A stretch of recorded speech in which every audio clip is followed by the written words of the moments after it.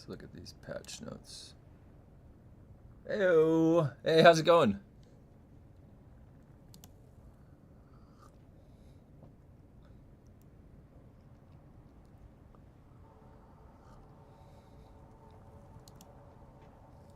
We got some patch notes this morning. Let me take a look. Here are the patch notes.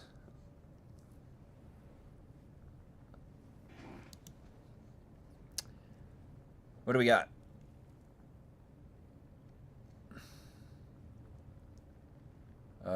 It says, as our largest update to date, it introduces a significant range of additions and reworks and polish.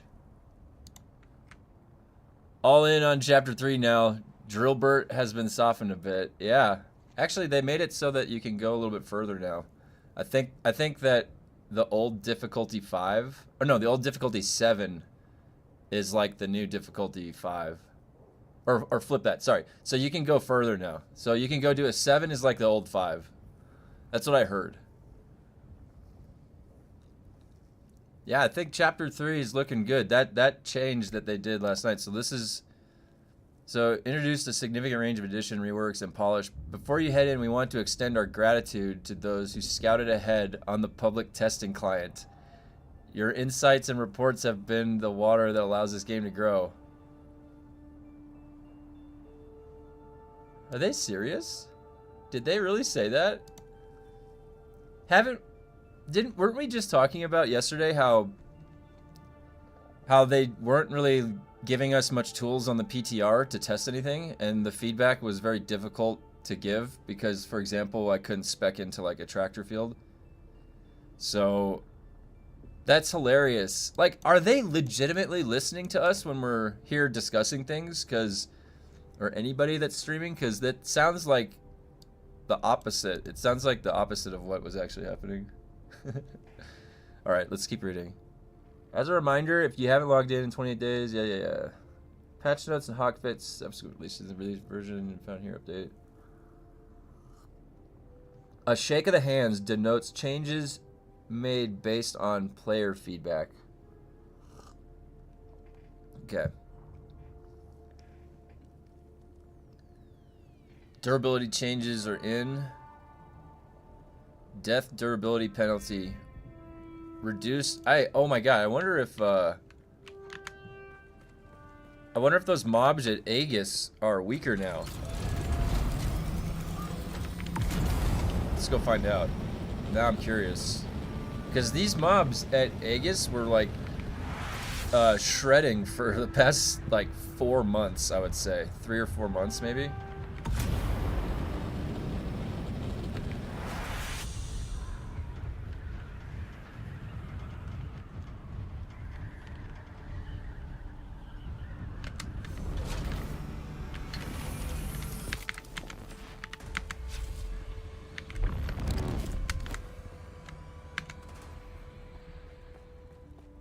Let's see how much they turned the damage down. Oh, perfect. Where's my backup?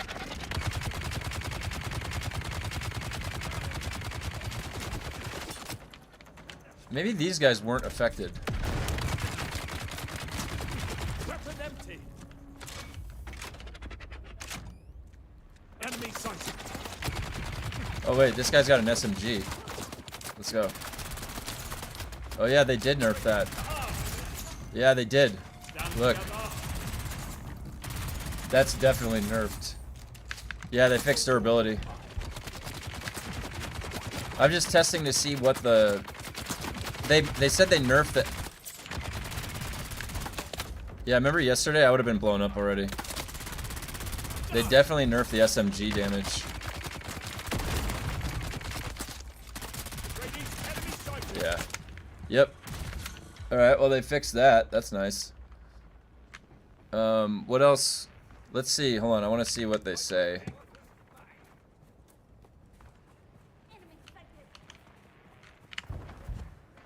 Alright, so durability changes. Death durability penalty from 5% to 2%. Use durability drain. The durability drain from use of all equipment. Oh, reduced by 50%. Tools, weapons, power packs.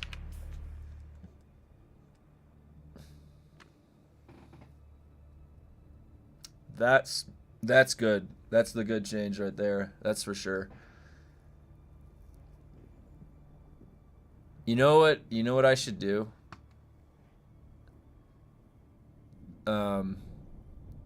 Those deep desert labs would be a good frame of reference to see what they changed. Wait, I gotta finish getting through the patch notes. Repair wear 20% to 15% red bar. We only could get them to do 5%. Subtract 5% off the red bar. That was the best we could do. Okay, combat. Reduce the overall power of baseline plastanium tier enemies found in both overland location and testing stations. The stat scaling displayed in the dungeon difficulty selection UI has been adjusted accordingly. Plastanium tier enemies now deal less damage and shield damage, and their health scales less aggressively in dungeons at higher difficulties. That's good. Wait, is that also the boss? Adjusted the available starting difficulty for all Chapter 3 dungeons to 1 to 3. Difficulties 4 and 5 are no longer available from the start. Players must first clear. Drill shot rebalance. I think people were anticipating this. Increase the time between shots for NPCs using drill shot weapons. This prevents cases where a single NPC could land 2 darts in one burst, dealing enough damage to instantly down a player. Was that what was going on with that? I definitely got dropped a few times by the drill shot. Alright. Increase the time between shots for NPCs using drill shot. Oh no, I just read that. Reduce the damage dealt by NPC drill shot weapons when penetrating shields. This should ease the pressure from... Wait, they specifically say when penetrating shields. Does that mean like if your shield's dropped, it'll still hit kind of wonky? This should ease the pressure from drill shot NPCs without making them trivial to deal with. Reduce the shield damage dealt by NPCs using LMG and disruptors. This change softens the difficulty spike when facing these enemies. Okay. Hey, what's up? How's it going, Jordan? Yeah, the one-shot drill deaths were real. Yeah, they were. Yes, they were. Alright. Fixes.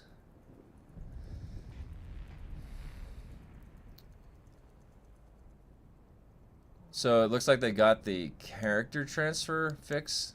X72 error. Alright, combat. Fixed an issue where players affected by the attractor field were unable to fire their weapons. So they added the PvP change to attractor field in. Did you guys notice that? Yeah, the repair glitch is in the game still. Yes. It's posted in my Discord. It's linked. Echo made a video about it. I think they're waiting till... Well, actually, no. I don't know. Because they just put the durability fix in. So, maybe they don't have a solution. Yeah, pop on. I'm going to head over to the deep desert to see how nerfed it is. I want to see what they did.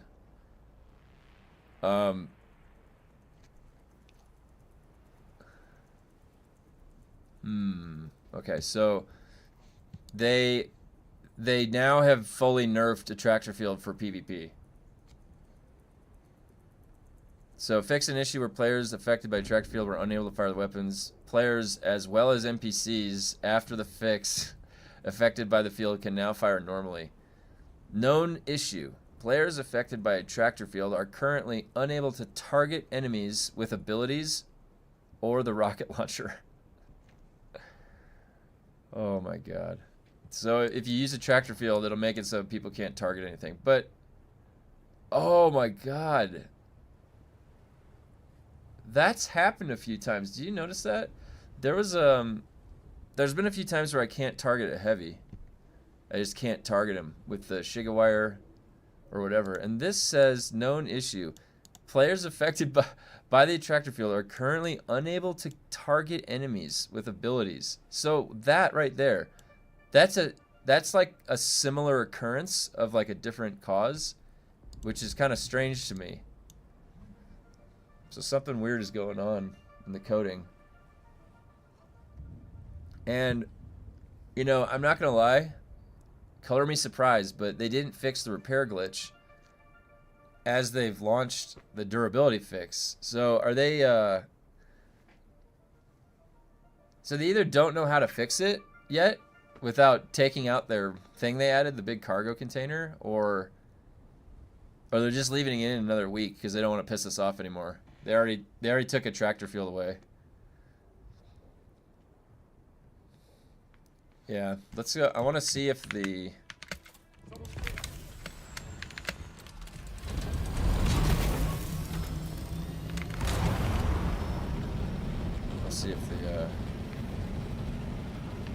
they changed all of the Plastanium gear stuff. I want to see how much easier they made the deep desert testing stations.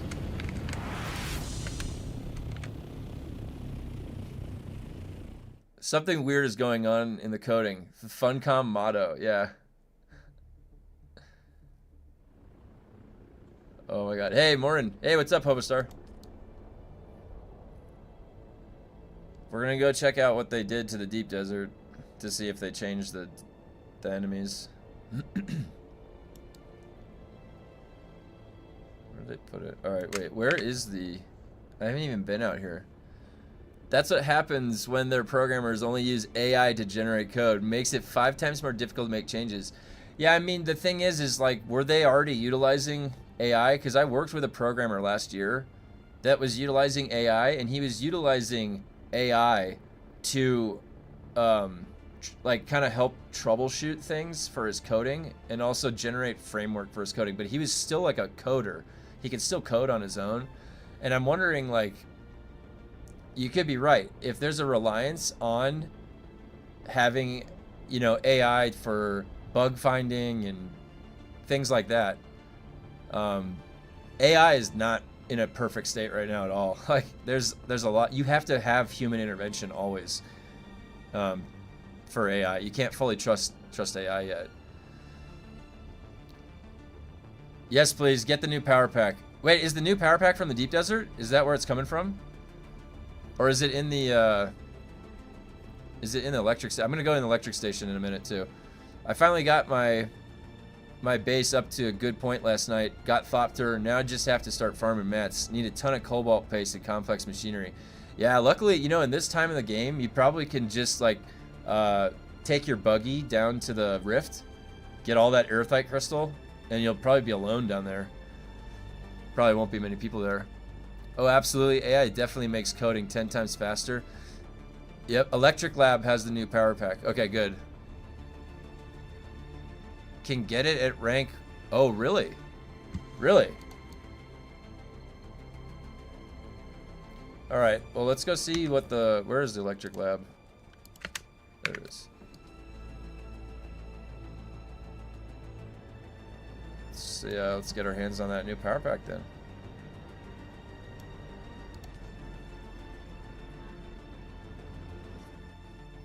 Spam level 1s till you get it. Let me test out the level 5 first, and then I'll do that. I want to see what they changed, because I was in here on level 5 last night, or yesterday. So wait, can we see the values? Alright.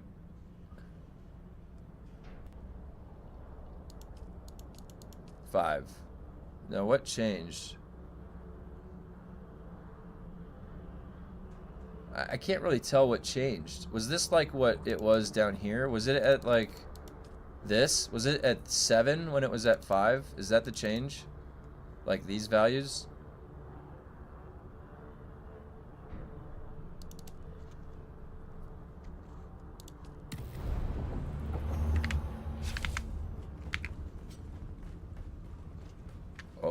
forgot to do.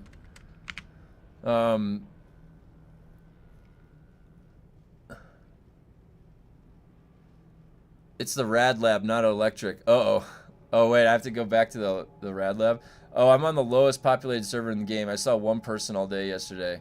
One lone thopter through by my base. Yep. You chased him down? Hey! Get back here! I want to talk to you. Greetings, authorized. That, you know what that's like? What is that? It's like a movie that's like a post-apocalyptic movie, and you think that there's like the guy that thinks he's the only man left, and then they bump into somebody else, and they're like, oh shit, there's somebody else here. I swear, that was in a movie, wasn't it? I think it was. Alright. My favorite, I don't know why, my favorite, oh shit, did I grab them again? Yeah. My favorite part of going through these labs is getting all the med kits, because I've been using the toilet paper for like the entirety of the game. I don't know why, I just felt like making those other med kit. Oh. Right, let's grab these on the way.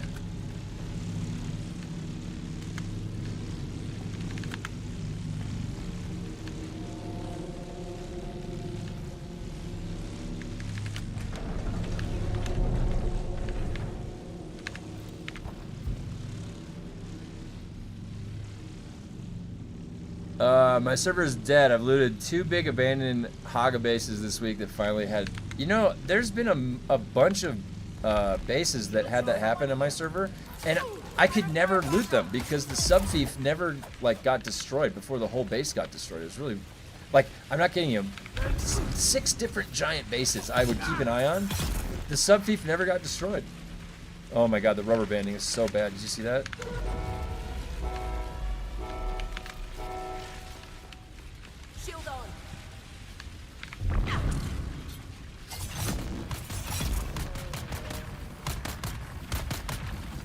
I can't tell. Is that damage nerfed? That might be nerfed. We haven't come across a drill shot scout yet though.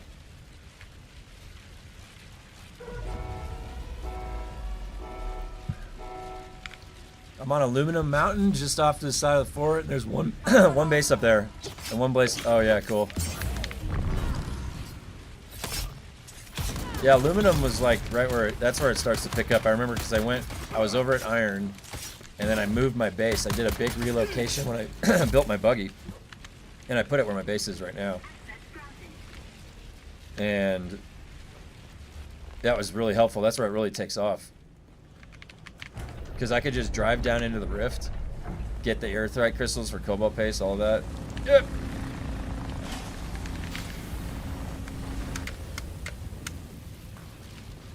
Made it nice and easy. Now that shift from aluminum to duraluminum and then into the deep desert was pretty fun. It was pretty active too. So, wait. Oh yeah, it's up on the front. Man, thinking back, there was so much crazy farming that we did in July and August, last July and August. We had to go to battle. Like, there was a guy, his name was Kend. It's kind of funny, his name is Kend on our server, and he would always go set up a base right where the people, like on the main titanium island, and he would claim it. Alright? And then so like, you would always see these farmers, like, desperately trying to get the one titanium island per week, and Kend would be out there killing everybody, like slaughtering people. Farmers. Innocent farmers, you know? And it was really funny because like eventually I had to go get plastanium, and so I remember one of the mornings I was out there, I thought it was super early, there's no way he's gonna be there, and he caught me and he killed me, and so I figured out that he had a base over there, and so I told my brother what happened. I was like, we have to get this guy. So I waited on an island off for like an hour and a half for a sandstorm to come, and then my brother and I launched ourselves over to his base and we last gunned it down and destroyed it. Oh, it was like that most epic revenge. I finally got the guy back though. He did a good job hiding his sub-feet too. Like we couldn't find it initially in this little base. He tucked it away like underneath.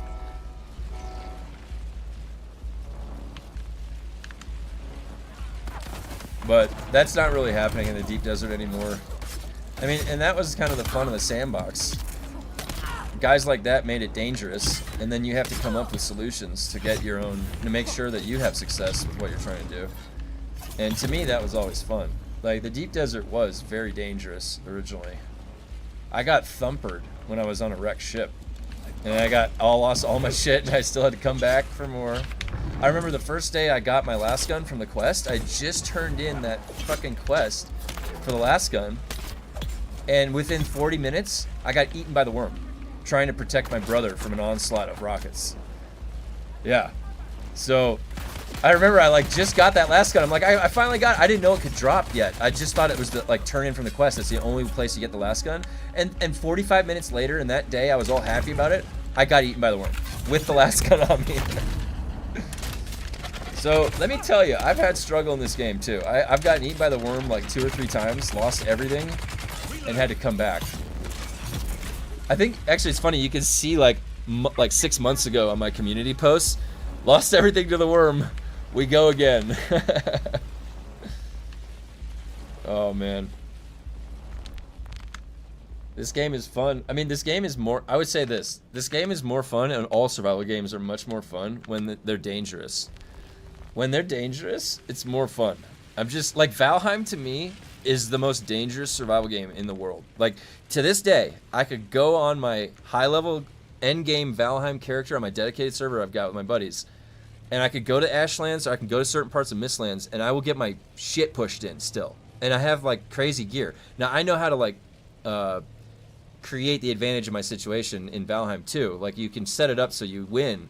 But Valheim is always a dangerous world. They set it up like that because of how things scale. And I kind of, part of me wishes, and maybe the DUNE can't handle it because the frustration will be too high, but part of me wishes that it was more dangerous, the world. Like, I want to be scared to go someplace. Like, you know what I mean? Like, that creates this, like, adrenaline sort of when you're out there interacting with the world. And as soon as you get the Ornithopter in DUNE, it's really, I lost a carrier and a crawler to a worm in Haga one day. Oh my god. So, you know what's funny? I was thinking about doing that, like testing it out when I made my carrier and stuff, but I was worried. I was like, I can't lose it in Haga. I have to go lose it in Deep Desert if I'm gonna lose it. Landsrat is bugged, unlimited missions? What? Oh, not yet, not for me. You can jump up from the side and click that last button. You don't have to go back around to the front. Oh, really? Next time I'm in here, you have to show me that. I have never died to the worm. I'm level 179, not once. Super cautious. Nice. I died to the worm when I was, like, engaged in combat, like PvP combat. I wasn't paying attention. I was just attacking, and I didn't even... Dude, when I got killed by the worm, it just, like a freight train was right to my left and just killed me. I had no time. I, like, looked over. I'm like... and just got taken out. I was still last gunning a Ornithopter that was shooting my brother. Oh my god, it was so funny. Dude, it was probably so funny, like, from the top down to see that happen. Some guy is just trying to protect his brother with the last gun and just gets annihilated by the worm. I'm again late to the party. How's your first impression from the update? So far it's so good. I mean, like, well, yesterday was the Attractor field reaction. We had a long day for that, and then today they just did the durability fix, and they implemented the PvP change to Attractor field, so now it's fully nerfed. And they also changed the scaling on the enemies. So, yeah, let's go see how the 5 is.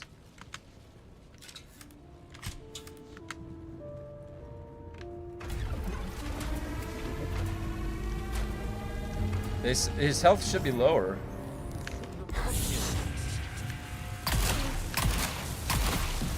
I wonder if you can... Nope. Did you melee him? You're no match for Gat. I guess you can melee him too. Look at this. And just watch out when he does that.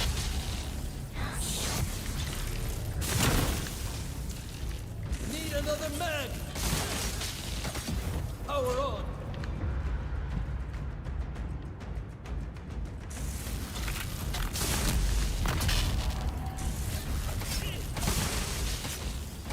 I don't even need to like use any abilities or anything.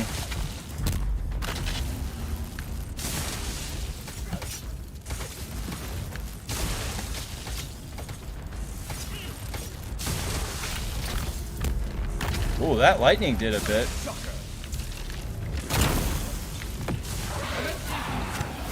There we go. I can CC him so I can heal. This will bring you down. Oh, he hit me with that.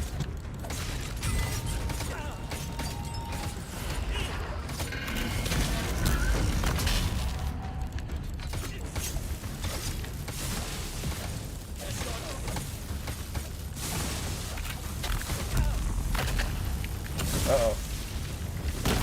Uh-oh.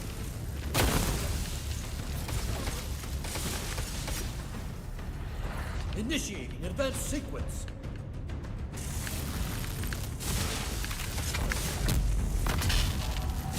I wonder, can I dodge through that? Oh, the flame, the flame.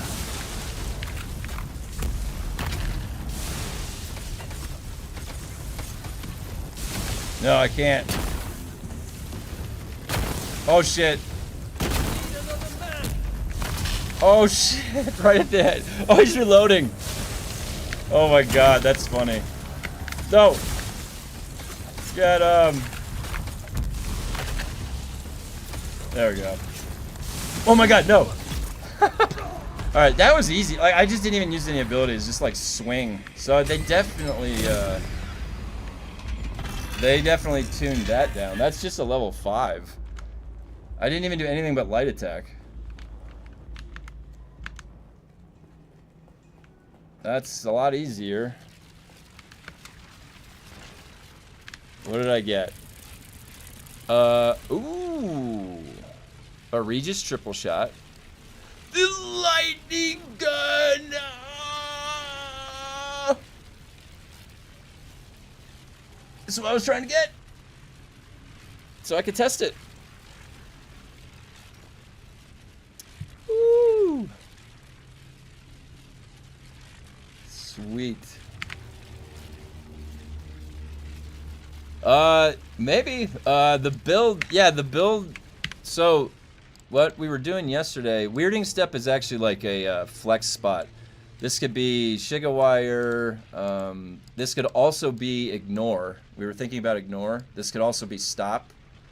So the main thing that we wanted was the maximum stamina regeneration, the health regeneration. You got one damage increase source that has multiple parts to it, and the CC lock with knee charge. You've got full melee setup and a full range setup to scattergun.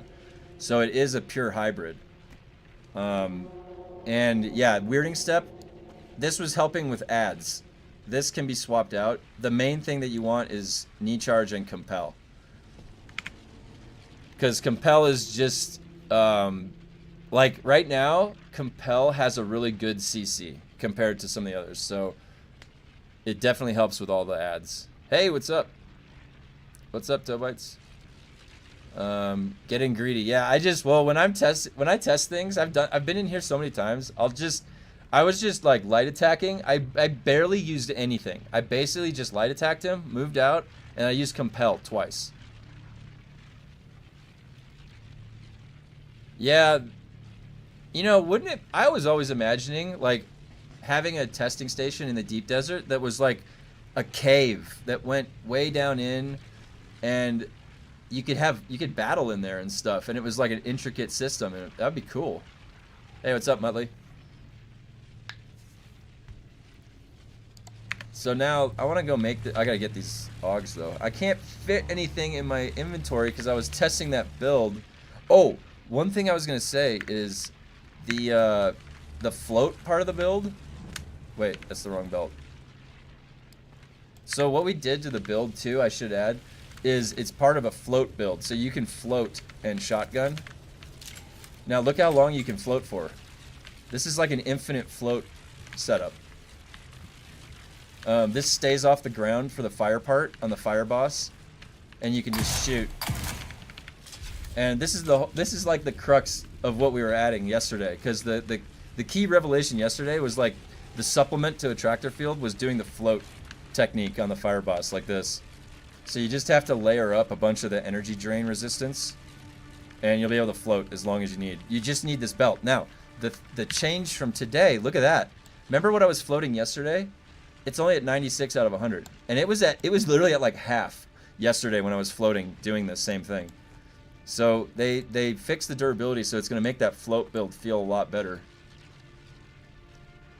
Okay, I have 1, 2, 3, 4 slots. Wait, what am I doing with that? Alright, I have to get the other... Here we go. Now, normally you would want to take the Spice Infused Plastanium. I have like 5,000 Infused Plastanium because of that one bug in the deep desert that one day for an hour and a half or 2 hours. Which made it nice because I don't have to... Now, I'm always out of room. My inventory is always full, I swear. I wish I had a much bigger backpack. Alright, so I will say right now that the way that they scaled this, the level 5 difficulty is much easier. It's like the level 3, the old level 3. So then like the level 7 is like the old level 5. I think that's what I was reading too. Yeah, and Compel has been working on the boss. Also, I'm not going to lie, Compel was my favorite ability in the game from when I first started. When I first started the game, this was my build. I want to show you. This. I had Knee Charge, Crippling Strike, and Compel. This was what I ran. This was when I first played the game thematically. I was like, I wanted to be a Swordmaster but have like a commanding voice. I thought that would be really sick. So this right here was my setup. And then what happened is I started going against multiple enemies, like 1 versus 3 in PvP, and I was also duoing with my brother. And if you don't know this, and when you're grouped up with somebody, Screech, where is it? Screech. This staggers your partner in group. I don't know why, that's dumb, but it does. So he would be trying to land a slow blade, and then I would compel the other guy, and it would interrupt my brother's slow blade. So because of that, that's what got me thinking about the original Drunken Idaho build, because I swapped in Suspensor Blast for Compel. That's how that Drunken Idaho build came about, is Compel was interrupting my brother's slow blades. We were losing fights because of it. Straight up, I was reviewing the footage, and I would legitimately see me screw up by thinking I'm CCing the partner next to him. It's like a 2v2 fight. So, just drop your welding wire. No need for that. Yep, I'll be the first to go. Just use the lightning gun with center of mass exploit weakness. Works pretty well against the fire boss. Okay, I'll have to check it out. The idea is not to use the wire. Knee charge, source of power, Shiga wire. Center of mass, thrive on danger, conservation of energy, armor, like, yep. That would do good. Honestly, I always love when I get to slot conservation of energy. It feels so good when you slot that in. Shredded boss with last gun, level 6 in 20 seconds. Last gun is it. Yeah. Maybe if I get a few more points, I'll start putting him into the heavy. I think so. I wish there's a day when Crippling Strike can make some form of a comeback. I don't know. I always liked having it on my bar because I wanted to be a Swordmaster, but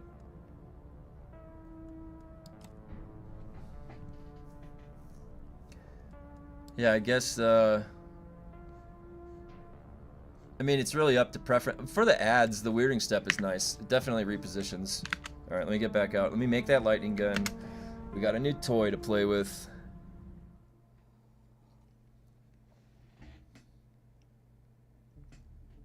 So far, honestly, like, it's kind of funny. I can pretty much set the build up anyway, and as long as it has that melee backbone, I feel like I don't mind it. No matter what the other superfluous part of the build is, if I got my melee backbone, I feel good about it, because I can always pull the daggers out and start. The melee combat is clunky, but it's fun because it feels tactile. Like, it feels like you're controlling it more. You know, I can control that parry engagement. I go in for the slow blade. I'm like,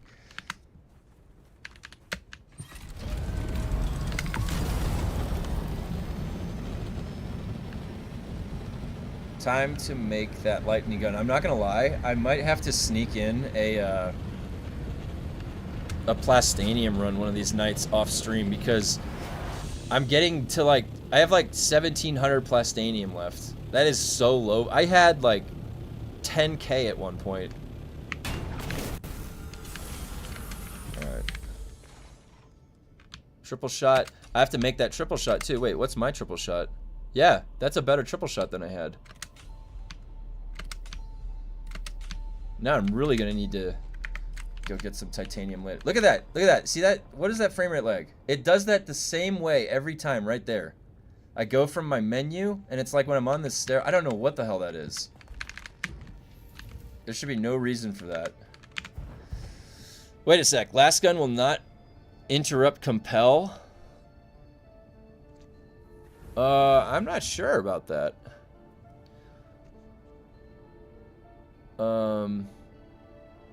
With my last gun build, you have your full melee too. Awesome.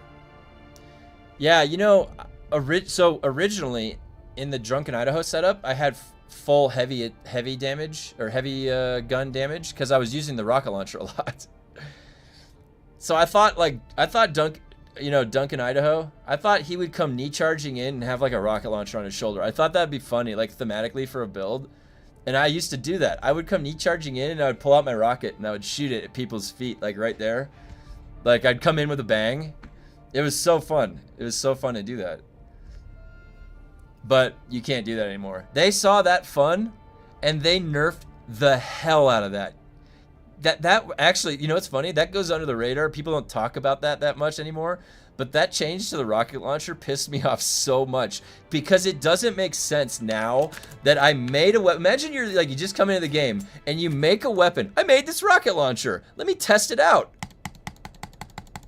I can't fire it. It's like I've never played a game in my entire life with rocket launchers in them that did that do this, that have this restriction.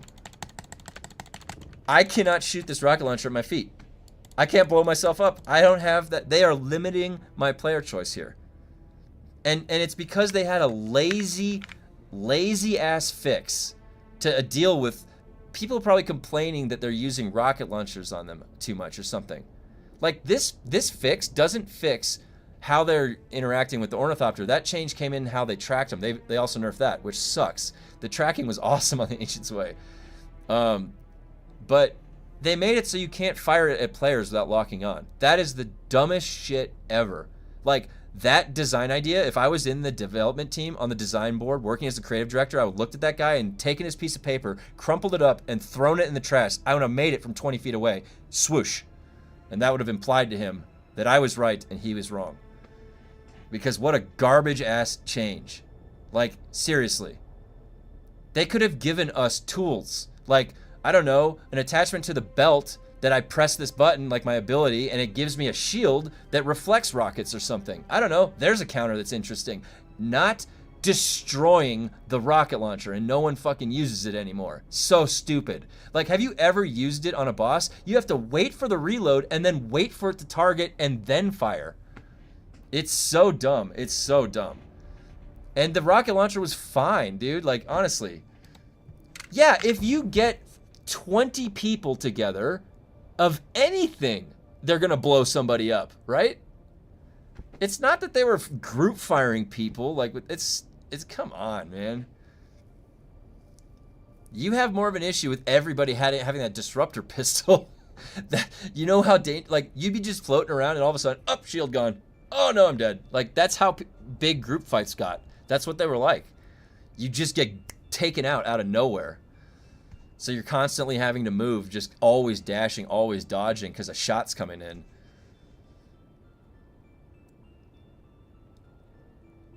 All right, let's see. Let me get through some of your comments. What level are you melting bosses in seconds? Level 5 last gun. Okay, upgrade last gun, Electro, and Fire Boss. They both fall in 20 seconds, level 6. Upgraded last gun. Upgraded last gun, okay. Does it go through? I don't think the last gun can fire. I don't think anything can damage them when they have that immunity. It's like an immune phase. So when you see them do that immune phase, stop doing everything, because anything you try and land on them will not hit. Be kind to Funcom. it's like 3 dudes in a garage. At this point, it probably is. Yeah, I mean, I feel bad. Like, they made a good game. They made a cool game that I've been playing a lot. So I want to see this game succeed. But we definitely, it's within our rights to critique their changes as they roll out. Because hopefully they can get better too. I mean, obviously it's a learning process for them too.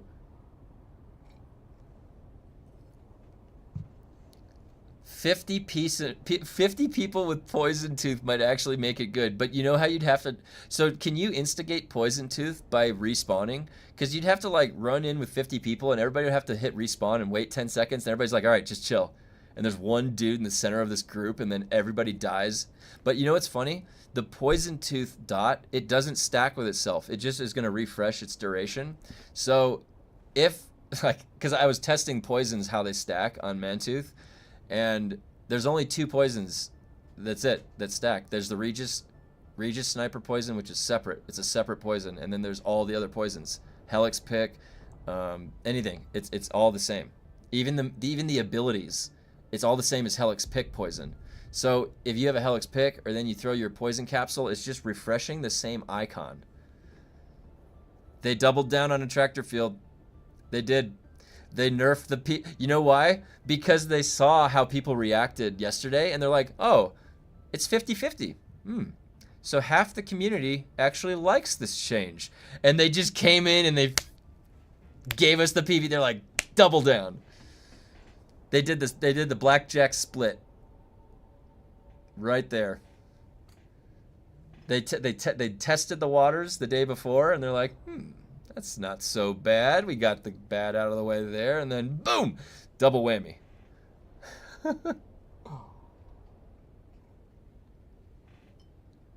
All right, time to make my gun. Wait, I have to recolor. Very important step here. All right. Now, I think what I'm gonna like about this gun, oh my god, what do I need? Plasteel composite gun parts. Oh my god, I'm gonna have to go buy some. No! I need gun parts. Where do you buy the gun parts? I forgot. Don't you buy them at the, I have to take a trip then to, son of a bitch. It was, you know what's funny? I haven't been looting gun parts in like 4 months. Oh my god. Alright, well, we're going to Arakeen.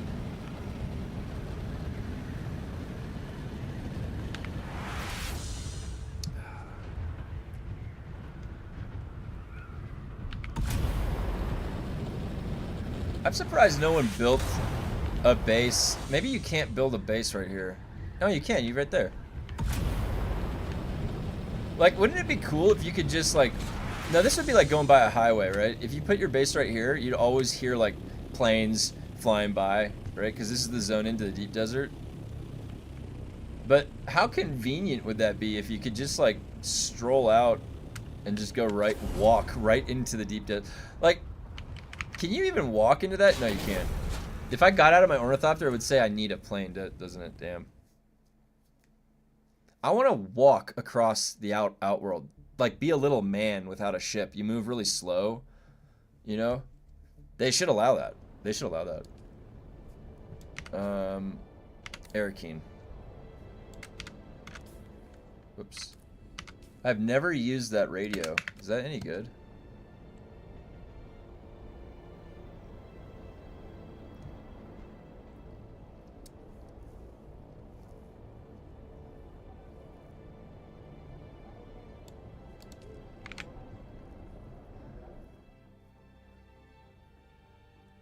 Wait, isn't that the same thing as it was? You can only fire weapons, not use abilities. Well, that's... Oh. Is that the new bug? You can't use any of... Does it say that? What does it say? No, what it says... Okay, yeah, I'll read it in a second. So it says that... Once I zone in. Let me finish zoning in.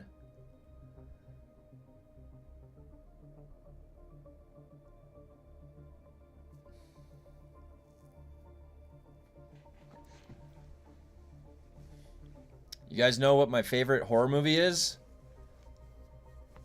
The Thing. My wife got me this shirt. It's one of my favorite shirts. It's got the Japanese poster art on the back of the shirt. It's sick. Original Kurt Russell, 1983 or 1984, The Thing. That's like one of the best horror movies ever made. One of the best movies. I like that and Event Horizon for horror, old horror. Boy, look at this load-in for Air King. All right, where's the? Isn't it? Can't this guy sell gun parts? Hello again. Yeah, right there.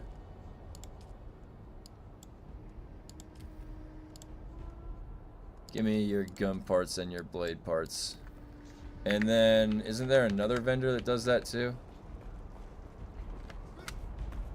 Can you link the patch notes? Yeah, let me get the patch notes here.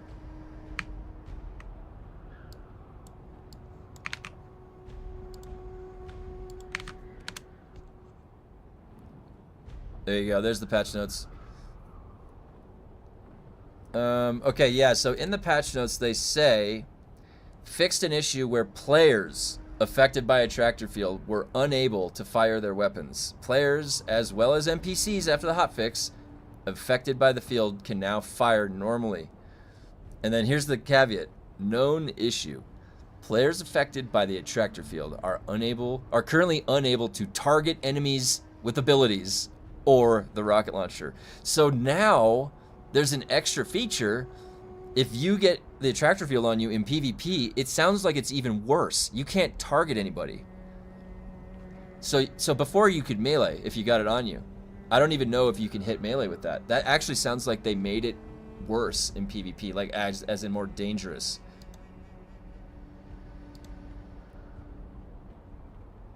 To be fair, I don't mind if last gun is a strong PvE boss killer, as it's hard to get. I agree. That's where I want to see the last gun used, because my last gun has been sitting in a shelf in my base. I haven't used my last gun in like 4 months, like at all, because it just turns off when it hits shields. Everything is shielded. It's like, when am I going to use the last gun? So a boss with a big tank health, that is a great place to use the last gun. Actually, where's the incentive to go get a last gun? There used to be an incentive, like, oh, I'm gonna break into this guy's base. But so now, if you can use the last gun on bosses, they should keep that. They should make a cool last gun, like a better last gun blueprint that like does something on the boss. I don't know, like they could get cool with it, but that would be an incentive to use a heavy weapon on a boss specifically. And honestly, that would be understandable why you would want to use that weapon on the boss. It would make sense. No one would be like, oh, they're abusing the system. They shouldn't be doing the last gun for that. That's for bases or taking out carries. You wouldn't say that.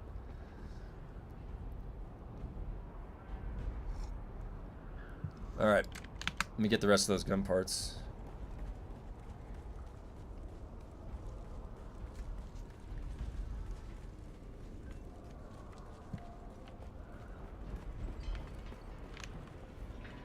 How's it?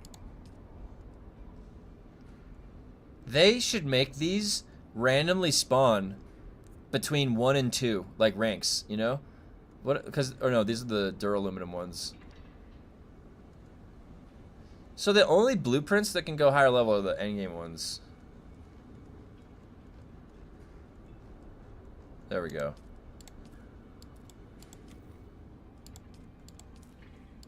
And then there should be another vendor, right? Over here. This guy, right? Yes. Yeah. Oh, plasteel. Oh shit, I'd have to use that. Plasteel gun parts. I have so much house script. Like, what else are we using the house script for? That we need? Do we need to save the house script for anything?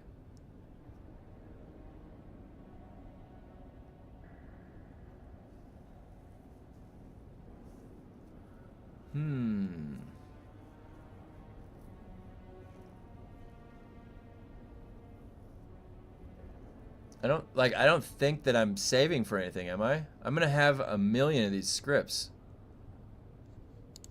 So in that sense, like, right? You can just buy whatever you want. Got plenty of money. 80, 20. Where's the other one? Oh, 80 and 80. Alright, well that should be good. You can melee with Attractor field, but you can't use spells that need a target to function. Okay, so you can melee. But now, you can melee hit things without having it targeted. That's right. Got the black market last gun on my second go at new testing station after nearly 600 hours without it. Is it really still less than 2% drop rate? It might be. I have only like 2 blueprints for it, or 3. There was 1 week a couple months ago where it was at one of the crash ships, I think, and we just farmed the hell out of it.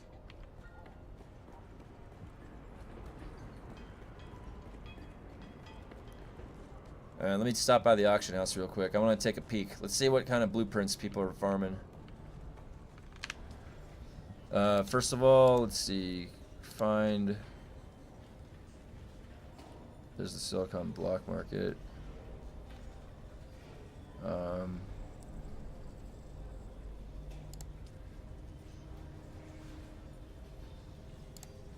No spice residue. Always got to keep an eye out for spice residue.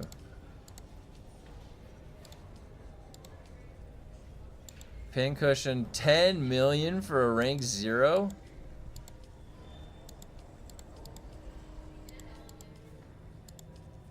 They're all rank 0. All these are rank 0. Let's see if there's any weapons. What's this? Oh, a rank 3 pyrocket, 23 million. Well.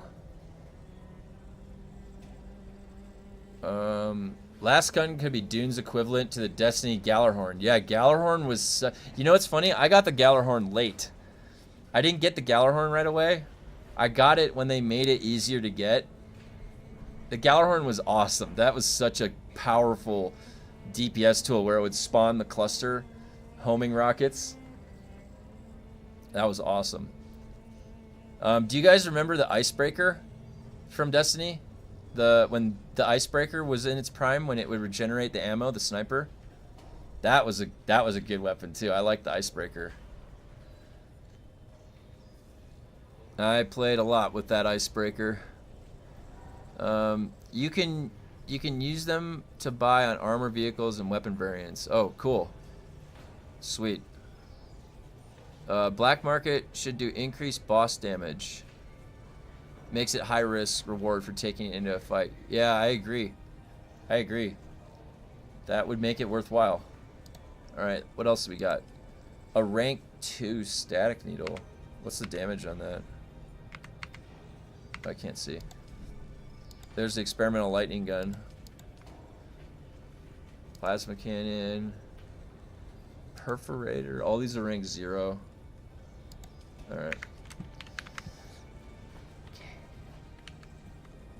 Now I'm gonna go make my lightning gun. Oh, and... oh, it hasn't reset yet.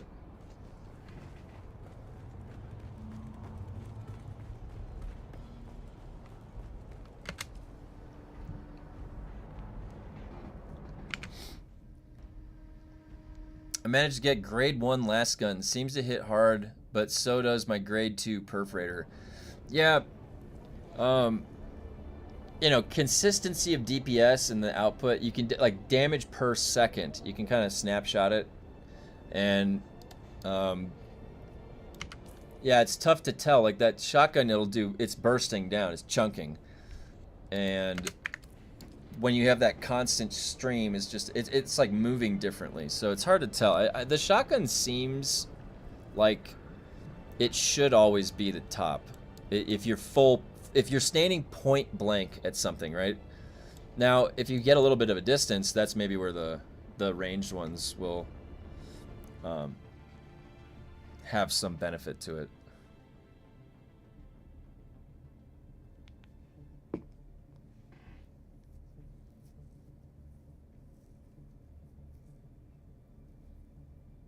I'm excited for this lightning gun. I haven't used it yet.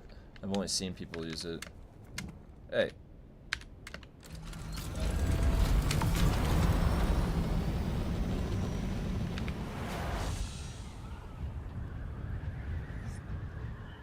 God.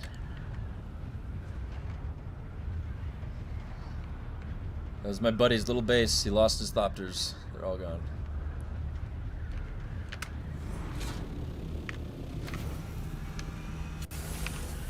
I'm always low health. Hey, what's up, Krillian? I'm just waiting for tomorrow so I can get faction 13 and go do the 13 stations. Yeah. Oh yeah, what's the... I think I might get 13 today. Because I'm one of... Why does it do that? Did you see that? It did that again. Hey. Alright. Okay, experimental... Oh, wait, I need... Plasteel gun parts. There's 19, so I need to make more. Plasteel gun parts.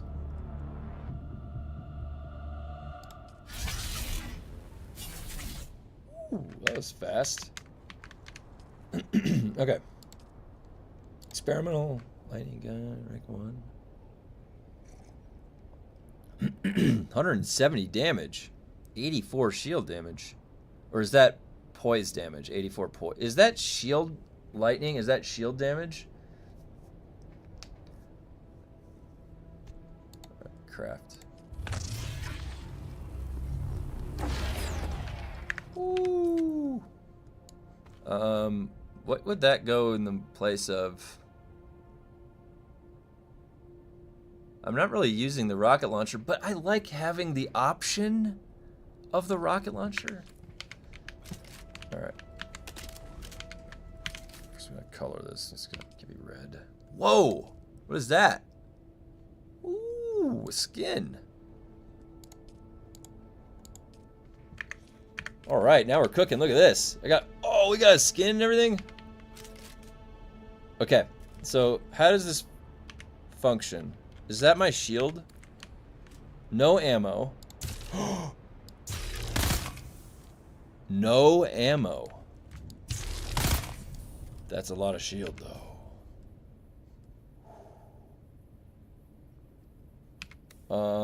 This might want the power harness, right? And that new battery. Wait, I want to see... Where do I take this?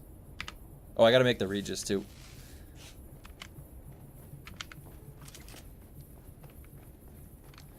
Like, is this actually... I'm trying to think real quick because the functionality of this thing...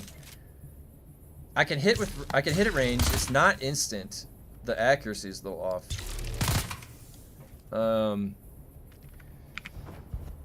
I don't know if that's a good... Oh, no reload. Oh. Its thing is better than Disruptor. Let me read through some of your guys' comments. Grade 2 lightning gun ain't hitting as hard as grade 2 triple shot. Okay, that's good to know. Well, I tried it. Last gun breaks compel too. Okay, it does break compel. That's good to know. 84 shield damage. Okay, good. My guild that was full and around 20 active members, we're down to 2 now. Have been for 2 to 3 months. We were hoping for some comeback for chapter 3, sadly. Yeah.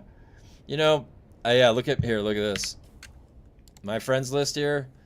I got 2 people back, and then all these people offline. My brother's in there.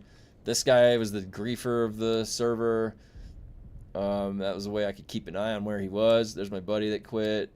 Yeah, so I'm right there with you. Like the last man standing over here. Okay, so... But I just melted level 5 fire boss with basic last gun with planar belt on. Pure fucking joy. Awesome. The planar belt, that's the best. That strategy. You could swap out your vehicle tool. Yeah, the thing about... Okay, here. My brain is wired after playing this game so much that my utility, like 6, 7, and 8, are hard for me to reach. I usually remap 6, 7, 8, 9, and 0 on MMOs to Q, E, R, T, and F, like around there. So it's right around my hand distance. So past 5, I only ever put things I don't frequently use. So like a vehicle tool, the water, or then the bandage. And for me, the way it's worked out, one slot is always melee, because even if you drop somebody, you want to finish them off with melee. So I only get, for me, 4 options for guns. It does seem like that might limit you, but that's my convention that I've played with this whole time, and it's just wired into my brain, and it's really hard for me. Anytime I've tried putting a gun on the 6th slot, like, it just does not get pressed. I don't know how to explain it. So, what I'm thinking, like, I don't ever use the rocket launcher, right? Like, when am I ever gonna shoot that rocket launcher again? It sucks. In fact, in like a sign of protest, until they make you able to hip fire it again, like, what the hell am I gonna do with that rocket launcher? It's garbage. Like, I can't even show you why it sucks. No, I can equip it and click, and I can't click, but I can't show you why it's bad. Like, where you fire it, and then it goes through the whole reload cycle, and then it starts to get green and reacquire the same target that it had just acquired. It's the dumbest thing. Like, if you lock onto a target, unless you break out of that target, keep it green on that target. Let me just be hindered by the reload speed. That would make it actually like a little bit usable, but they just nerfed it and didn't even look back. They didn't even look back. Didn't even look back. Wait. That's got enough ammo. Oh, I need more light dart. That's what it was.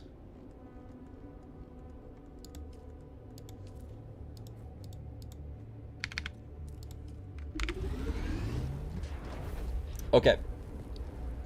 Oh, in dungeon, I see. Yeah, you're right. Okay, let me, swap out your vehicle tool in dungeon, yeah. 3 to 4 members log in every now and then and say hi and do stuff to maintain their bases, I guess, but not really playing to progress or anything. Yeah, I mean, that's the way I'm at. I don't have to farm anything right now. Well, maybe some plastanium soon, but it's just logging in to refuel my base, go get some flower sand to replenish, and that's it. This thing is better than Disruptor. Lightning gun really good for breaking shields on heavies. Good to know. Keep your friends close and your griefers closer. Yeah, well, it's how I could tell if he was in the deep desert or like where he was. I put melee on caps lock and bind it to the 8th slot so I get another easily accessible slot. Oh, that's a good idea. Yeah, caps lock. Caps lock is my well, I use voice pickup on Discord, but if I ever put push to talk, it's caps lock. That little pinky push right there. But then it's funny because like when I'm playing an MMO or something, I'll accidentally type in full caps because my push to talk was caps lock. I'm more partial to locking on to the target and still going right by the target, yeah. Alright. Get it all? I have no room in my inventory. This is so crazy. I have to put some of these belts away. I don't think I'm going to be floating that much anymore. Let me see. How many did I take? I did one. There's 2. I only need 3 of those. 2 of those. Okay, 2 each. 2 each. And these can go back.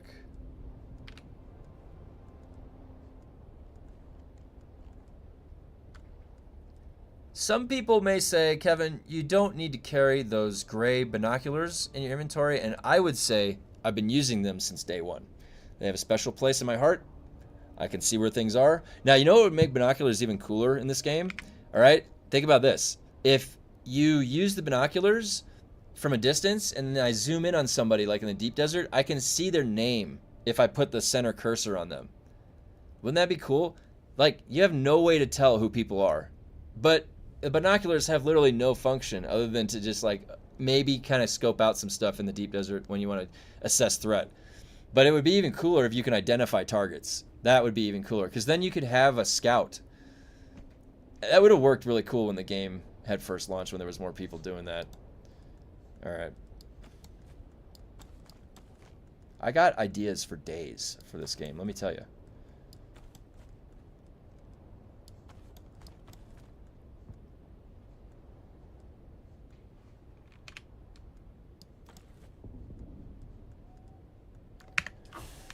Now, you always want to carry a battery on you because in this game, if you disconnect, and you're flying in your ornithopter, you're gonna log back in. Even if you were only offline for like a split second, you'll log back in and your ship has no fuel. Just you'll be standing on top of your ship with no fuel. So I got in the habit of, because I didn't want to get stranded anywhere, I just bring a fuel cell. And if you have a cargo container in the ship, in your assault copter, you can put it in there. All right.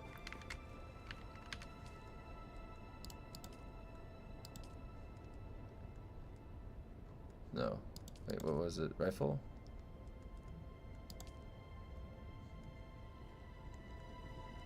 Triple shot. It goes from 358 to 383. How much plastinium am I at? 1,500? Oh my god, you guys. I think this weekend I'm going to need to go sneak out and do some... I have to build a little base. What I do in the deep desert, I do the same exact thing every time I need to get something.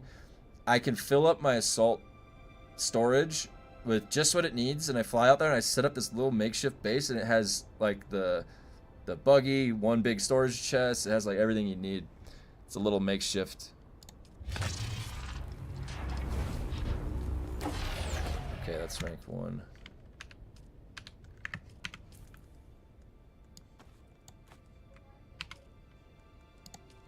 This is a dope skin. Actually puts like a scope on the top. Alright, so I've got that. I have my sniper. That feels pretty good. Don't need the rocket launcher. I can just do the experimental. Got a little bit of a charge up. Alright.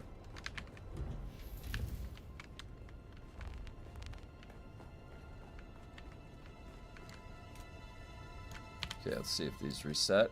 They did. Perfect timing for me to test my new weapon. Oh my god, you know what's funny? The first thing I'm gonna do, I think I get a skill point today. Yeah, do I? Yeah, I might. If I can get to 28. No, I have to fill 28. I might be able to get it. I don't know. If I get a skill point, the first thing I'm doing is getting Shigawire to rank 2. Because if you have it at rank 1, it sucks. It's like you cannot grab anything. You're so far away. Alright, let me get through some of these comments. Need to put some of these belts away. Puts one away. Imagine if you could paint targets for instant locking with binoculars. That would be awesome, dude. Painting a target. Because that's what a spotter would be, right? For a sniper. And that you could totally simulate that. I can confirm level 4 last gun melt 12 different... You have a level 4 last gun? Holy shit. If you time the lightning gun shots with the rate of fire, it's pretty fast. I'm going to test it when I'm out here. I'm about to head over to the... Let me head to the Blushing Caverns. Do I have everything? I don't think that's enough spice. I'm going to have to bring more spice. I think it's like 20 now or something, right? Oh, it's only 10. Never mind. That's exactly what I have. Alright. Now we get to go do the same exact 3 combat missions over and over until our eyes bleed sand.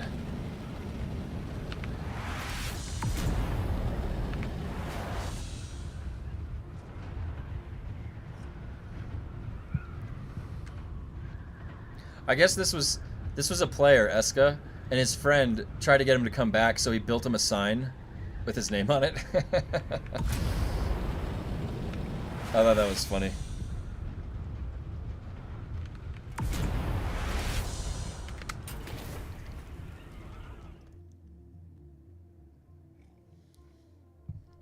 Can confirm, last gun nerf incoming. You know what I was joking about last night? the so somebody made a video of doing like a high level electric lab naked, and that's funny because you can do like the labs naked because it's really how shields function in the game, right? More of a case of that. And it's funny because I was watching the video and all I kept thinking was, dude, they're gonna nerf the shotgun staggering bosses like this for sure, because the shotgun infinitely staggering, in my opinion, is like a remnant, because back in the day in the beta, melee would be able to infinitely kind of lock you up stagger the same type of way, and they took that out. But shotgun kind of has always been able to just completely always stagger lock you. It's why you go a certain number of points in a solid stance, so that they can't do that. If you get a shoulder pepper shot, it doesn't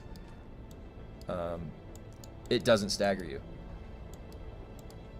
So if I had to guess, I would say that they're gonna look at like how we're locking down the bosses, which is the same way that Attractor field was functioning, locking down a boss too much. So if that's the mindset, they're locking something down too much, they're trivializing it because of that. Well, guess what? Shotgun, you're up next, and that's gonna be a sad day. But now, time for my rank 1 Shigawire. Oh my god, I can't even get that one, dude. Are you kidding me?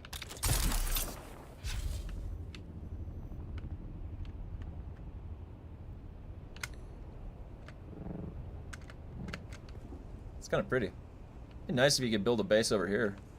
Build it right on the top of this pillar.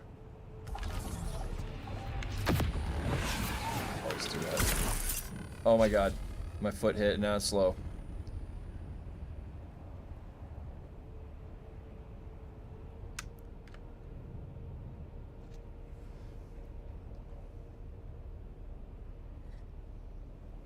Oh, let me get to some of your comments, let me see.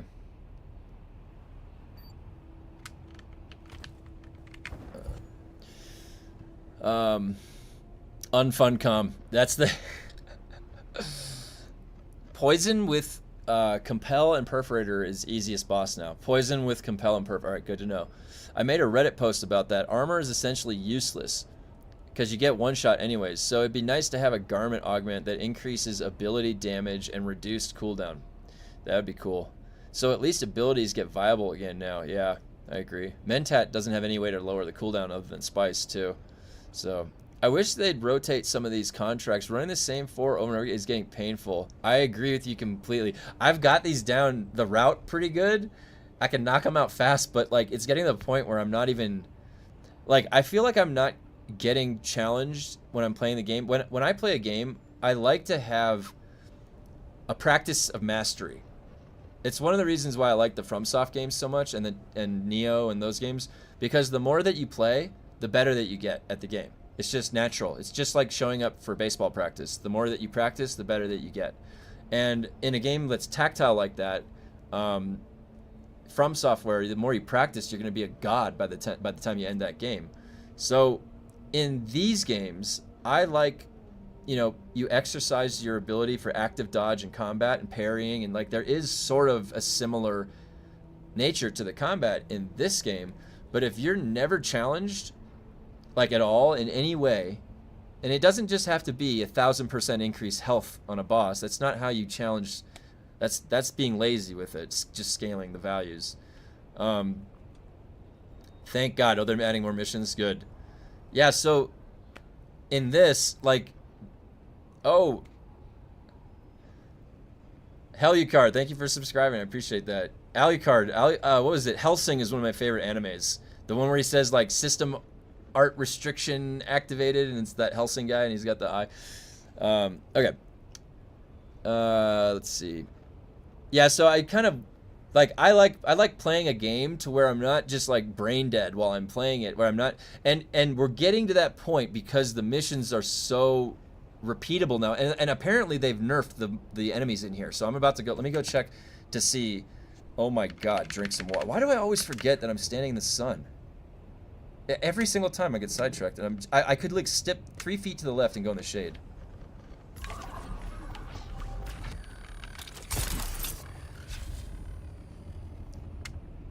Like when we were first coming in here, it was nice because everything was new and I didn't know where to go, and like that, in that sense, you're getting surprised by combat and you have to react, and that felt good. Now it's like highly optimized. If they just, yeah, if they rotated them each week or something, and that gives them something to do for develop. How hard is it to make a mission?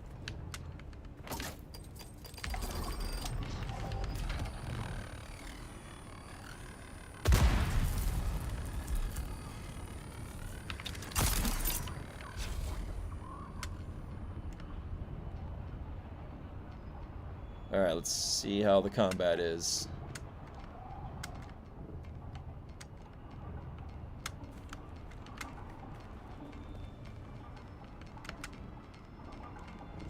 Shields up. Nothing to see here. Identify yourself. Who's dead? I need help.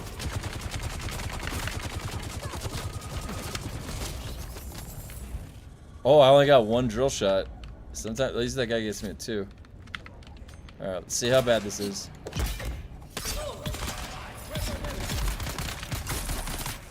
Oh shit, I forgot I had Shigawara. Oh, I should let that hit me. Oh, I should.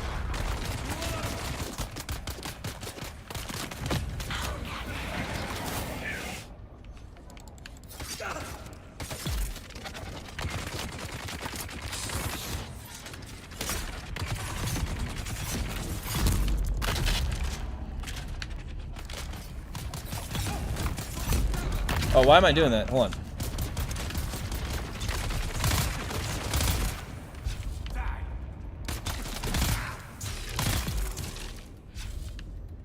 No bullet. Oh my god, I pressed R for reload.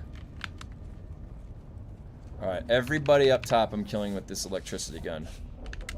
We're gonna see how good it is.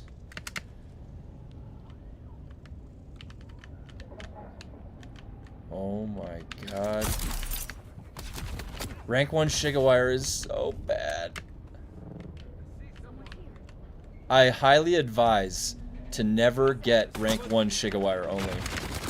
Oh my god. It's the worst. No! Oh, there we go. That didn't do much damage at all. I'm wearing light armor too right now, so that... Yeah, it is a lot easier, it seems. They definitely made it easier. I don't like that, to be honest. Like, I don't know. I know there was people that may have been struggling with that, but, like, they're in the Overland map. It's definitely intended to be part of the mid to late game. So, well, don't worry about me. I always like the hardest possible stuff, so don't balance that around me. But I did enjoy. I mean, I didn't mind the difficulty of the mobs in here at all. I thought it was kind of fun. I actually died once. I brought this? Why did I bring that? Alright, now I gotta go.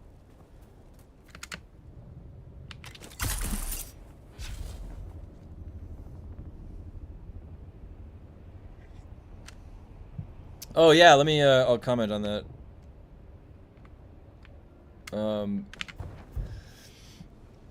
Yeah, a lot easier. Shields useful. Look, bro, you just ran an Electro Lab. How was it with the new changes? Did it seem like the boss mobs were hitting a lot less harder? So what I did was I queued up for a rank 5, and I went in there and I killed the boss by only swinging light attacks. That's it. And I did 1 compel or something like that, or 2. That's it. I literally was just I just quick attacked the level 5 to death. It's way easier. It's like it got a huge decrease percent-wise. I think what they did is you can go up to level 7 now, and that, relatively speaking, is like what the old level 5 was. And I'm in the sun again.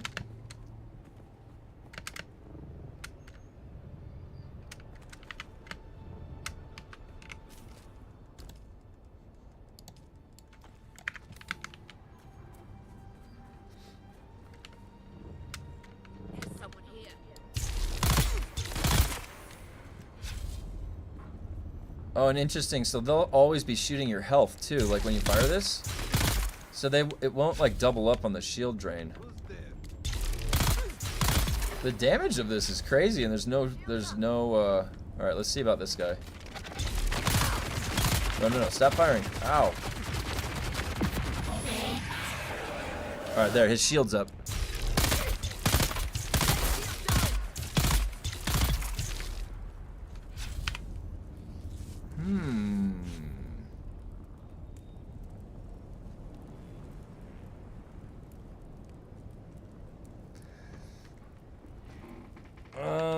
Oh, I gotta remember to pick this up.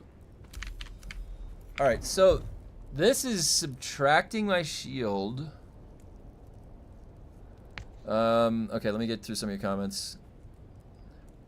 I adjusted my build, Shiga wire down to rank 2. Even that feels meh. I know. I have to like, when I use Shiga wire a lot, I gotta have... If I'm using it in my build and it's on my bar permanently, it's rank 3. If it's like for base, getting around my base, then it's okay to be at rank 2, but even that doesn't feel as good. I want like the longest possible distance that I can have. Anyone starting with tier 5 had a harder time after 1.3? I think it's a good idea to smooth that process because the dungeons are scalable anyways. Are you saying that had a harder time after... Is that chapter 3, 1.3? Where are we at right now? I didn't have any issue with the difficulty running solo. It was just the enemy scaling when running in a full group that sucked. Couldn't really do those with my guildmates. Yeah, that's a shame. You know, I think that they were afraid that, like, honestly, it sounds like they didn't really know how to balance explicitly for scaling with 4 people the same way that it scales just the scale bar. So it probably, like, you get 4 people that know what they're doing and it would be way too easy. So they were probably afraid that it would be, like... It would be a joke, like if you had 4 people and it was the same difficulty as the solo. So they have to do something, but I don't know if that's the right, like just spawning ads, because the way that ads have to be dealt with is very challenging in DUNE. It takes time to sort them out. So, how is it? Okay, so I don't mind the challenge, but reward must make it worth my time. Also, finally in chapter 3, I made myself get Shigawire rank 1. Yeah, it's definitely... Shigawire is definitely nice. I'm used to rank 1 now. If you can get used to it... The thing is, it's not going to sit on my bar unless I have to go up in these... up these vertical parts, you know? So, that's the only time, basically, that happens. Am I in the sun again? God damn it. I'm literally under a tarp. Oh, that was a... flawless trajectory. Do you see that? The velocity vector on that? Tangential to the plane? Mm-hmm. Shield off. Enemy sight. Shield offline.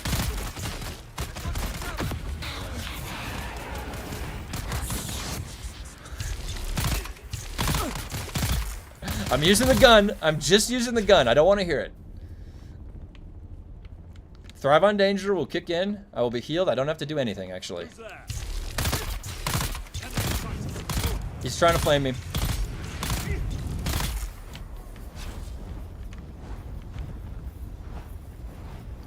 What is my forge armor even doing? Oh my god.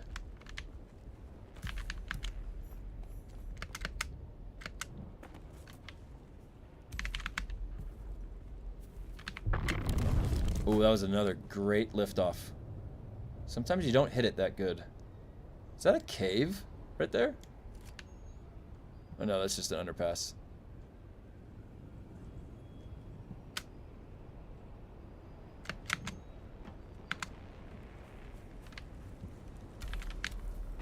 Okay.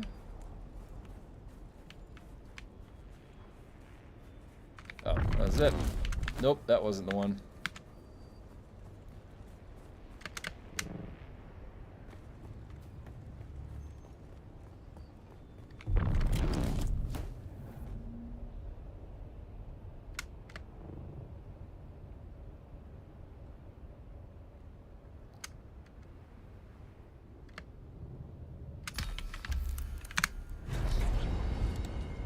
What did I get? Rank 13 faction. There we go. rank. Oh my god, it's so close. Rank 26. Almost at rank 27 combat. All right, let me see. Let me get through some of your comments. I don't mind a challenge. Oh yeah, you got that one. Yes, 1.3 is chapter 3. Okay, complete level 7 fire dungeon in full tier 5 gear. Feels different. Difficulty feels good after last patch. Yeah, definitely. I think the difficulty is much better. Much better. All they had to do is reduce the amount of ads that could spawn. There were so many ads in a 4-man group, they would overwhelm 1 or 2. Yeah. And not so much the shielded ads, but what was happening to me and my brother when we were doing in the higher difficulties, if there was ads that got, like on the Bene Gesserit boss, for example, those zombie ads, they don't have a shield. So what I did was I flew up in the air and hovered, and then I pyrocketed them all down. All right, so been thinking of going full heavy armor now, bulwark anyway. Was trying to go a mix of forge power and circuit, but may go bulwark power. Yeah, you know my brother put on full heavy. He's in full heavy with bulwark. So it's a good idea, and I'll explain why. Because when we're approaching these like really high scaling, and especially when we have to confirm this, but fire dot damage, that might be getting mitigated by armor. If that's the case, and especially in the fire lab, having the highest armor mitigation then would be to your advantage, because that's health damage. Anything that's going to hit your health, that's mitigated by armor. So having heavy armor is literally the only scaling that you're doing to preventing your health damage. And if you go up to 8, yeah, they made them easier. If you go up to rank 20 and it's like 1800% damage increase, the only way to mitigate that coming in on your health is like having something like armor mitigation at 96% or something. So I don't know how we're gonna be able to. Maybe we can get it with all the mods and stuff socketed in, but you're gonna need really high armor mitigation if you're even thinking of being hit once on your HP at those high scaling. And I mean, the same thing can go for your shield, but the shield mitigation layers, we're limited on that too. So they just reduce shield damage. So that probably was why. I mean, the shields, if you go up to the higher scaling, you would blow up your shield every single time. If you want to start the endgame, it's actually pretty good being the underdog because it's much faster to get their lands right rewards. Yeah, that's a good idea. That's a good point. Yeah, they nerfed enemies across the board. Yep, they did, and tuned down the scaling. That's right. Let me pick up another mission.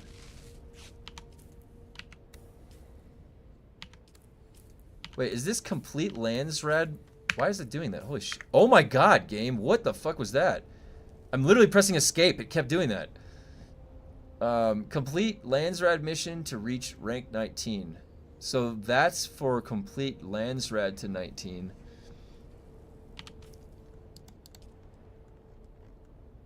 Alright, combat. Broodworks. Wreck of the Titch.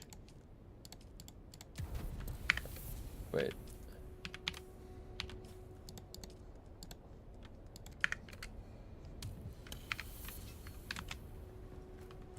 Alright. Hey, good morning. Nasty apples. Good morning. Potentially. We're just testing out what they nerfed. They made the labs easier. They toned down the boss and the enemy damage and health by a lot. If there would be a change, it would be to the other component, the ranged component of the build. The melee component is pretty well set up. Wait, Broodworks.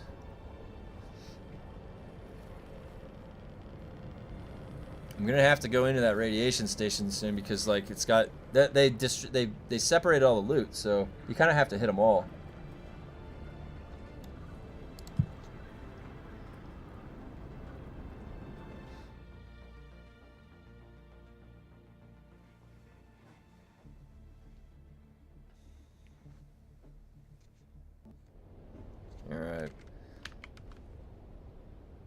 You know, it is kind of funny because this is probably why I got eaten by the worm one of the times in the beginning of the game, but it's annoying in the sense when you're like farming the boss and you don't remember to put your shield back up. But when you zone into a play, my mustache just glowed like crazy when I did that. So when you put your shield back up, you have to manually do that every time you zone in someplace. And I think I understand why. It's because your shield like hyper aggroes the worm. So if you ever zone into a place and your shield carried in on, you may have forgotten to take the shield off, you die to the worm, right? But what's funny is like why does my mustache look like that? Oh my god. It's like a cyclops beam of light. Oh, I turned. There it is. You see that flash? Mustache. Alright. Okay. I do love having to make not having to make heal kits. I have yeah, that's what I was saying. When I said my favorite thing to do when I go through the labs is loot all the heal kits. Because I never make those. I always use toilet paper.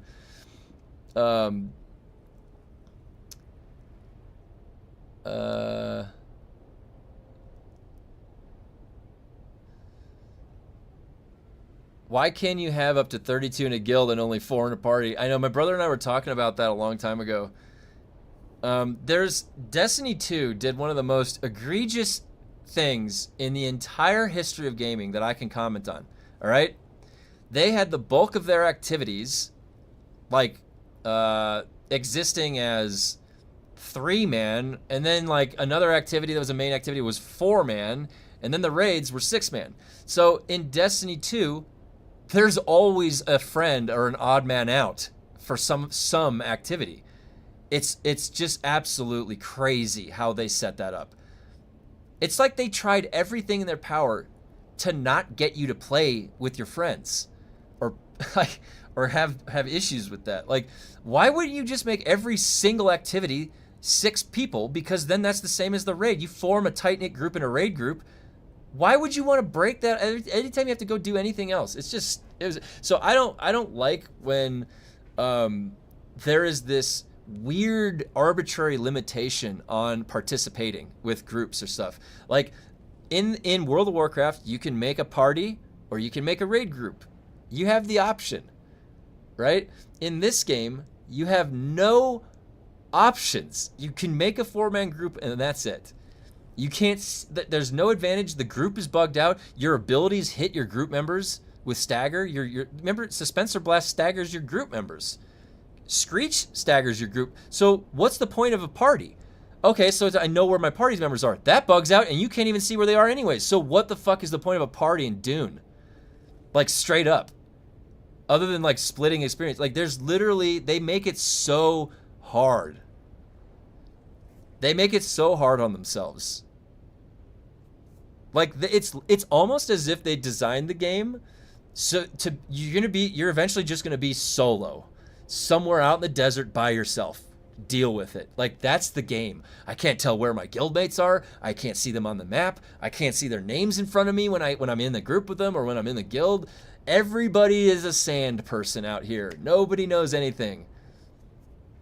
Like, do you know how many times in the beginning of the game when it first came out, I shot my brother and it didn't do anything because he's not the enemy, and I didn't realize it in the fray? That's it. Yeah, what you just said. You can't tell who your partner is, your groupmate is. The balancing is a bit off. An MK3 to 4 Ancients Way, 2 shoots and MK6 Thopter, which is better for all of us. That DD is dead right now. Yeah. Yeah, they definitely should have worked out maybe how it damages the plane differently or something. I'm not sure. Does confidence reduce the damage mitigation on target, or does it add it to your stats? Yeah, so confidence, the way it works, and it's bugged, by the way. It should be doing it right here on the slow blade, but it's bugged. I've reported that multiple times. It only procs for the dual blades when you run and dash. There's the buff, right? You see on my bottom right? That's the confidence buff. It's a buff that goes on you. And one thing I want to say about confidence is not mitigating shield damage. Confidence is only mitigating health damage. So it's always been very situational because of that. Because when you're meleeing, your shield is up most of the time. How many times are you getting an actual benefit to confidence? It would have to be when your shield is down and you're taking damage, which is a very specific scenario. And usually in that scenario, you're not looking to continue the slow blade. You're looking to get the hell out of there. right? Or heal. So, but in PvE, there's been multiple times where I have been slow trying to finish a target off and I'm taking fire and my shield is down or something. Like there is very specific cases where that has happened. And not to mention that if the fire dot damage is in fact being mitigated by armor, which I don't know if that's a bug or not, or if it's intentional. Intuitively, it seems like it could be intentional because poison is not mitigated by armor. Then that's the only scaling way, armor, to prevent health damage, that fire dot, when you go up to like rank 20 of that fire station. So you're going to need crazy armor factor if it is indeed mitigating the fire dot damage. If it's not, it doesn't matter. You're going to get gibbed the first time that thing ticks on you at rank 20. Same reason 99% of most games have multiple people in guilds, but only a handful of party. Well, actually, Diablo 2, which would be an anomaly for the Diablo series. I love Diablo 2. And actually, did you guys see there's a warlock? They released a new class for Diablo 2 Resurrected? The Warlock? What? Anyways, Diablo 2 had groups of 8 people. You could have 8 people in party in Diablo 2. It was awesome. Okay. Let me just get back through your comments, guys. They should be able to add groups together so your whole guild can play together. I agree. Or make like an overland node that's like the guild, something to do with the guild. Your whole guild can group up and go in there. It's like literally there in that mechanic. They can totally do that. What would you want to see in a Dune raid?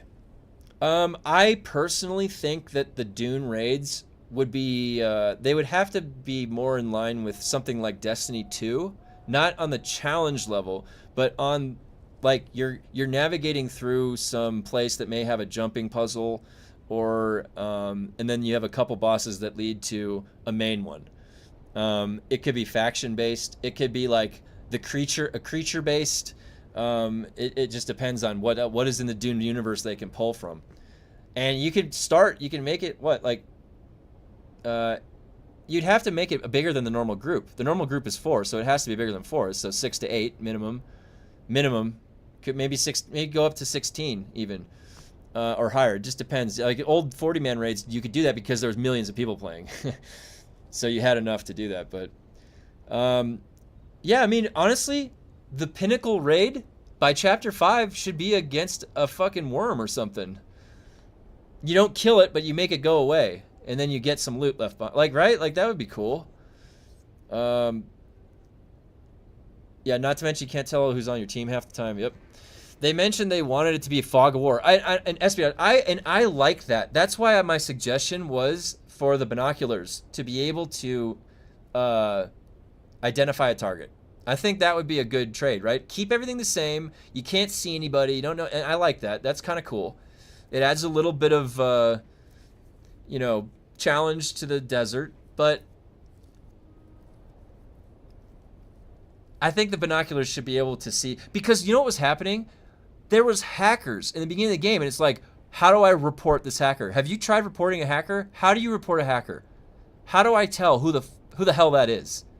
I can't tell who it is that just killed me by hacking. I legitimately can't see. Because the rocket, when it hits and blows it up, it's like the environment killed you.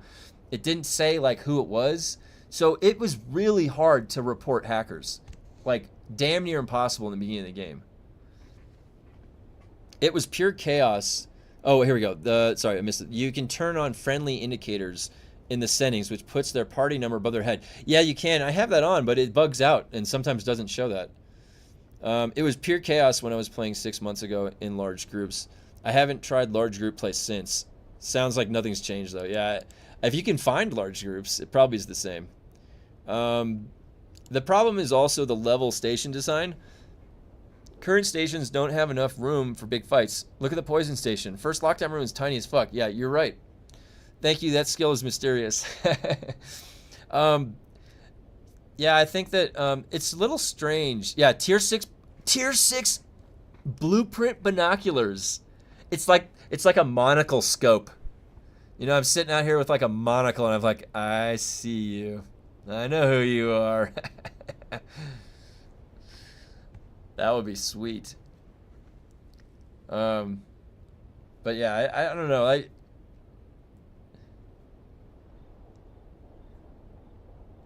They've got some work to do for the deep desert. Okay, wait. So I'm gonna have to go up. I don't even think Shigawire will help me. I'm just gonna leap in.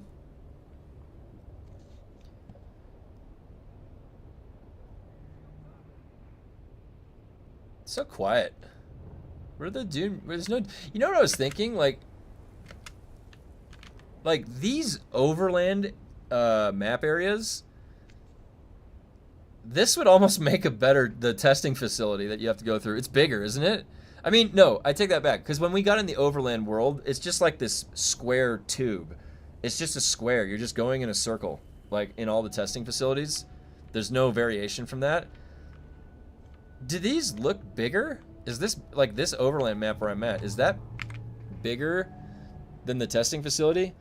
I'd like a station design for 4-person.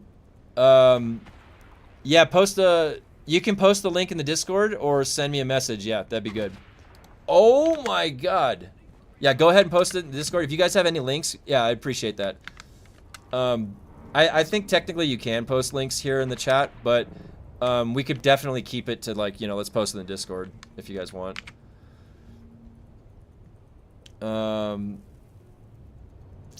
Okay, let's see.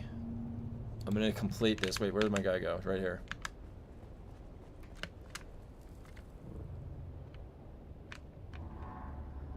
I see someone. I see someone. Where is everybody?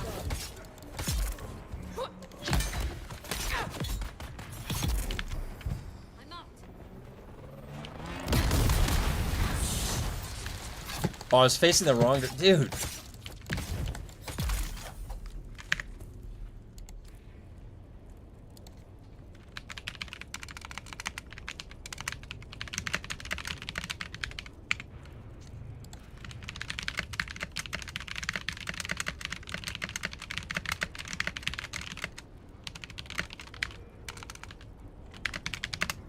I've already reported this twice. But it's annoying. Like, sometimes when you weirding step in, you're facing the wrong direction. Your back is to the mob. There is nothing more egregious than that bug. Oh my god. Like, where did that even come from? That's new with Chapter 3.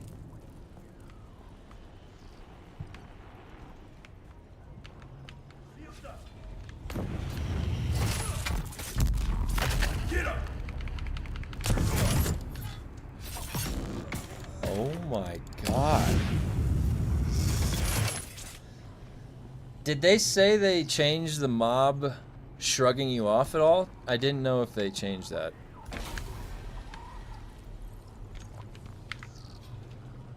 Alright, now I gotta go over here.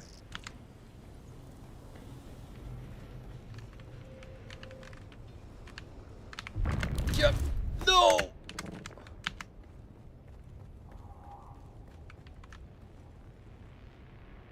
I believe in myself. I can do it. Just gotta hit this just right. There we go. Who goes there? Shields up.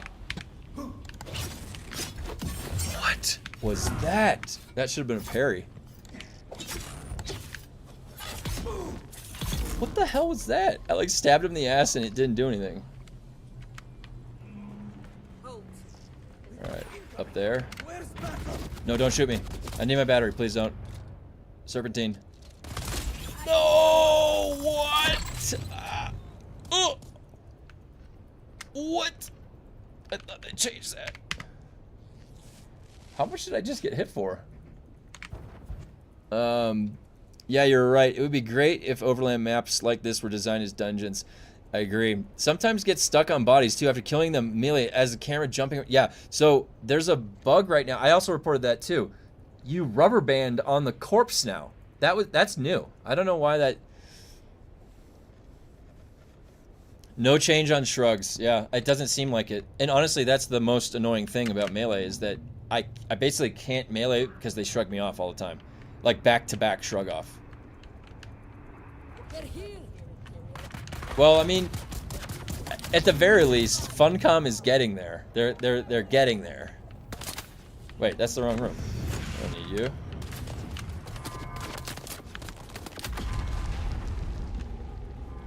There's some explosions going on down there.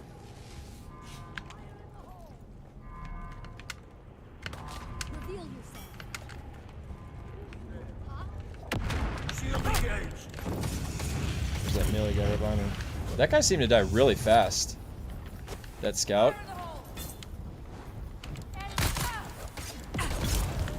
That scout dies fast. What is that?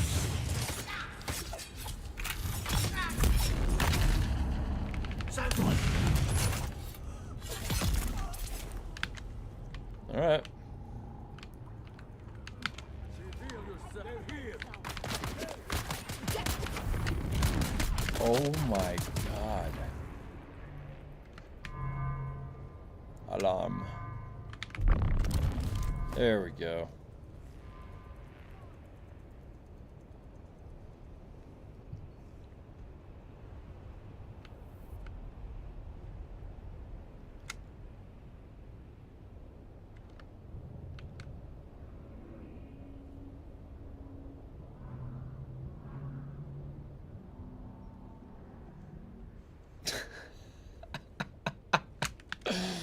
The mustache.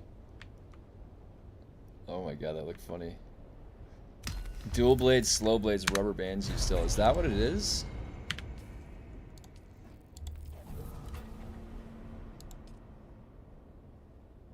Okay, is that a third? Do I have... How many more do I have? I have 2 more. Back to the Blushing Caverns. Alright. I'll do the Wreck of the Titch first. Okay, that... Let me, I have to refill my coffee. I'll be right back, guys.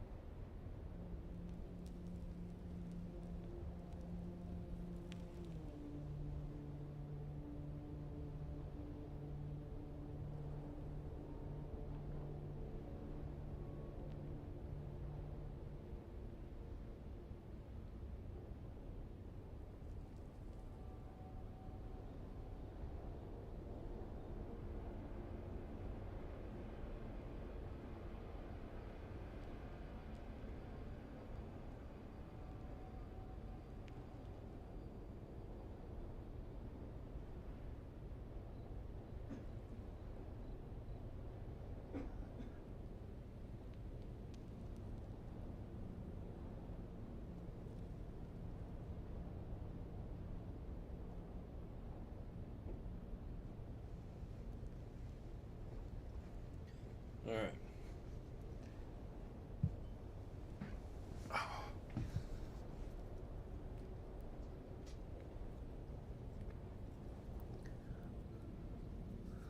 Okay. Dual blades, slow blades, rubber band still, yeah.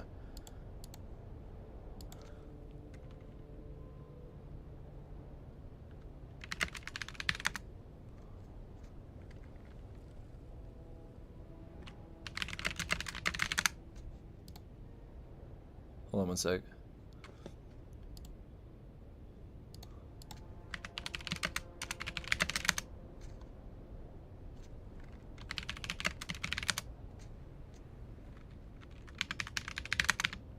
My wife just told me that there's a movie coming out that's getting compared to Hereditary and Smile.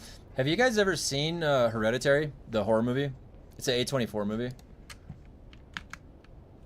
How's the durability now? It's really good, dude. It actually feels pretty good. I'm not gonna lie. Like, I have been jumping all over the place all day. Only at 74 out of 100. My dual blades, only 95 out of 100, and I killed a boss. It feels a lot better. This is a really, really good step in the right direction they did. It's huge. It feels a lot better. Like the biggest example, remember the float build? So Responser, this is a lower tier, okay? And I'm floating. Remember how much that was draining from the battery, or sorry, from the durability yesterday? So this is was the unlimited Landsrad thing a troll? Yeah, does anybody else know? Was somebody else, does anybody else have that unlimited Landsrad? I don't have it. You see how long I can float? And look, it doesn't do shit. It didn't do anything. So they definitely improved it. Definitely improved the durability. That's a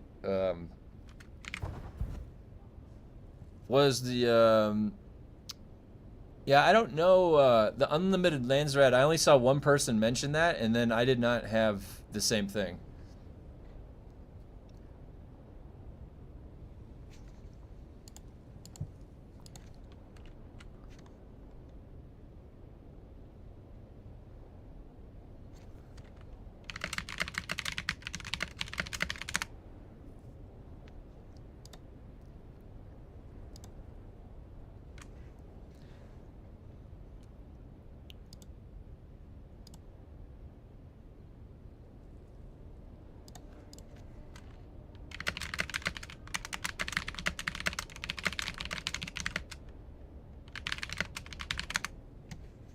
Okay.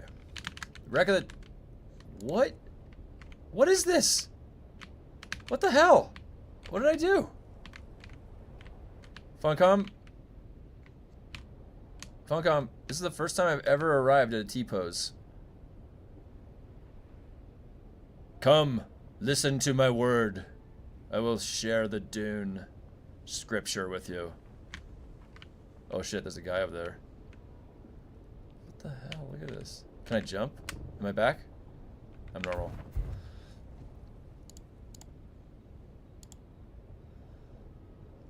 Oh wow, my forged chest and trousers is swapped out with Chief Still Suit, which I lost at Chapter 3 launch when I was naked. Bye bye forged pieces. Oh.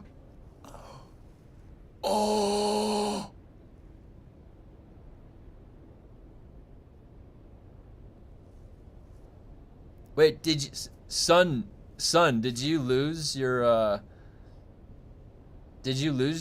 forge pieces? They overrided your forge? Oh my god, dude. So they brought everybody's freaking still suit back, and if you were wearing, oh man, I legit only had one or two. The forge pieces are the least. That's the ones that I have the least. I wonder if you can what I would do is bug report that right now, like where your character, you can have a snapshot of that and say, what the hell, Funcom? I was wearing forge. God damn, dude.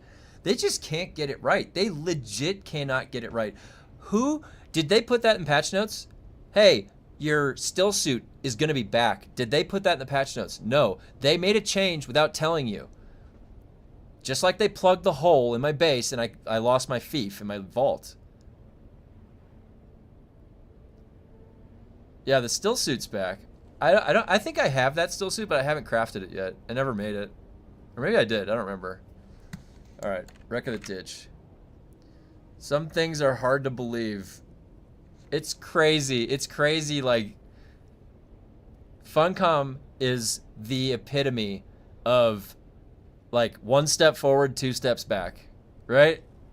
Every single time we think we're getting something that's good, we're like, all right, they did something else over here. They're like, what the fuck? Why did that happen? Oh my god. Am I just in a what the hell is this shit? What did I do? Did I just unequipped my, Get me out of here. Doomed Awakening Chapter 3. Oh my god. Funny thing is, I took off the still suit and under... Oh, the chest is... What? Sun Shin. Oh, I said Sun Shin. Sun Sin. Sorry. Oh my god, dude. So you just you went to move the still suit.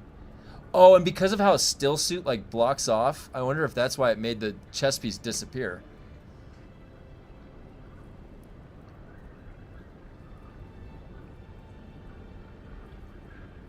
Oh my god. That's crazy. Sun Sin. Oh my god. You know, at least every day is like a surprise to log in. When you see there's a hotfix from Funcom, you bet your ass I'm gonna be logging in. You know why? Because it's like, dude, I don't even know the analogy for this. What's something like you take an extreme gamble every time you log in? You don't know what you're gonna find. I think Russian roulette is a little too harsh. It's not quite that severe. It's kind of like a game. The odds are always against you. Okay, wait. 1, 2, 3, 4, 5. 6. I have just enough. Why did I take this with me? Alright. Radman. Quick drink in the air. This one's nice and easy to. I like this one.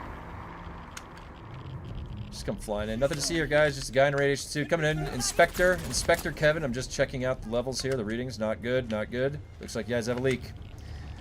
We have a severe contamination leak here. And of course, the sentence for that is death.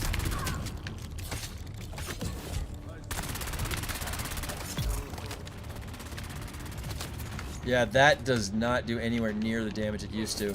Oh god, it's a rapier guy. Yeah. What is that? What are you doing here, buddy? There we go. That rapier is hard to parry.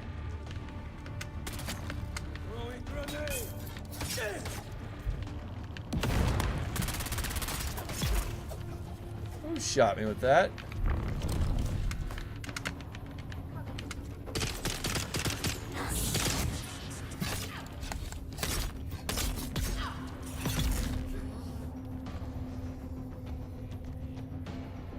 Still a guy.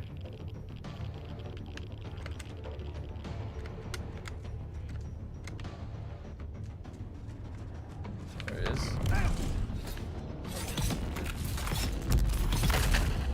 Access granted. Alright, I think I'm gonna remember it this time. I always cutter the door, but you don't need to. I can go left, and then I gotta cutter the door. First, I need the wristband.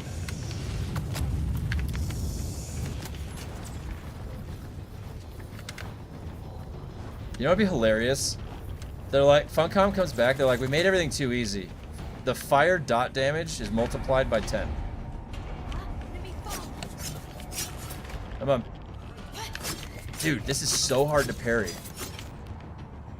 There we go.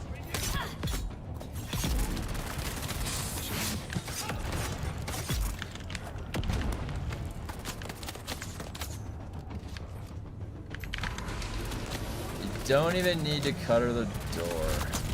Classic.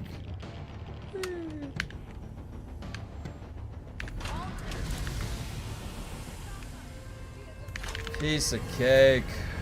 Get out of here. I'm not even dealing with you. Later.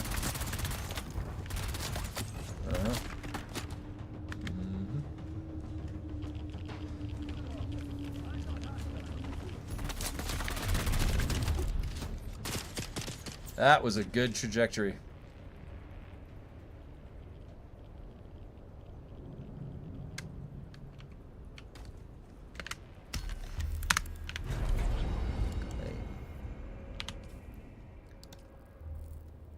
Okay.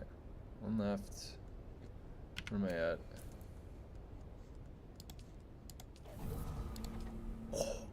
Ooh. 3 skill points I'm gonna get. I think I'm gonna get it. It looks pretty close. Let's see. Let me get through some of your guys' comments. Awaken the dunes, then discover that the real dunes were the friends we awakened along the way. I log into life every day and crazy shit happens. Don't forget to grab the irradiated slag and chest. Yeah, I guess I could pick that up. I should pick that up. Insane, try light attacking once first before holding down slow blade. Much easier way to prompt and land a slow blade. Yeah, that's a good suggestion. I always forget. I'm always in the habit of like holding the slow blade too early because that's what I was doing with the daggers. See the spiked hilt I posted in Discord? Has anyone tried it out? Let me see. What do we got? Ooh. Ooh, a rank 2 spike hilt. Nice. 191 top end damage. That looks good. I like that.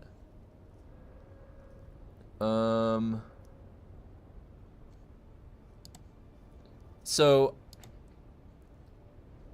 on the spiked hilt sword, do we know if anything of our damage increases modify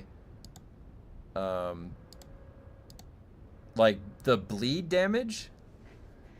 You know what I mean? Like if because that is pretty strong actually. When I was testing the spiked hilt sword by just blocking, it does stack a pretty good bleed damage. So the question is, do the bleeds as the weapon is getting a higher rank, does that increase as well? Bleeds don't scale. Okay, that's what I figured. I spec for melee today and tried the fire boss at level 1 with burning blades. I took him out in less than 30 seconds. Hell yeah. Good to hear. That I think that they found their sweet spot for the balancing in the first 5. I think that's really important that they needed to do that. They needed to make the first 3 much more accessible. That's for sure. And then, I mean, because you have to imagine that like the same thing works for a classroom. You're gonna have a very small amount but very high performing people. You're gonna have the general audience, and then you're gonna have people that need some remediation, or they need help. They're behind or they're not as skillful. That's everybody, right? And so you got to have a way that you can at least have access each of these people. You don't want to leave people behind. You don't want to bore the people that are too good at everything. And then you got to have something for the middle crowd because that's the bulk of your crowd. So I think that the way that God damn it.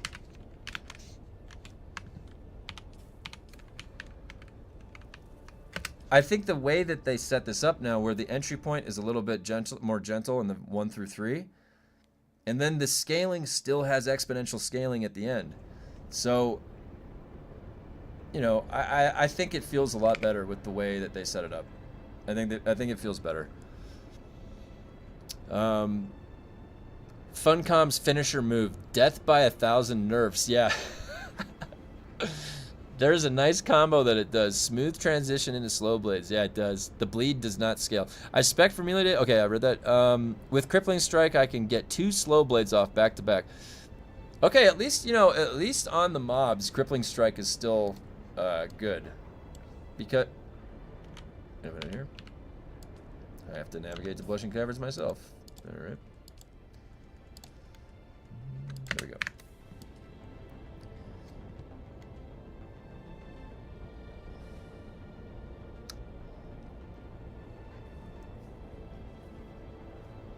Okay, has anybody been inside Smuggler's Run? I haven't been inside Smuggler's Run yet. I haven't seen it.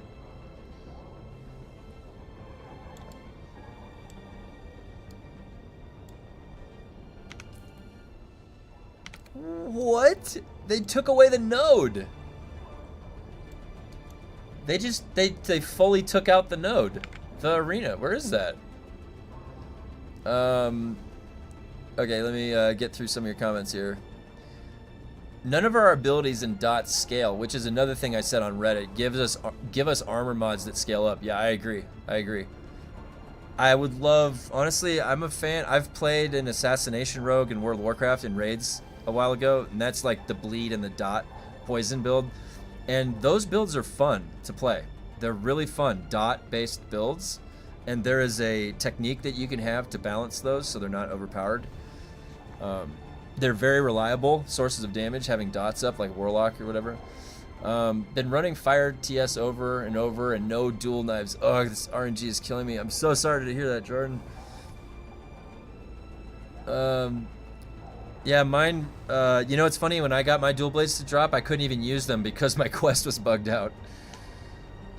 So I had to wait till they patched my, quest.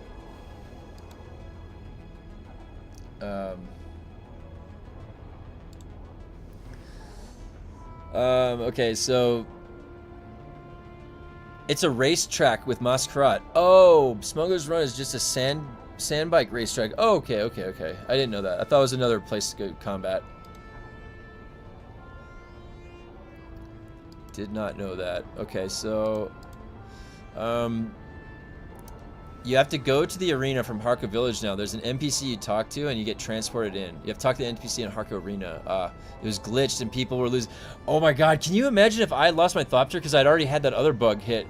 I could have lost my Thopter this whole time. Nope, it says sandbike wheel is needed. That's why I haven't. Oh. Just have to keep grinding. It's being stubborn, yeah. I only have one copy. If I lose this copy, it's going to be...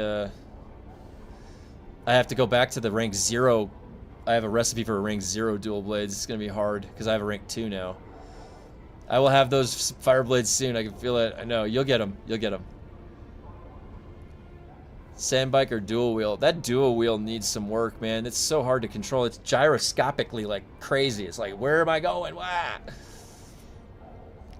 Alright. Blushing Caverns. I have 3 forged chest piece replacement schematics, but I'll wait for the bug report. Yeah, that's a good idea. Don't want to waste them. I actually think I only have 1 extra schematic of each of the forged pieces. I only got 2 copies.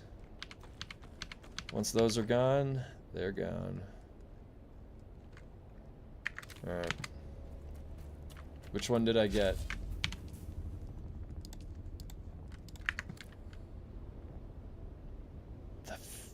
Triangulator. They're really pushing me on this rank 1 Shigawire.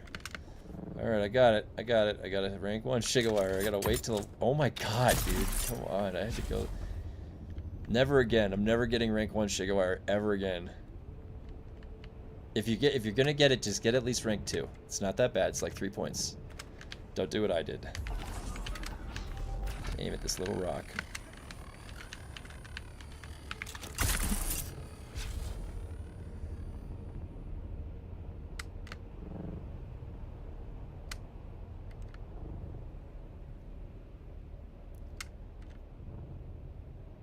What's the day? The 12th?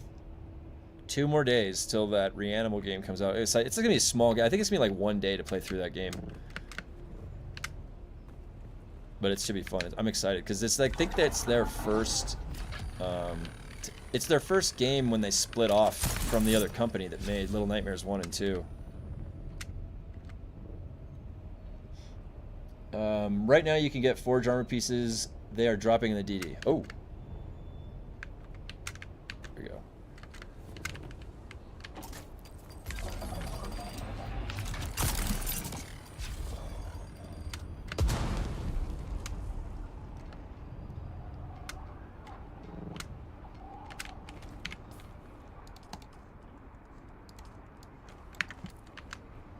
Going into combat.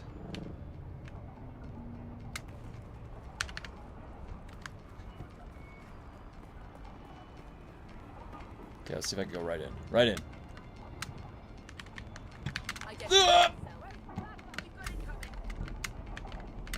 Oh, that was perfect. Nope. Oh, fuck.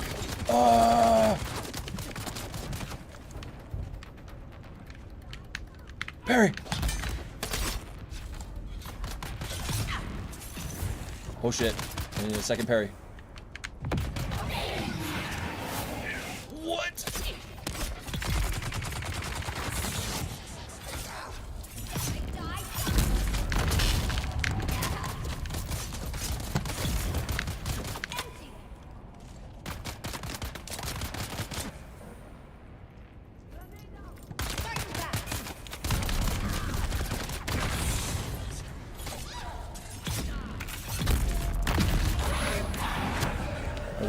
There you are.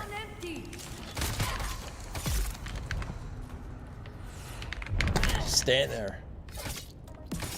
See, I like the combat in this game. You know, it's fun, like rolling in like Batman, dude. I just come ziplining down. I'm like, you ever seen that Batman vs Superman fight scene where he comes into the warehouse, Batman, Ben Affleck, and he just takes out like 40 guys?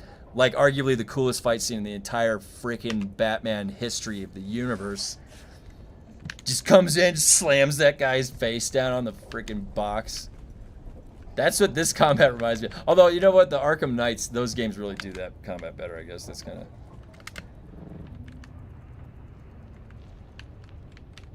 I'm not gonna lie, I love using the Benny Gesserit moves. It's really cool, like rolling in and just having your voice be all crazy. Up we go.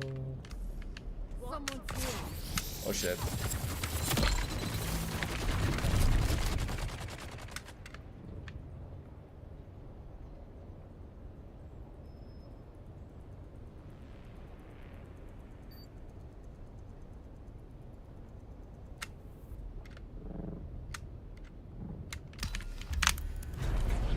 All right.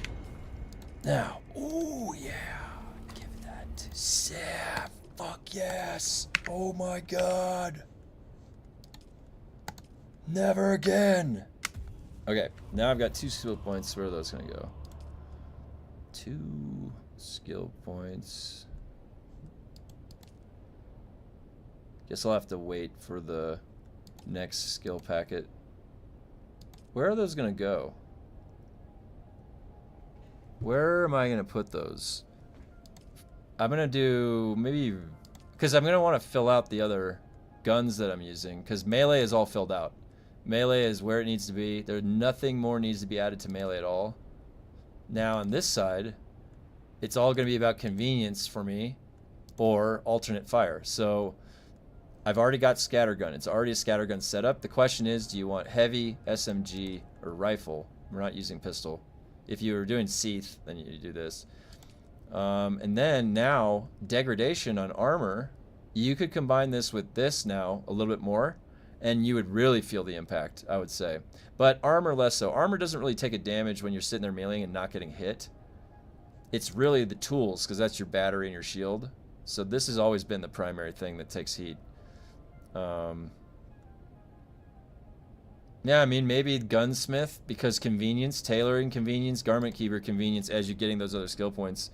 Or the question is, you could set other things up so that you can like have multiple setups. I mean, you could argue that you could put gravity mine is only 3 points to get up here. That's no brainer. This is 2 points if you want to swap in exploit weakness. 2 points for the energy capsule. Yeah, heavy for the last gun too. I was thinking that, like, maybe you could set up, maybe next should be heavy. Maybe that's next. I think that could be next. Or this, it's either rifle or heavy. Let me get through the comments, guys. Hold on. I have 3 forge chest replacements. Okay, thanks for streaming the past days, Kevin. You've really been a source of solid info for me. I greatly appreciate it. Hey, no problem. I appreciate it, Jordan. Thanks for stopping by. I used to work in, well, I mean, I still do, in K-12 education. So I'm in the habit of just, like, making guides and sharing stuff. So it's usually what I like to do. Better control dual wield using Shigewarer Claw, yeah. Right now, you can get forge armor pieces that are dropping in DD. I used knee strike to move horizontally on the map. Got a grade 4 burn blades, level 12 fire boss, grade 4. Hey, what's the? Can you if you're in the Discord, can you post a picture of the damage for those level 4? I want to see how much it scales up by rank 4. I've only got a my dual blades are only rank 2. I would love to see what the rank 4 scaling looks like. Was watching you in the background, but I gotta go to QA testing, and I need TV for it. Be cool, dude. Oh, thanks for stopping by. See ya. Have fun QAing. That's always a little mind-numbing, new QAing. All right. Ben Affleck could fight better as Batman because he could turn his head. Yeah. Well, and you know, I have to find it. It's in a box somewhere. The Frank Miller graphic novel that's based off of the Batman vs Superman, and I had read that when I was a kid.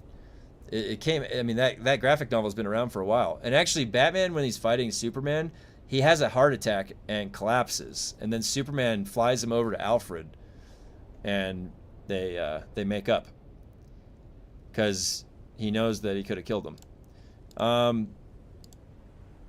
Yeah, I'm a huge comic book nerd, by the way. I grew up in the 90s with comic books. X-Men action figures, those Marvel cards. I had like bunch of those card books. Marvel and DC, I had both of them, and Spawn. I loved Spawn comics. Those are my favorite. If you were running labs, oh wait, it said heavy for AW and for fire and red bosses. Yeah, I agree. If you are running labs in team, assassin shot is an option because you can shoot the boss in the back. That's actually a really good point. So if you're in a team, that assassin shot and ranged could definitely pair together well, and it's a passive, and you're getting more skill points now with combat, so you can absolutely spec into that. I'm solo a lot, so a lot of the times everything's facing me. But if you're in a group, that's a good suggestion. Mentat source of power for electric boss. Yeah, if you got the thing is like solo, it is such a long cooldown. So you'd probably get it like twice maybe in a fight, maybe, I don't know, on the lower levels maybe 3 times. But if you're in a group, then you could have like 2 people with that, and then you could have one go down, and then when that goes up, the next one goes down, and now you're putting it pretty close to the cooldown cycle that you could just like keep a permanent source of power up. That would be cool, because you would be an immortal group on a place that's trying to take your shield by having that source of power going like that. Assassin shot with, oh yeah, that's a good point, because I am using weirding stuff, so it does put you at their back. So wait, where's that?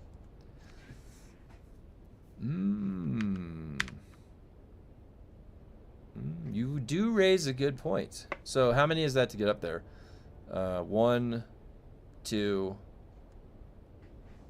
and then you'd have 3, 6, 10.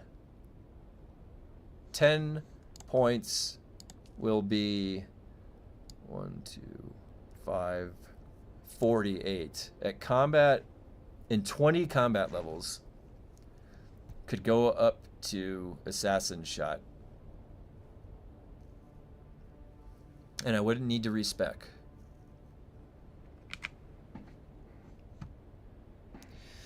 In Germany, we call it memory, like the board game. Oh, cool. That's awesome. That's what groups are for. So the better players can help carry the people that don't do well. This can also create a market to sell station carries. Yeah. Absolutely, that can do that. DUNE tools shows all the grade damage. Oh, thanks for sharing that. Let me pull that up. DUNE tools. There it is. Okay, so the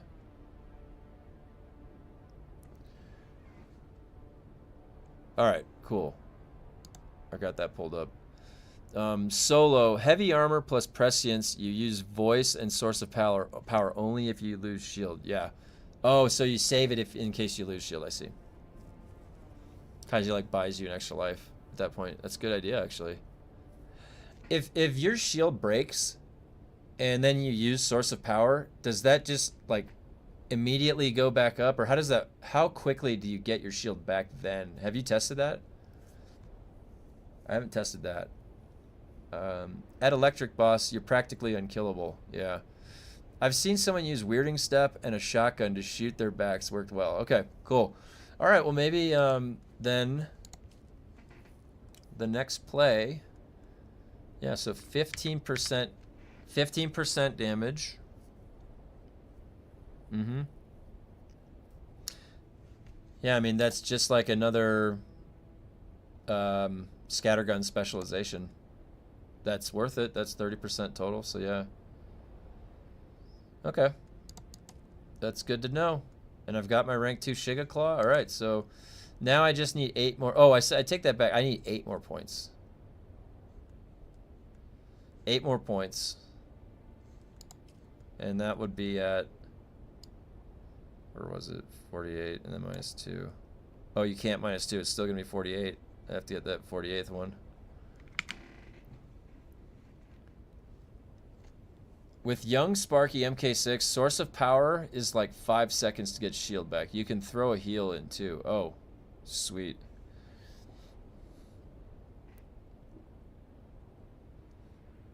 That's good to know. Well, and what is my... So far right now, and look at that, that's getting pretty beefy. 28% damage. And 14% mitigation. I don't know why, but that makes me smile. Like that is a crazy power progression. I really hope that they don't go back and nerf values that we are getting comfortable with, because it's and assuming that these are working. I haven't tested that these are working, but I'm assuming they're working. That right there, scaling like that, like damage increase and damage mitigation, that makes your character, that's basically like I'm putting on resilience gear. Like remember World of Warcraft resilience gear? That's what this is. It's making you like a I mean, if you were in World of Warcraft, if you remember, and you came across in PvP somebody that did not have any resilience gear, you would annihilate them. Destroyed. Like they don't even have a chance. You have the damage mitigation down and the damage up. Like you have both happening at the same time, and they have nothing. So this is the best. I mean, it definitely feels good. Is ranged damage just not melee? Yeah. No. Oh, is ranged damage so this damage is all damage. So it would be melee and ranged, yeah. When I say melee, usually that's going to be referencing just the play style. So when I'm swinging with my weapon. And they don't have anything that's labeled as melee damage. What they do have is ranged damage and blade damage, which has 2 parts. So if they didn't have that, they would have basically had melee damage, and then that's affecting both short and long blades. So they basically took melee damage and they split it in 2, short blade and long blade. Because that way they could put it in 2 different trees, and we would have to choose which blade we want to use. Oh no, I meant for the step. Is shotgun considered range? Yes. Yep. Even if it's point blank. Melee is designated by swinging the melee weapons, and then any of the guns are going to be a ranged category. Yes.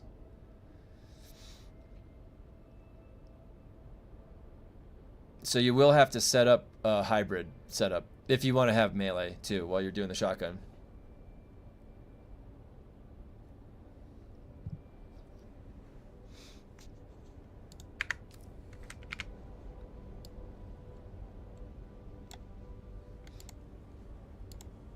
Okay. So those are done. Wait, okay. Why am I light? I feel like I'm missing something. Okay, let me stop back at base and then I'll go over to back to the electric station.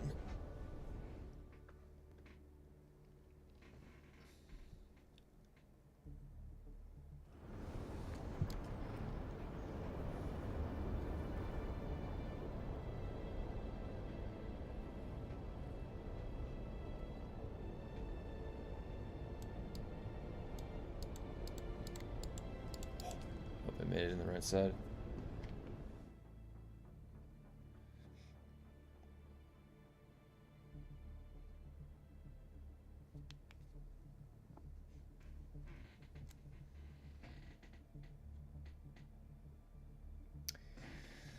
Probably feeling light from not having the rocket. Oh yeah, you're probably right. I think you're right. It was because I took out the rockets. That's exactly what it is, because those things are heavy. Good call. I was worried I might have dropped something. I was like, whoa, I like how the shadow makes the spelling. That's hilarious. Oh, whoa. I love the look of this base. That little outpost. That looks awesome. The new smuggler stuff looks cool. Because that actually looks... Mine, actually, the reason mine is durable, because that material... That doesn't even matter out here. So you could just make it like... That smuggler's base looks badass. I wish... Dude. Oh my god. Do you know how long that would take me to rebuild this base as a smuggler's base? Oh my god, it would take me so long. But that smuggler's base looks cool, doesn't it? That smuggler's base reminds me of, like, the desert or whatever. I don't know how to explain it. It just looks... What's my tolerance at? That's pretty good. Definitely need more bandages. Can leave the spice now. Never leave home without bandages.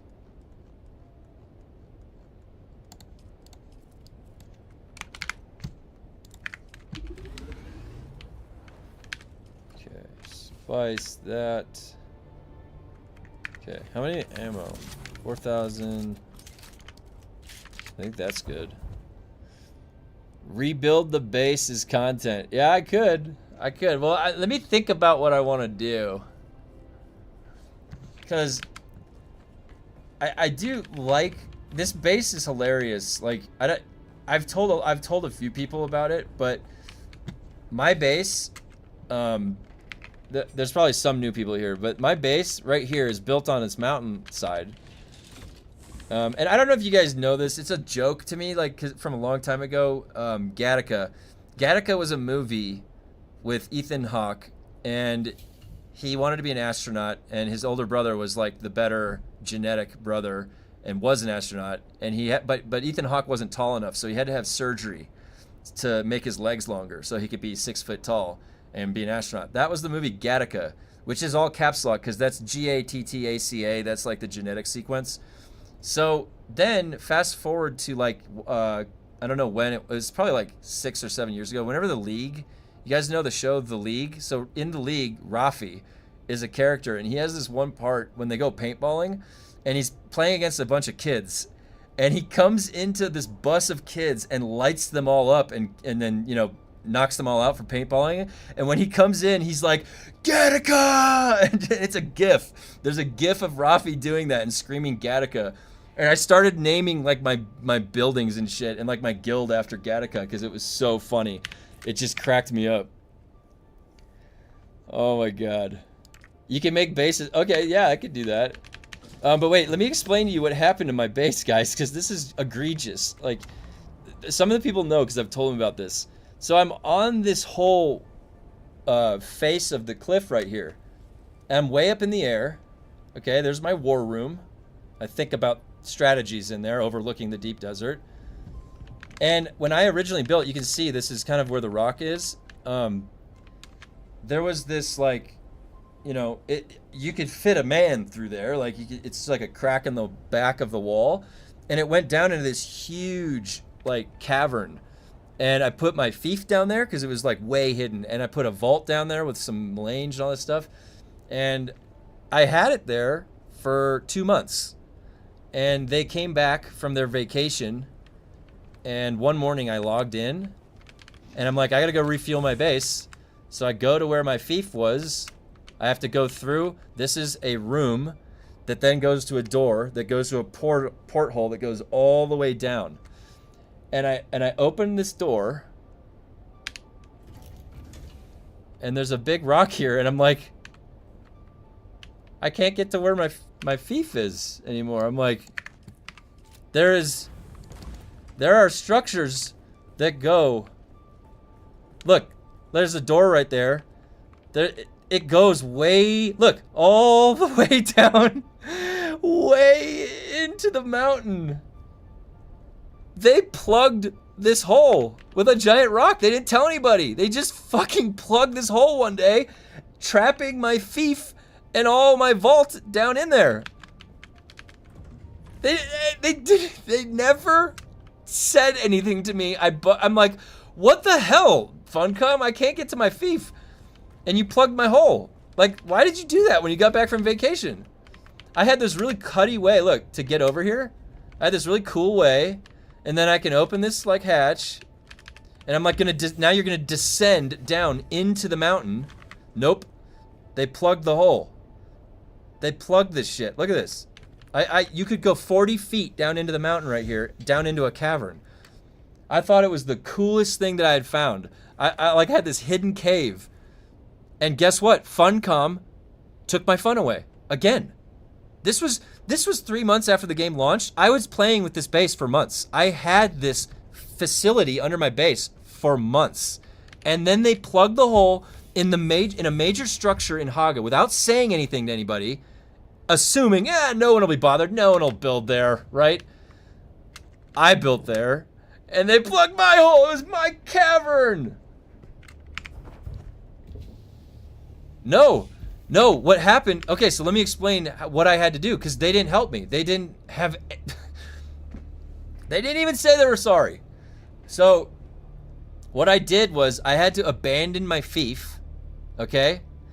And then I had to build my fief down in the bottom level of my base where I first built it, and extend all of the staking units before anybody fucked with my base or took it over. I had to do that quickly. I did it within like 5 minutes, and I was able to recapture my base in the zone. They did it on purpose to screw me up. They probably did. But, so that was like the worst case scenario. So I had to, what I did was I abandoned the fief. Because basically what happened was, I didn't know that you only get one way to pick a respawn point. You have to do it at the fief. So like I respawned at the fief and it put me under the world, and I'm in the cave still and I can't get back up, and I'm like, okay, this is useless. I can refuel my base, but then I have to die to get out. So I tried setting my respawn beacon to my little shack. Where's my other little, there's another little shack I have over there, thinking that I could just like alternate, and I couldn't then set it back to the original fief. So then I was screwed. Then I couldn't get it ever back down there. So then I had to go down all the way back down here. This is where I first started, was this garage right here. And my fief, I had to place it right here. This is where the original fief was. So I put it there, and then I had to remember how I did it, like vertical and horizontal, where I placed them. Because look, I had to recapture the zoning of my whole freaking base before it got destroyed. So luckily I was able to do that. I remembered the way that I set it up. So, but yeah, that was fun. Maybe it was the way you logged your support tickets. You plugged my hole.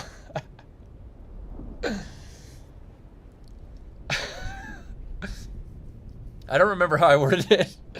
I'm pretty gentle with my words usually. Unless it was in Outriders. In Outriders, I lost my account, my gear for a month. Like in Outriders, I had just gotten to the Endgame farm, and there was a bug where if you joined a person's game and you crashed, as you were loading in, it would snapshot. Like you load in naked and then your armor loads in for some reason. So if the server tick is when you disconnect and you're naked, you don't have any gear anymore forever. I had just gotten to the endgame farm, and the other bug that caused is it doesn't recognize where your character is, so you can't log in. Imagine that. I played Outriders for like 2.5 weeks straight. I had a lot of fun with that game. And then I get to the end game, and I join my wife's game and my friend's game, and I crash. And then for the next month, I cannot log in to my Outriders account. My Outriders character. They can't, character not found. That was one of the times where in the support tickets, I was a little upset because I'm like, I just want to play my character. I love your game. It's great. But I legitimately have no gear now, and I have no character. This bug just crashed my buddy and we cannot play your game. And it took them a month. It took 4 weeks and probably 7 of my tickets. And then they finally gave all my gear back. I could log into my character. And not only that, the gear they gave back was the highest possible roll value. So so then I had no reason to play after that because I didn't need to farm any gear. They gave me the best in slot. That was kind of a shame because I actually was having fun with Outriders.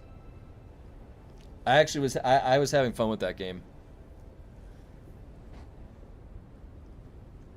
We are not unplugging the holes business. It could be fun though. We are not in the unplugging holes business. Yeah.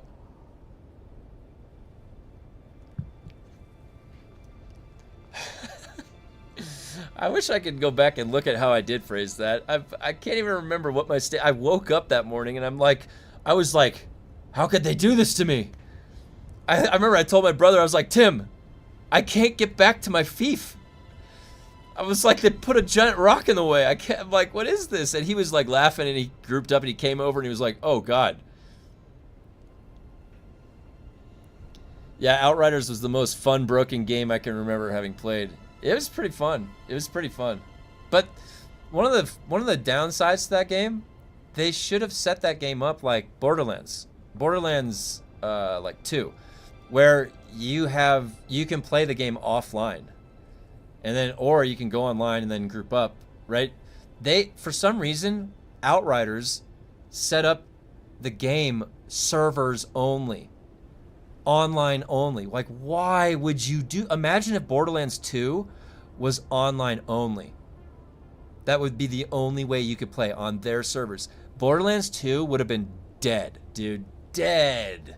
People are still playing Borderlands 2 to this day and enjoying it.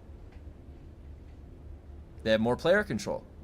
See, when you have servers like that, and I could, you could be, imagine if you could have modded Outriders and have your single player file. All like, dude, people would have been build crafting more. People would have been in there. I would have been doing that. I had a Devastator build. I tried to play a melee setup in that gun game. Pretty much like Dune Awakening, right? Yeah. Yep. And I mean, Dune, that's the thing is like, I keep showing back up for Dune and trying to provide critical feedback because it's a lot of fun. And it could be like twice as fun.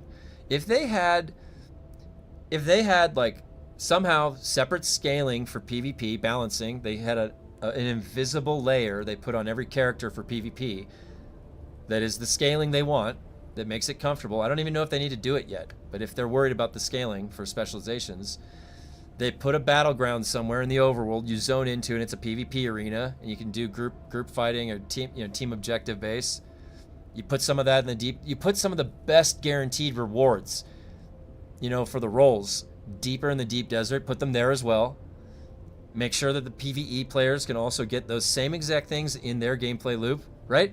And then if we have all of these different things to do like this, and systems and vendors with cosmetics from the tokens I'm doing in that area, then every part of your game is going to be interesting, and every part of your game is going to have people there playing, right? I mean, this game needs continuous layers added to it with systems for people to engage with.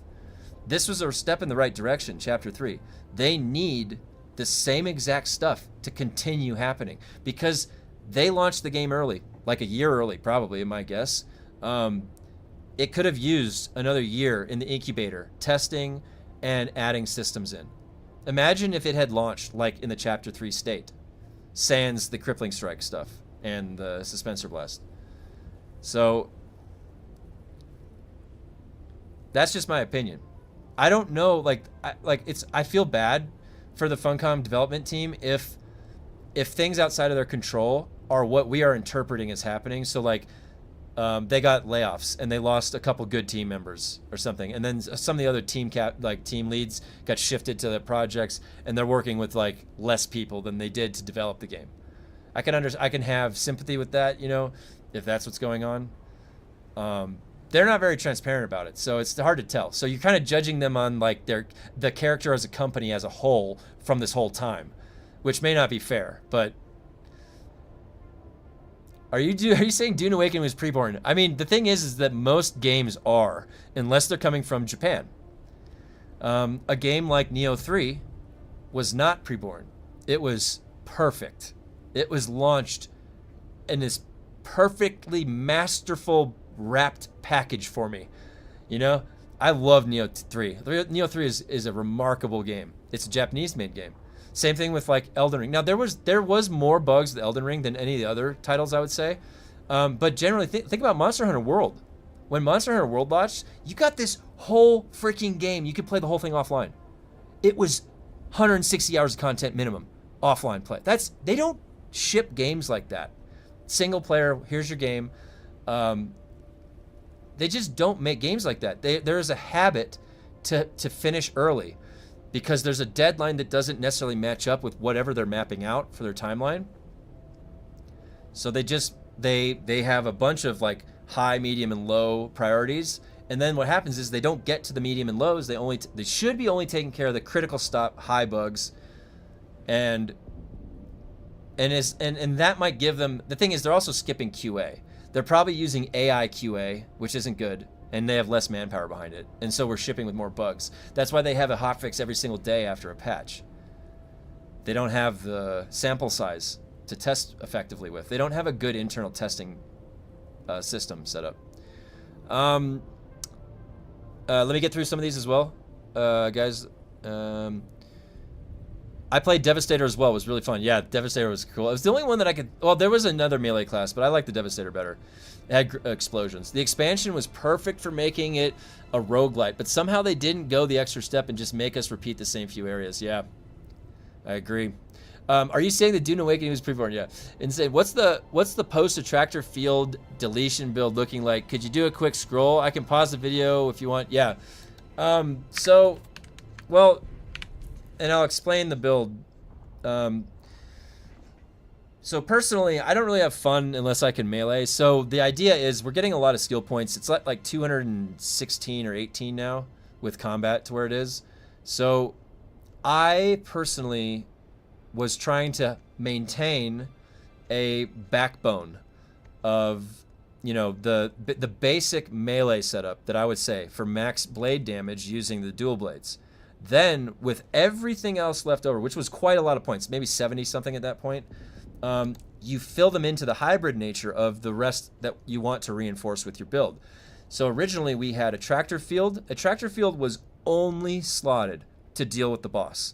I barely used it. I had to like tell myself to use it on the ads. Ads you can melee straight down. All the ads you can breeze through. I can, in my sleep, melee all the way to the boss. So the question is on the boss, all right? The general consensus is, if I personally like Thrive on Danger, I've always liked Thrive on Danger, especially if you're using Spice. It makes it so I used to run the Deep Desert testing stations, the 6-wave ones, and I would not even use one bandage the entire time. And think about if you don't do that, and you do those testing stations, you'll go through 40 bandages if you use the toilet paper ones, every time. So Thrive on Danger became a way to guarantee that if I'm mobile and I'm running around, I can just wait and it'll start healing me for 5 seconds. That's all you need, 5 seconds by yourself that time instead of 20. And when you get used to it, you really feel not having it, that 20 seconds for the heal to start. We were either center manipulated instability or center of mass, because you want one major damage component. And because we're going to be using a hybrid setup with more guns, center of mass is the only other one that buffs that. The center manipulated instability shotgun stagger will do that next bullet shot, but this is 100% up. So, and I've been liking it more and more for the quick attack buffs instead of just the slow blade. The quick attacks on the dual blades are really, really strong right now on bosses. Keeps them interrupted. And okay, so now we have the melee backbone, which will always have the knee charge there, And the one addition that we made for a CC lock was compel. Now, I went up to Screech this way. You can also go up this direction to have ignore as a flex spot, which I actually was kind of bummed I didn't do that. I didn't have enough skill points at the time, but I have stop that can be slotted in. Stop is very short distance, conal, another lockdown, but I honestly wanted to test ignore more. So you could have them ignore. Weirding step in this is actually just that's the flex spot. It was helping me clear the ads faster, but you can put ignore, you can put stop, you can put any of the trooper abilities, you can put Shiga Wire, you can put the ranged energy capsule, turret, you can put pretty much anything you want in this flex spot right here. This was totally preference, and I get weirding step anyways on the way to Bindu dodge. So this is free to me. I always have weirding step in any of the builds that I set up that go to Bindu dodge. So now, if you saw, and I'll probably go back in the electricity boss, when I went into the electricity boss, I didn't even use any abilities. I did this. I just light attacked the whole time. And then when he's about to Spencer, dash back. And then go back in. I didn't even need to use any abilities. So some of these bosses, you don't need abilities. Compel, actually, like when I did get zapped one time, I compelled him so I could then heal. I literally on the electricity boss was saving compel for the heal. There was 1 or 2 times I pressed weirding step because it put me behind him to shoot him with the shotgun. It just placed me closer so that it was point blank instead of like a little bit farther away. So, and you know how I feel about knee charge. I think knee charge, if you're ever going to do melee, you need knee charge because it's just the best, how it can just interrupt and come breaking in. Like right when I get staggered by something, I'm sitting there spamming my knee charge because right the soonest I can break out of it, I'm hitting right into them and staggering them. Now, so there's nothing that's going to be locking down. Oh, sorry. Let me read what you said. There are other companies as well. Keen Games and Enshrouded Larian with Baldur's Gate 3. I love Baldur's Gate 3. I have the achievement for beating the game on Tactician. I definitely like Baldur's Gate 3. I played that game like crazy. With my wife. I do a D&D group. We've been doing it for years. So I like D&D. D&D rules, RPG stuff. I love that stuff. So, you know, Baldur's Gate 3 was such a fun game, dude. Oh my god, it was literally the Dungeons and Dragons, or sorry, the what do you call it? It was the same rule set, right? That they were using. So, and did you see the movie with Chris Pine about that? That movie was hilarious. Oh my god. Melee or bust. Gunplay is better in other games. Yeah, I agree. I'm melee at heart. You can look at my channel. I'm always trying to make some kind of melee build.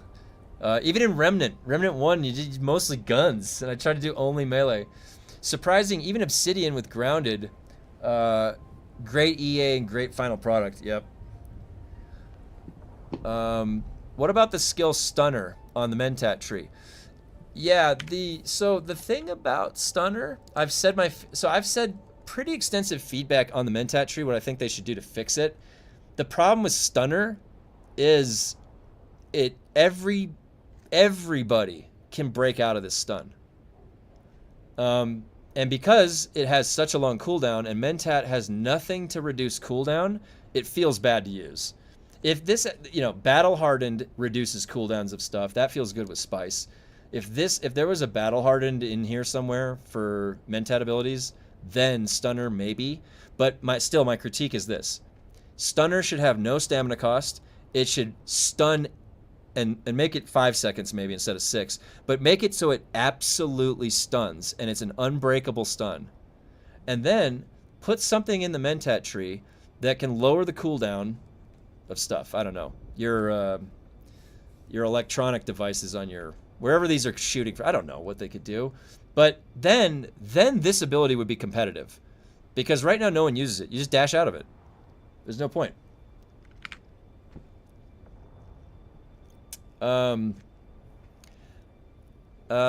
Knee charge is also pretty good to quickly get away, yeah.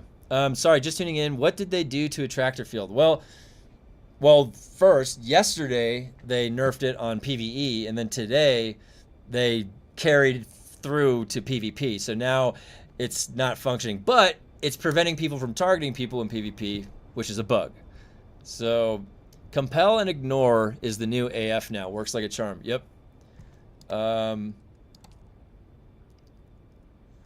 2 points. Yeah, the ignore. Where was ignore? Oh. There we go. Maybe we can try that out on the boss. Perfect. I knew I was looking for those 2 other points, so I was like, oh, where are those going? All right. Of course I saw the movie. Even Hugh Grant was hilarious in it, and that is saying something. Hugh Grant was phenomenal. Dude, what was that one guy? Remember they were like, we gotta wait for Jarnathan to get here. Can we wait for Councilman Jarnathan? Even that name, Jarnathan, man. Oh my god. Yeah. No, that movie was great. That movie was great. Alright, cool. Well, I guess we can try ignore. Let me refill my coffee and then I'll be back and we'll start.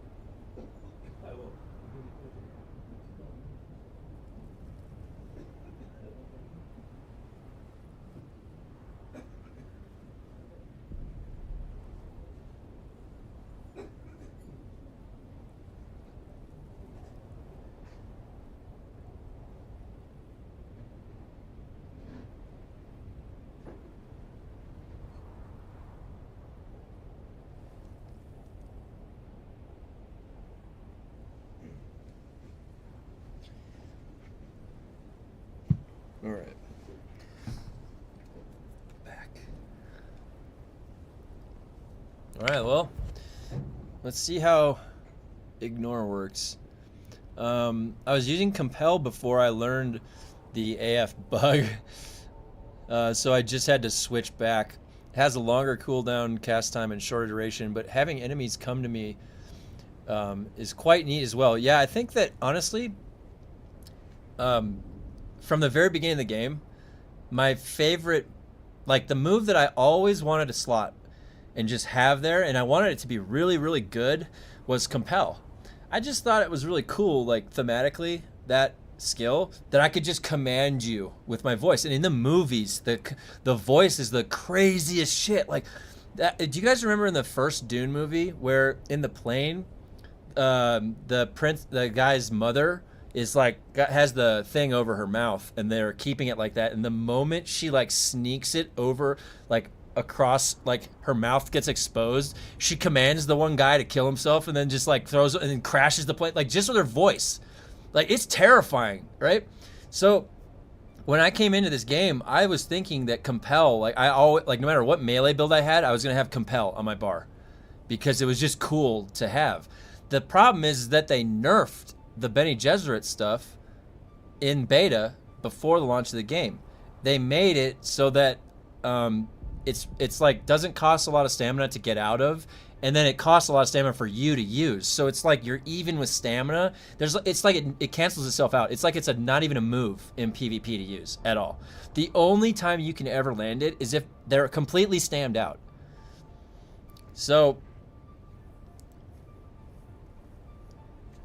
all right, let me get through some of these. Compel duration for me is what does it. Yeah, if they made it longer, that'd be nice. Use the melee to get a break, to heal. Taking out ads, etc. Sometimes you can get an interrupt. Yeah, effective when shooting on ignore, and sometimes not. Oh, let me go test it. The original De Laurentiis movie from the 80s. Man, I just got Plastanium Pyrocket from Fire Dungeon. I just want those dual blades. Oh man, I hope you get them. Is there any that are on your auction house maybe that they're selling? Is there anybody selling any? Might be able to buy them for like maybe not too expensive. Can't remember if the new one had that scene. What was? Let me go see. Can you shoot somebody when you have ignore on?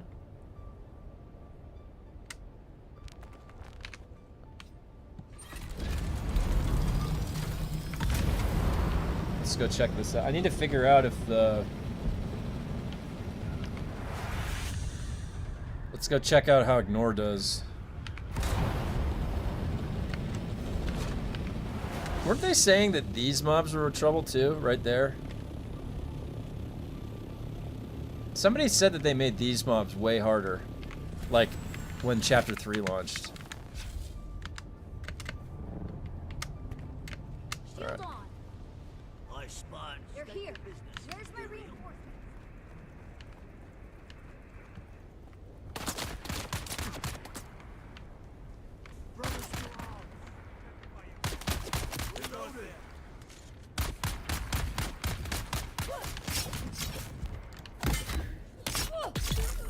No. Alright. Oh my god, that cast time. Alright, can I shoot him?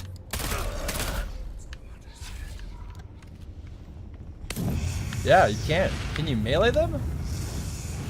Dude, that cast time on ignore is horrible.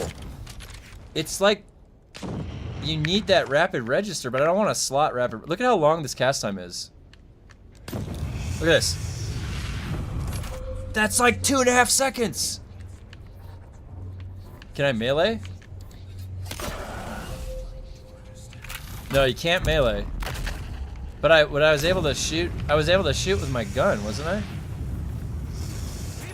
Why is dude? Why is this guy's fire doing that much damage? Oops. You see that?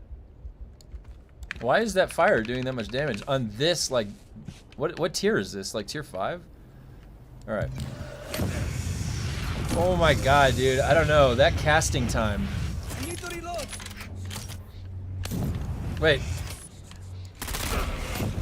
No, it wears it off. Okay.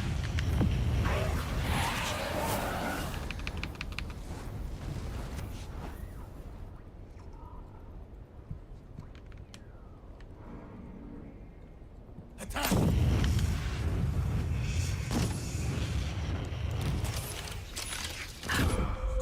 I don't know.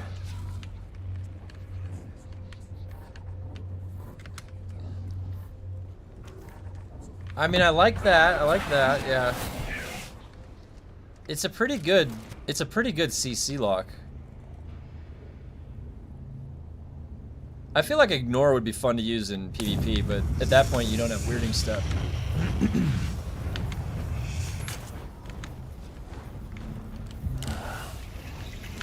Can I turn around and... Oh, no. So, if I'm, like, on the fly running...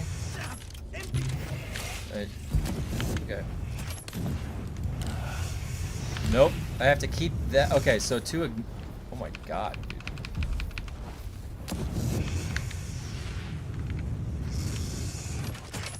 How far away can I do it?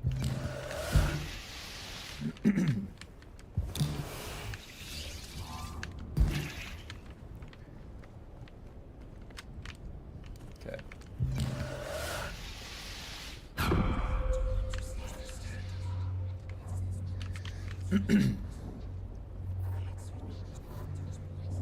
I could see this being really fun. Yeah, you do need rapid register, doesn't it seem like that? Because look at Compel. You definitely don't need rapid register for Compel. That's fast. The only way you could pull this off is if you're leading it off, right? Because if I'm getting shot...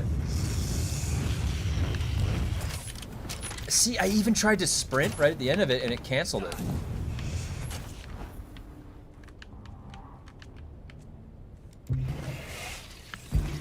Yeah, it's so easy to cancel.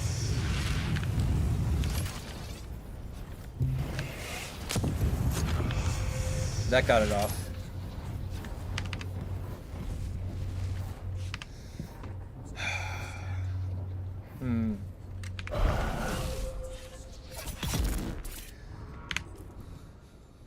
So...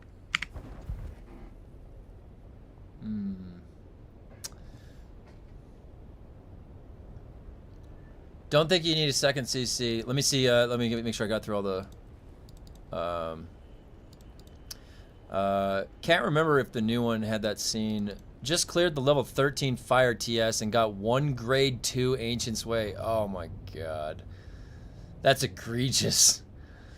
With Compel, you can place the boss where you want in a fight if he is in a bad spot. Ooh, good idea. Spice up. Yeah, I guess that that's the cooldown for that. Maybe the bug is that you can shot when it's on and not the other way around. Yeah, I don't think you need the other CC. Yeah, might just need weirding step. In PvP, they can still shoot you blindly. Okay. Starting to think no point in going past 5 or 6 in the labs at the moment. Might as well get full rank 1 with Augs. And if you were here yesterday, that's what I was thinking. You know, I'm somebody, when I in Neo 3, for example, like there's a couple bosses that I died a lot, and especially the very first boss in the very beginning of the game, I died like 20 times on, and I'll keep coming back, right? I'm pretty comfortable, and I don't get stressed out if I die a lot. Like I'll just sit there for hours until I beat a boss, because that's how you have to approach those FromSoft games. In this game, you know, you would think I could have the same type of mentality. But there is a trade of fairness in those Dark Souls games that I feel is always there, and in Neo. But in this game, trying to punch into those like 13 and higher, it doesn't seem fair what I'm trading for what I'm getting. And I feel, and because of that, I sort of made the decision that I'm going to take a relaxed time through this, because every single day that passes, I'm getting stronger passively. Right here. Every single day that passes, I'm getting stronger. So I don't need to sweat it. I don't even need to sweat it, right? Just comfortably clear up to where you can. The new 7 is like the old 5. So you'll be able to clear up to 7. Fill out your augs, get 1s and 2s, you know? And then eventually, a couple weeks down the road, a couple months down the road, we're going to be maxed out combat. And we're going to be juiced to the teeth. That's like 3 center of masses installed on me with the, you know, with the damage reduction. So it's going to be pretty exciting. Now, there's no reason to stress about it though, you know? Just do what you're comfortable with and then just show up tomorrow. You'll be slightly stronger tomorrow. You do need rapid register. Yeah, it definitely seems like that. Compel is best for PvE. Stop and ignore is really bad, even with full tree of his skill with cast times just not worth the points. Yeah, so when I used to run I had that build that I made for fun called the Super Jesuit. Thematically, it was just supposed to be like everything Jesuit, and it used stop like this. And the thing about stop is that it's like a really short cone. I guess that casting speed is not terrible. I mean, I guess you could use stop too, right? Stop is faster. The ignore is kind of cool. I kind of wanted to play around with ignore. But yeah, you could definitely use stop because that's a dead stop. What is the stun on that? 5 seconds. Yeah, the issue is that everybody was just dashing out of them immediately in PvP. Like that was, you get compelled, you get stopped, dash, like immediately. That's how PvP went. Range is too yeah. That's what I agree with stop. I agree. The range is too short. Oh,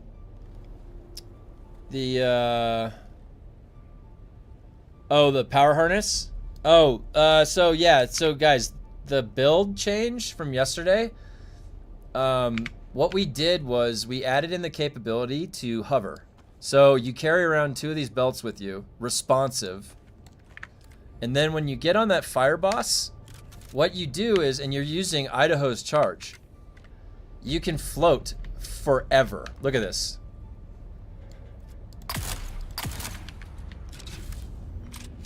So, and this is the strat.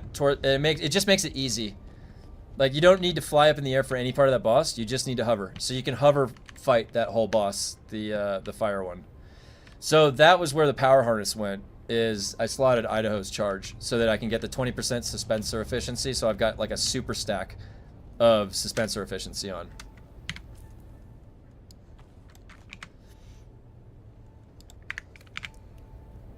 All right. All right, let me get through some of the comments.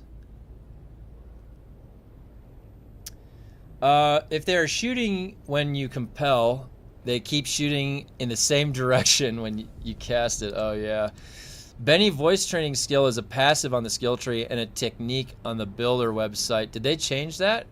Oh, really? I don't know. I'll have to check. Let me see. Where's the skill builder right here?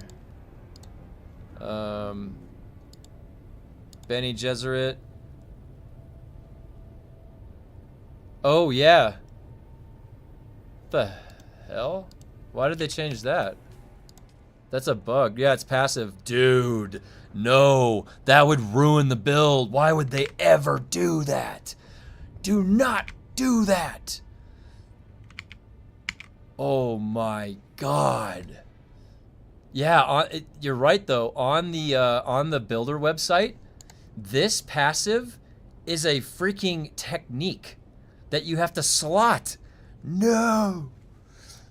No. That would be the single worst.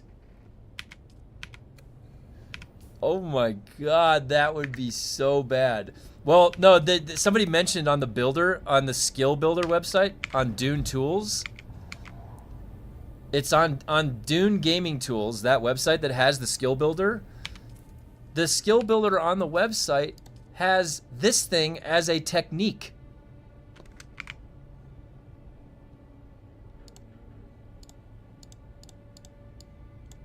Oh my god, that's bad. Why that can't be. What do they know? Do they know something ahead of time? I'm not kidding you.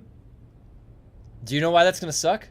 Because you're gonna have to slot that instead of disciplined breathing. That's why that's gonna suck. You're gonna have your stamina taken away from you again. Mm-hmm. Let's hope that's a bug on their website. Let me see. So, AoE stun for stop. The rifle and scatter mobs dash out of some CC. You have to test it on higher level mobs. Okay, I'll do that. By the way, the Benny Capstone Screech will cause Compel to make the bombs at the top of the fire boss explode on you. Really? I didn't know that. That's kind of crazy.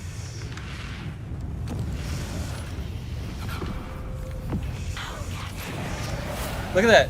That guy's ignored and he's just... I'm coming for you, Scum.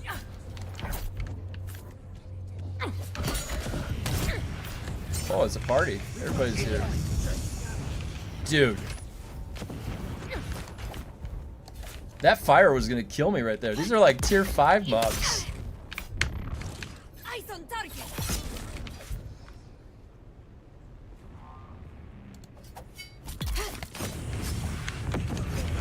Nope, that didn't work. Let's see if you can, on the run, get it off. Oh, that cast time.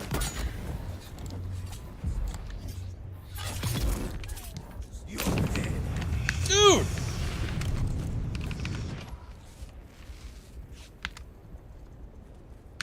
I am not digging that cast time.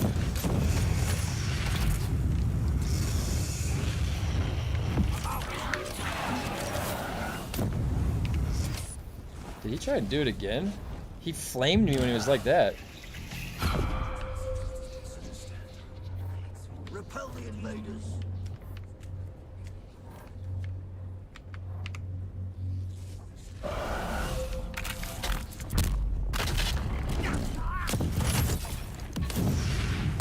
This guy's the Terminator. Oh my god, dude. I like physically like lurch every time I use that cast time.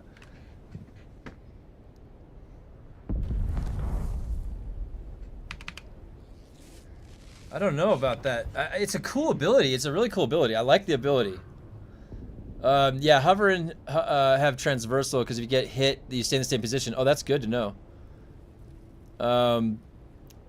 13 fire is kind of a slog right now, but I'm not using any real tricks. Just compelling to kill the ad. I use the lightning gun. Oh, that's good to know. You don't miss the energy. Well, remember, the energy, if you're always at like 0% mitigation to your shield, then you want like the most shield you can get. If you have a bunch of layers of damage mitigation on the shield, then you can afford a little bit off the top end, because that's in a sense that's like what is getting subtracted off every time a new bullet hits with that mitigation, whereas with no mitigation it's at full damage coming through. So there's a balance that you can strike every time you choose to slot you know, young Sparky over the blue one, which has a higher total value. I'm choosing to do that to trade it off with the fact that it has 73 power regen. So resistance to drain, so regeneration, is in effect a way to mitigate something, because you're going to hit with a bullet and then it's going to regenerate slightly before that next bullet hits. The speed at which it regenerates is going to make it so that you survive longer. Interpreted, when those bullets are hitting, it looks like it's slowed down a little bit. So you have circuit gauntlets, which is power usage. That's resistance to drain. That's shield mitigation. So the choice to slot out power harness, I'm trading it for a 20% efficiency. So for that specific use. And because I have mitigation layers to shield, it's okay. Because you don't feel it relatively as much. That top end that I'm losing is what is being mitigated anyways. So relatively speaking, you can afford that. Yeah, it's Forge, Idaho, forge, circuit, forge. And I was just using the power harness, so if I wasn't doing the float, then I would probably do it. Now let's just take a look here. Has anybody tested the Prana Bindu strikes? I don't think I've ever once used this.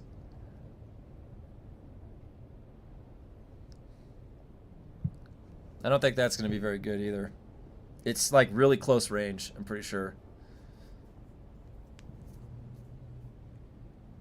The question is, how long does it leave them staggered for after you use it?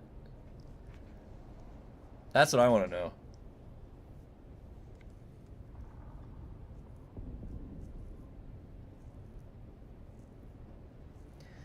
Yeah, I mean, ignore it. I guess it doesn't really hurt to leave ignore on there.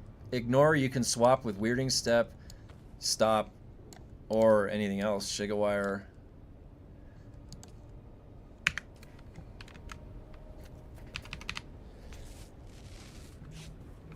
Did I bring my ship over here?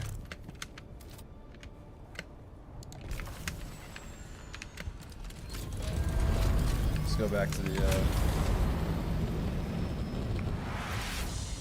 let's go back out there.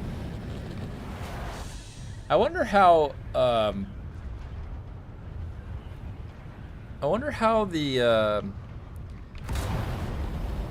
DD labs are, even though no one's going out there anymore.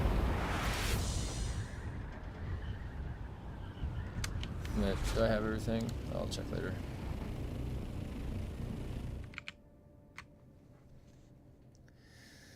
All right. Funcom kicks in the door. Did someone say ruin the build? I fully spent all the skill points on durability, and even with the update, it's still awful. Oh God. I haven't died very much yet, so they're on it like ugly on an orc. How is the durability fixed? Gear is no longer recycled cardboard? Yeah, the cast time is bad. Yeah, it is. Okay, let me get back through the comments, guys. Hold on. Okay, here we go. Yeah, cast time is bad. I won't be using that. Tried a 12 electric now. Didn't use one ability, just shotgunned him. Kited a few times. When shield went down, felt a lot easier now. Yeah, when I was in there earlier, I just meleeed him. I just light attacked. That's all I did. The electric boss. I didn't even use anything. I used compel like once.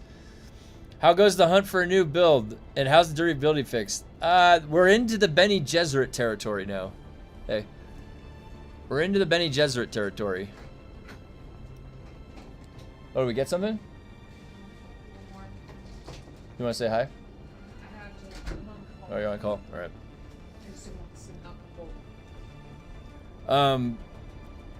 Yeah, so we're into the Bene Gesserit territory with the build. And it's working out pretty good, but the ignore cast time is really long. It doesn't feel very good, so maybe just like an oh shit moment, like you gotta hide to heal. They want to make all cooldown skill techniques like battle hardened. Dude, so wait, is this a change that's coming? Is this really coming? Is this on the Oh. Elrin Von Bern, thank you for subscribing. So wait, is this a reality? Is this gonna be happening? Are they really changing that to a technique slot? Dude, that's gonna fuck up the build. That's gonna fuck up the Bene Gesserit builds. Holy shit. In PvP, do people even use Blade anymore? I don't know, actually. I'm sure if they do melee duels, they probably do. I'm seeing people use Stunner now in high-level stations. Ooh. Stunner's another one where the cooldown just upsets me. You have to be Spice mode. I found I can stay up in the air on last phase on Fire Boss with MK6 Power Pack, Circuit Gauntlets, and Power Harness.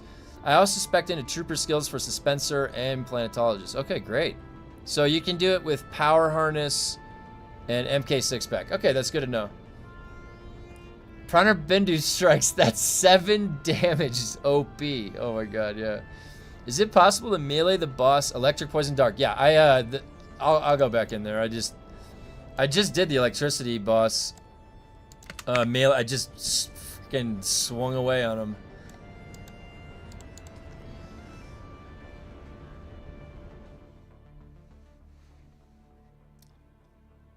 No, it has been there for a week like that. Okay, good. Maybe that's not. Maybe that's just a bug.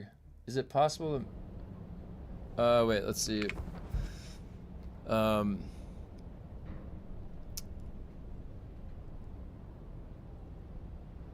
more. Yeah. Okay. Level 12. All right.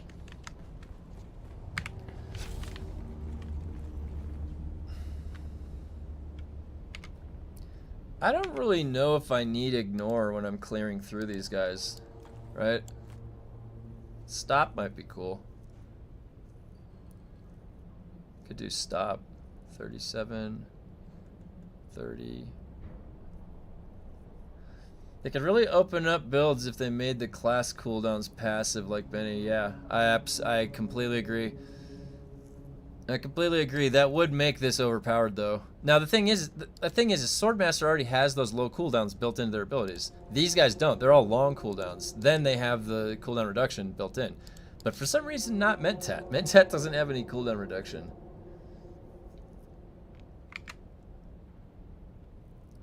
I'm getting tired of devs messing with the skills, and when they do, it's always for the worst. Yeah, they've just been. I mean, I made that comment the other day.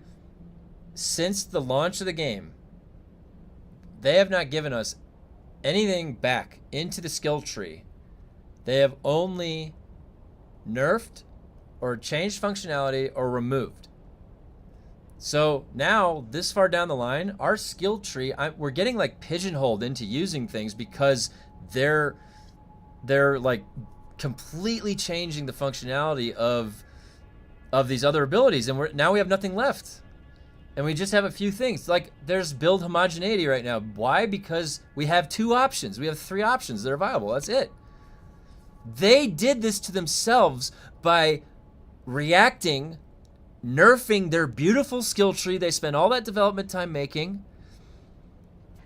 And now instead of adding, there's nothing added, and it's just taken away, nerfing. And now we've got what we've got. The only thing that's buffering all these nerfs is the specializations, which is almost counterintuitive to the original nerfs that they were doing. Do you want a stronger? Are you sure about that? Because you keep nerfing it. Like, how much you want to bet they nerf the percentages on the combat fucking specialization tree? How about that? How about them apples? They're going to get us to play with that and be comfortable. Ooh, this feels great. And then they're going to take it away again. Because they didn't realize, oh shit, they're too strong now. They're going to be way too powerful.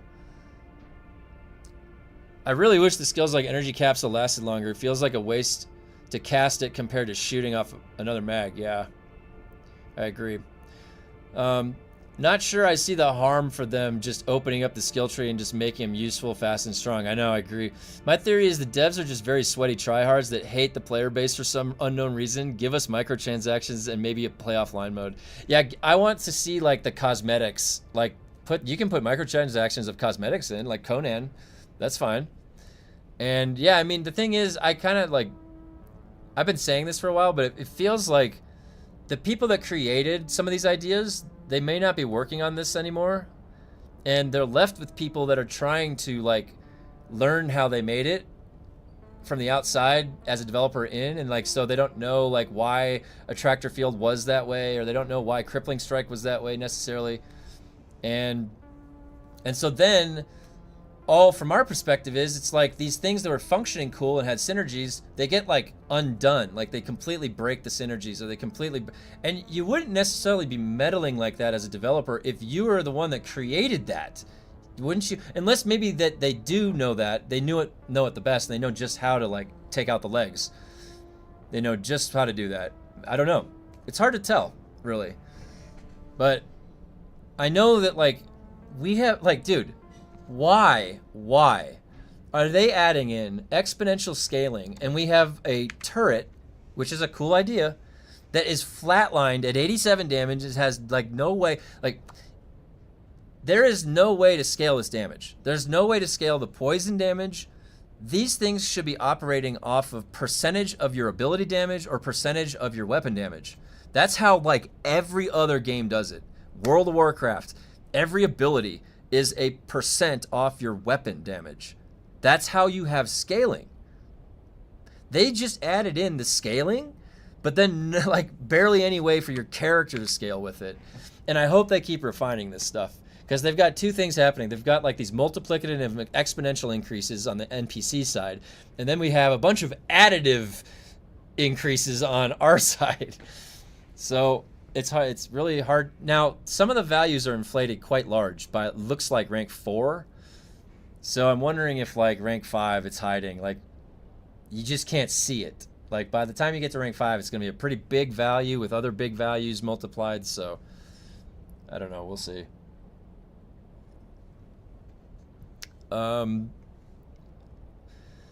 The PvEers complained enough, and PvP does not exist in Dune full stop anymore. I fly around on the most popular server on EU at peak in the DD, and I find 0 people. We need to speak up and pester the devs. Yeah, I mean, the thing is, they need to bring life. They need to breathe life back into every part of their game. They just kind of did a little bit with some of the PvE, but we need more systems to participate in that give us a want to live in that world, to be in that world more, to have your role-playing events in the world. There's not much to do beyond certain things. So, and retaining the like a trophy case, your character, like my World of Warcraft character I can look at him and see a long journey over the past 20 years. I have the flaming plate crown from the Molten Core event at the 16th anniversary. You can't get that anymore. I have the Agmar's sword that's a rare, very rare cosmetic drop. Looks badass from one of the old raids, and I got it when it was easier to get. It's much harder to farm now. I've got the invincible mount from the Lich King. Like, it's a story of the journey, and you want to come back to that character 10 years later, 20 years later, because it's like home again. It's like, that's you. Like, it's like your character, so much put into that. And if they're asking us to do that same type of play, have a character, carry it for years in their game, in their world, to build a base, to make it survive, to want to last as long as possible, they could learn from some of those other games about why you would want to live in that game as long as you have. To stare at your character that long. You know? Like, the one saving grace is that I was able to make the guy look like me. So I feel, well, kind of. You know, it's like I got a mustache and stuff. I tried to make it so I feel like I'm in the game. You know, I'm playing it. I like doing that. Anytime I can have a character creator, I always try and make it look like me. Because it feels like then I'm playing the game. You know, I'm in it. So, but in Dune, it needs more mechanisms in there for that. Now, specializations is that. That's a step in the right direction. So they just need more stuff like that. But the problem, the dangerous part is that was they added in vertical scaling. They need some horizontal scaling in there peppered in so it doesn't blow out of power proportions, you know. Yeah, when I initially dumped money into the game on launch, all I wanted as a turret poison bleed as a mentat. Yeah. I wanted to go a poison melee build when the game first launched, and I realized how bad poison was. He's a huge buff. The DD is just poorly designed. It's an empty map that has a few testing stations around and a few farming spots. It looks like one of the incomplete maps that is a mock-up of what the real thing was. Yeah, and I think that the person that designed the Deep Desert, they left before the launch of the game. So they basically like got like the shell, and they peppered in a few things, a few of the gameplay loops, a few of the weekly systems. And I'm pretty sure that person is not there anymore when the game launched. And so then the rest of the development group was left with the DD, and that's why they made such a bad... listen, in my opinion, they made a bad decision to make half of it PvE. The reason I say that is because it's going against the design of what that was. And so it had a bunch of conflicts that were happening in the programming side for stations not being what they should, PvE or PvP, and all this mess that happened. And then the Landsrad, everybody lost their bases, their guild bases that one day. It was a mess. They could have thought of a different way. They could have just put the titanium stravadium in the A row like they ended up doing anyways. They could have done that. But then the spice would be a little bit difficult to get. So I understand from a PvE, but I think they should have thought of a better way. It was an unfinished design from the start, is what it was. It needed more systems in there. It needed more faction-based. Like, we were going in there fighting our own faction right on the day one. How does that make any sense? That's stupid. Considering the Harkonnens were trying to troll us, and then I'm fighting Atreides that don't know that I'm another Atreides. I mean, I like the it's in the dust, it's chaos. That is kind of cool, but let me get through some of the comments. DD is empty because players are leveling up the specialization trees. I bet you in like 2 to 3 months, DD is gonna be very busy. You could be right. You could be right. DD will, well, maybe in a year when everybody gets maxed out. DD will be busier when we run short on what we stockpiled while there was nothing else to do. Yeah, that's another one too. Yeah, I'm at 23,000 melange now. It is going down. It's running into the issue of Diablo 4. There's like 10 items in the game per class, and once you get them, then what? The Dune world is too big for there to be like 5 item sets. Yeah, I agree. I agree.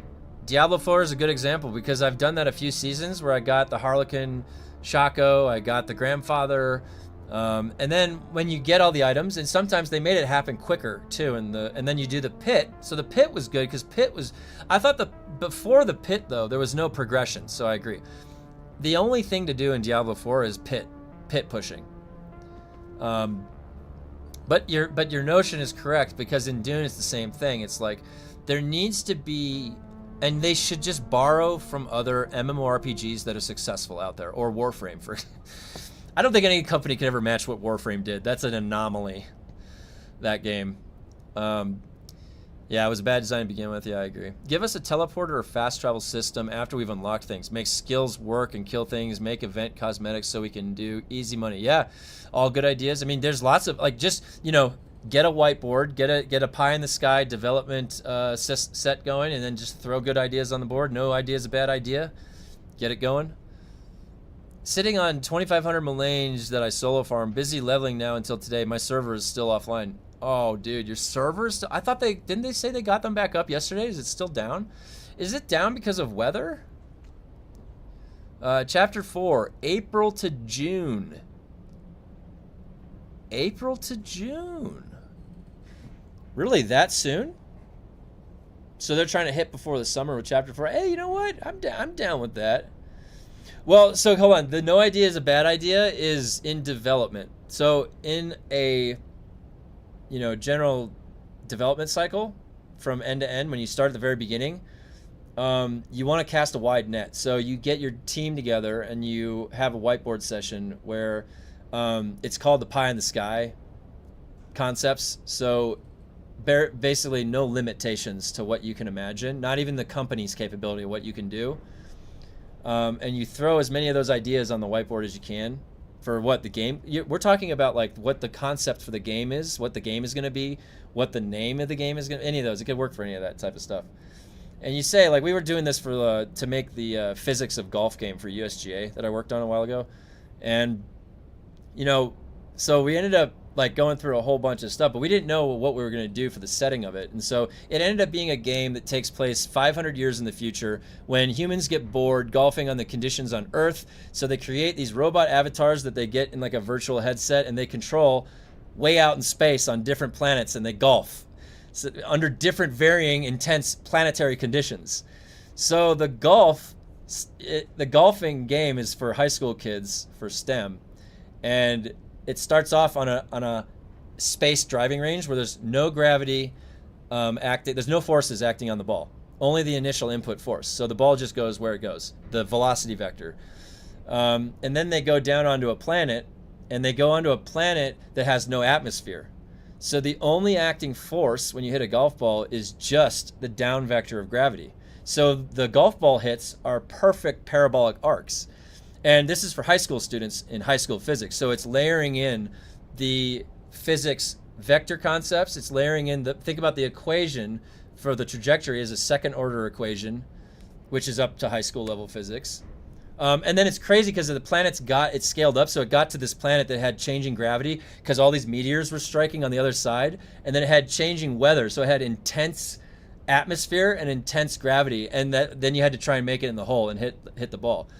So it was really cool. And we got to go out to the USGA Research Center in Newark, New Jersey.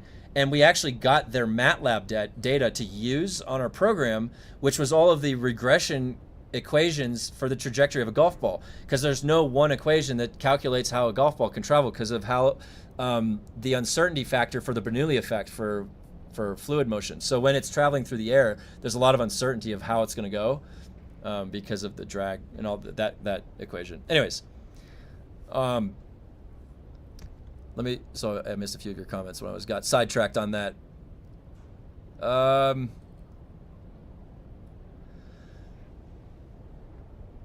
Just solo to 12. Got no blueprint at the end. Feels good. Oh my god. Intern, let's nerf shotgun stagger. Discord says they know it's down and they're working on it. That was 4 hours ago. What location are you in, Robert? Gotta remember, in one of those meetings, someone said taxes and red bar durability, and then the rest cheered. Oh my god. Bennies have item set, troopers, swordmasters, etc. Then they all get item sets that increase their skill lines. Then we need to mix and match skills and item sets. It would increase the amount of builds. Yeah, definitely. A parabolic arc is just straight lines for curved surfaces, right? Parabolic arc is well, for the golf ball, it's just y equals x squared, second order exponential equation, and you flip it upside down. And so a parabola is y equals x squared.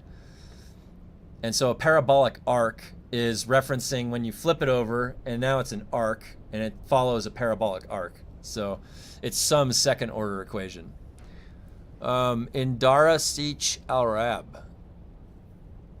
Oh, I meant like, is it like East Coast or West Coast or Midwest? Is it United States or is it Europe?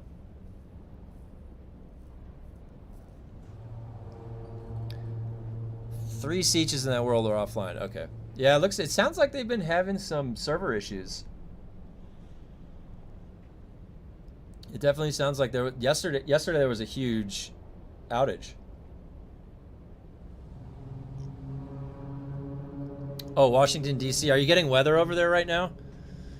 I know there was a huge cold front that came in like the entire side of that side of the country. We just got snow last night. Do we have snow right now? Yeah, I think we're gonna get more snow today too. We're finally getting it. It's really weird up in the mountains here. We only got like 2 snows this winter. So, all right. Now let's see the difference up to the 7. So it went like 30%. It's scaling a little bit differently, doesn't it? No, these are the same, right? No, 8. That's pretty big.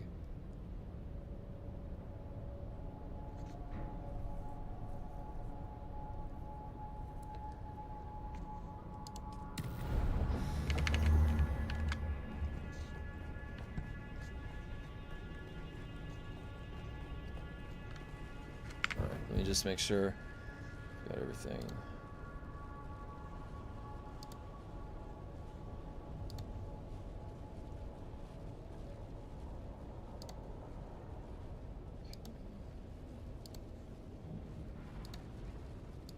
Man, I wonder if they're gonna do that. I can't even believe that.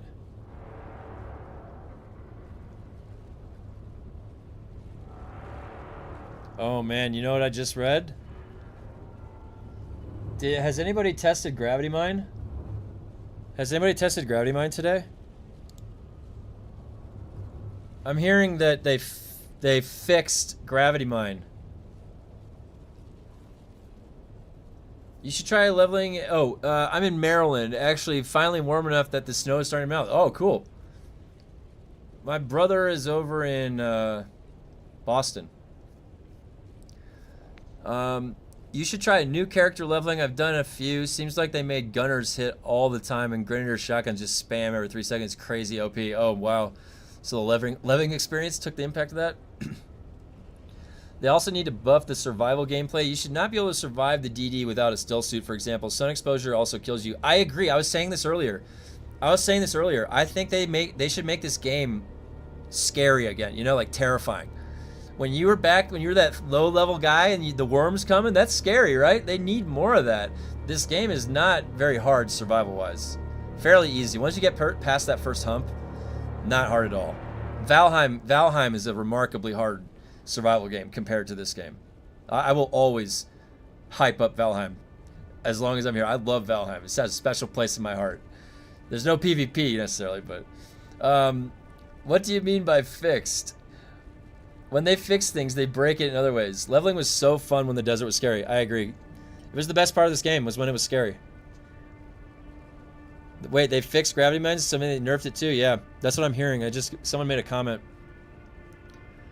There should have been a sunshine lab instead of a darkness one. Yeah, right? Why wouldn't they? That's so funny. That's right.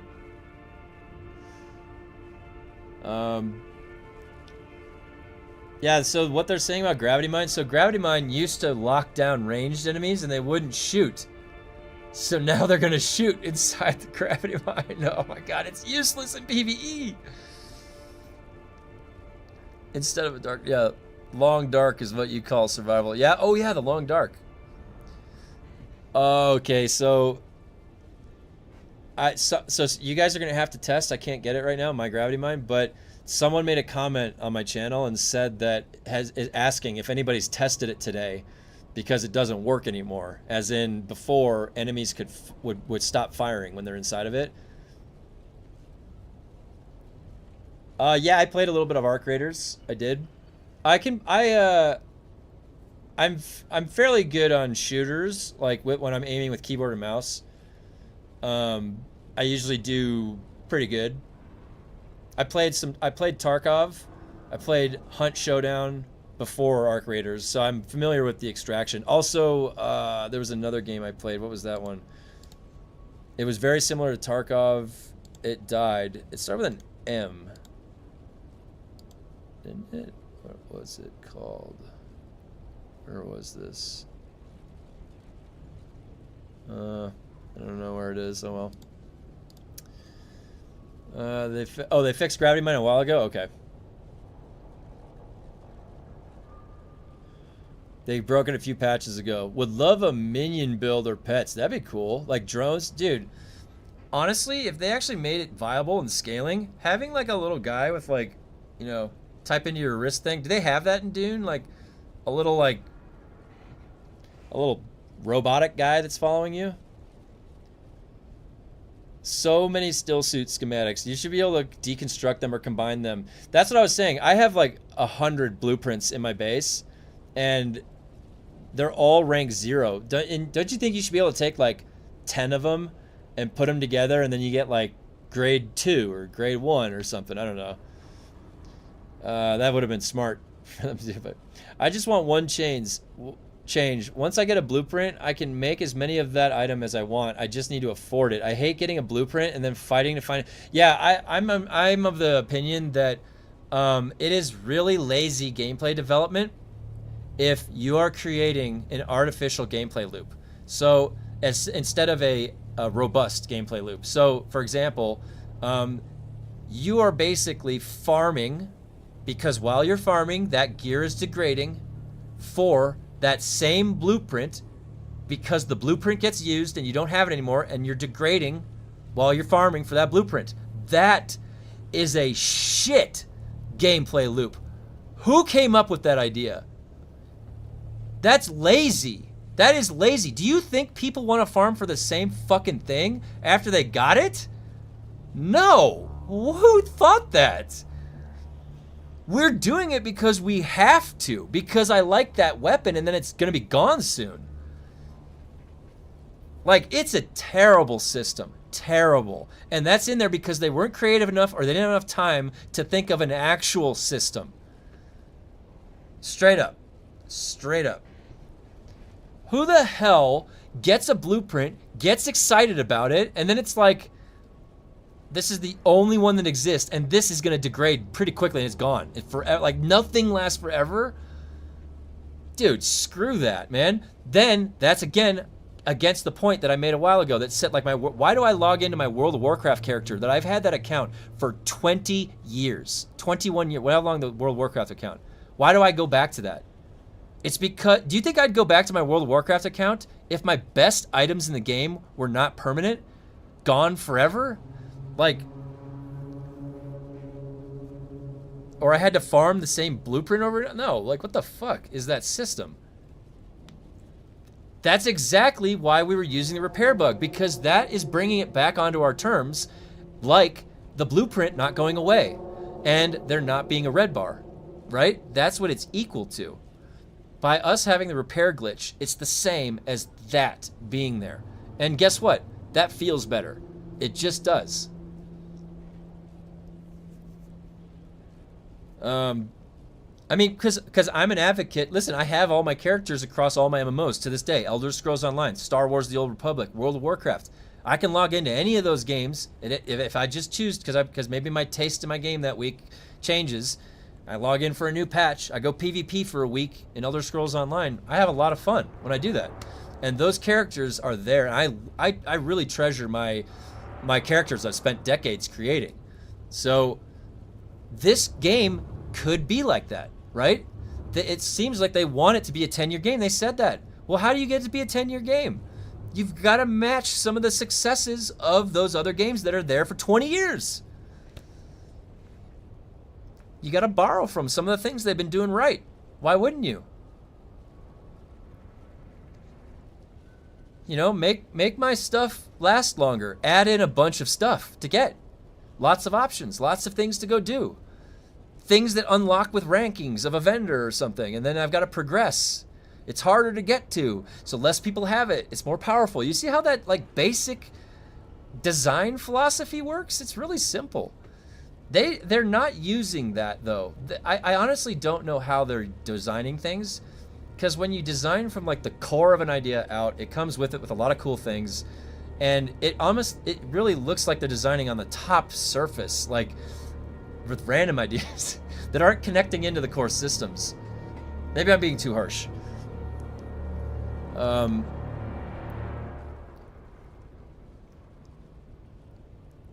Let me get through some of your comments, guys.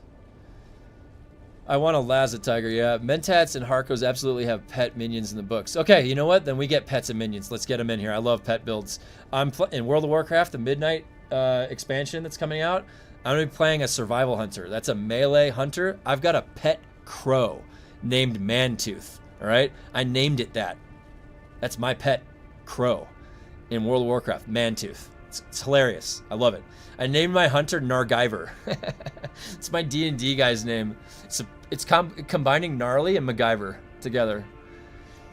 If you look on the World of Warcraft armory, there's only one character in the entire world named Nargiver, and that's me. Do you know how rare it is to have a name that only has one of it? I appreciate your outrage. Thank you for the validation. Oh yeah, no problem. That's why people use repair bug. Yep. You only gotta farm it again in WoW every 4 months when a new season comes out. Yep, that's right. That's right. Yep, bad game design is why you punish players for playing. I agree. I think the best solution to be at peace is to uninstall the game. Their logic and 6-month plus updates will never make us happy. I know. But then I can't log in 6 months and then come back and be like, so the thing is, I need my character as strong as powerful as possible. Like so I'm stuck, unfortunately, at least 5 a day in Dune. I have to see it through. I have to see it to the end, and then we'll decide. I agree. Permanent damage should be removed. I don't mind fixing my gear, but I do mind losing it. Yep. It doesn't feel good. Remember, when you're designing a game, you have to consider what feels good. That's what makes people stay longer. Oh my god, like, dude, when I'm playing Neo 3 and you kill a boss and an explosion of loot with this glowing colors, you're like, oh yeah. You know, like, you gotta have things that draw us in. Let me see here. Guild Wars 2, you can always go back and your stuff is always there and viable. Yes, I agree. I like Guild Wars 2 too. I have a Willbender and a few other classes that I was PvPing on. I wanted to go check out the warrior. Was it the warrior build that has the wings? There was a cool new build that came in I want to check out. Guild Wars 2 is a lot of fun to PvP. I have a lot of fun in that game. Same. I still watch between all these old games from time to time, and sometimes the changes of the previous year were actually fun. Yep. I miss Anarchy Online. It was the best MMO ever made in its time. You know what's funny? I was playing Dark Age of Camelot at the time of Anarchy Online, and I remember always like window watching. I was like, what's going on over there? That looks fun. What are they doing over there? It's like a sci-fi MMO? That's cool. Anarchy Online always looked so mysterious and fun to me, and I was bummed out that I never got to play it. I was Dark Age of Camelot to World of Warcraft when I was in college back in the day. Is it worth it to take headshot damage to offset the negative effect of center of mass? I would say that, you know, if you are shooting headshots a lot, then you could, and you want to use center of mass for all the other parts about it, the shield and the blade, then you could counter that with the headshot damage. Yeah, it does feel bad though to counter one of their negative traits with another slot, right? That kind of feels bad. It makes it so you're expending a whole extra slot. But yes, you can do that, absolutely. Remember in Age of Conan, after playing for years, you could still get new unique items, and it was announced that you were the first to get it. So cool. Oh yeah, didn't it? It did announce if you were the first to get a drop. That was a cool feature. See, that's a good idea. You know, like in Dark Age of Camelot, the biggest thing is you have to get to see your name broadcast when you kill somebody in RVR. That was the best part. So yeah, the broadcasting stuff, I'm down with that. I always think that's cool. Okay, let's see. Similarly, while I liked the reason to farm for level 2, 3, 4, 5 gear in the new dungeons, I also thought about my blueprint inventory that I collected. It now seems less of value to me. Yeah, that's exactly right. They didn't even consider that. There's a lot of us that have a bunch of blueprints. They could have given us a little bit of a head start. You can combine, you know, 5 zeros into a 1, 5 ones into a, that's exponential. That grows by powers. So they could have done something like that. I don't know. They could have scaled. Maybe powers at 2, not 5. Still playing EVE Online since launch, 23 years. Hey, man, that is awesome. I could never get into EVE because I was too late. I felt like I was behind. But I thought EVE was such a remarkable game. The fact that there's such a player-driven economy that it has value in like the real world, really high value, like those Titan ships or whatever that cost like a house. That's crazy. Anarchy Online never really clicked with me. Tabula Rasa might have been something, but they did fun comment. Yeah, Tabula Rasa. Okay, so the build done. Yeah, maybe. I don't know. I was still testing with Ignore. We'll see how it does. Mentat Sentinel should have 2 functions: park and follow. That'd be cool. I only complain because I love the game. If I didn't, I'd just be honest. Yeah, we're all in the same boat with that for sure. All the feedback that I'm giving is meant to be. Well, listen. If you're doing something egregious as a developer, this is a public company, like, dude, it's fair game to call them out on their bullshit, all right? Because we're all logical people here. We all should be treated with fairness. You don't need to lie on a patch notes we can intuit what's going on. But yeah, then the other part that sounds like it might be complaining is more meant to be constructive criticism. So hopefully they can make a better game. You ever play Shadowbane? That was my game. I'd love an update. Would be in it right away. I didn't play it a lot, but I do know what it is. Cool game. I used to play Eve Echoes. I'm kind of used to everything but skills being disposable. You mean the Warrior Spec Paragon? Oh yeah, that's what I was talking about. It was Paragon. It's next on my list to try, but at the moment I have fun with the Luminary. Oh, I didn't get to try the Luminary. I'll have to check that out. It's been about 2 years since I played Guild Wars 2. So I've missed out like on I would say like 1 or 2 expansions. Funcom needs to learn from Bungie. When you take away people's gear, they work to acquire. The players resent you. Yeah, I agree. I was one of those players. I farmed for the original mountaintop. I was a Titan in Destiny 2, and they sunset my mountaintop. if you know what you had to go through, like the original farm for the mountaintop, you had to get triple kills with the grenade, and you had to get like 100 of them. It was so hard to do. It took freaking forever. And then when I got that mountaintop, I was a demon on the field. I was like 40, 50 kills, 2 deaths. It was the best experience ever to grind for months and months. And I was getting killed by guys with it the whole way. And then I finally got my hands on it. And then they fucking sunset that shit, dude. God damn, Bungie. Okay. Needs to be some kind of system to target specific blueprints. They can even make it a pane, like a 100 round blueprint equals one of your choice. Yeah, they could do that. That would be the failure mechanism. Yeah, would announcements after the start of the expansion were always fun. Yeah. Oh, world announcements. Yeah. They seem to have the mindset of let's nerf everything so everything is shitty rather than let's make other skills good too. It definitely seems that way. Bro, if they did that, I'd have perforator 4, maybe even 5 from day 1. Yeah, my 85 perforators are just useless now, yeah. Broadcasting new and unique loot creates cool moments for players. Imagine if we get notified when somebody clears the highest level dungeon at a new speed record. I agree. And those are all built-in incentives, right? That draw you in. And you know what? That idea came just now from somebody playing the game, right? And you know that good ideas like that come very easily when you're integrated and playing the game. Do you know how these developers could get some of these good ideas like the one that you just mentioned? How about they play the game? How about they play the game for fun and they want to play it, right? Why don't you hire somebody that wants to play the damn game? Because it seems like you got a bunch of people that don't really care to play the game. Oh, I'll do that if I have to. All right. Fine, we'll nerf Crippling Strike, all right? You complained about it enough. Oh, shut up already. It's like, that's not really designing into a system of like, you're wowing us every single time there's a patch. Like, yeah, whoa, oh shit. Can you imagine how popular a game could be if it does that type of stuff? It doesn't just nerf down. It finds a way to be creative, to empower the lower hanging for the other things that aren't being used. All right. 10 zeros into a 1, 21s into a 2, 32s into a 3. You don't want people farming zeros to bypass the entire system. Zeros to 1, fine. Yeah, one. Okay, yeah. But after that, you gotta put the work in. I agree. Maybe they could make it so it's a little bit, I think they did make it a little easier on the 1 to 3 part.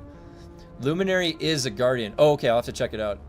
Next time, Guardian spec, the gear should actually be quite similar to what your Willbender already has. Oh, cool. Maybe I can just do a clean swap. I'll have to see which DLCs I still need. Maybe I can, yeah, and guys, if you haven't joined the Discord already, I have an MMORPG channel in the Discord that I post about some of my characters, and if I'm ever logging on to those MMOs, I post about them in there. And if you want to add my Steam ID and my Battle.net friend code, I have those pinned in one of the channels. I think socials. So feel free to add me.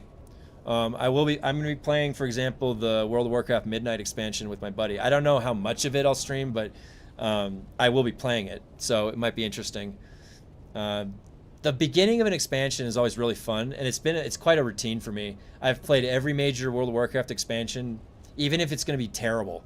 Like, it's just, for some reason, I feel it's like a nostalgic routine that I have to participate in. You know, I don't know why. Every few years, I got to do it. So I'll be on a survival hunter. It's gonna be a lot of fun. Okay, let me get through some of these comments here, guys. Dude, I used to get paid hundreds of dollars to recover people's accounts and get them mountaintop recluse back in the day. Oh man, you'd be rolling. You were probably really good too, right? Probably like a Smurf in there. Yeah, the mountaintop was. I was really proud of that one. That was like my pinnacle, like as I soloed it. So, I was really happy about how powerful that was. It was just so fun. You could kill like 3 people. Like they hit their foot, you could kill all 3 people. And I was on the Electric Titan. This was it, the Striker Titan, whatever. And I mean, with a one-eyed mask. Do you remember that build? Oh my god!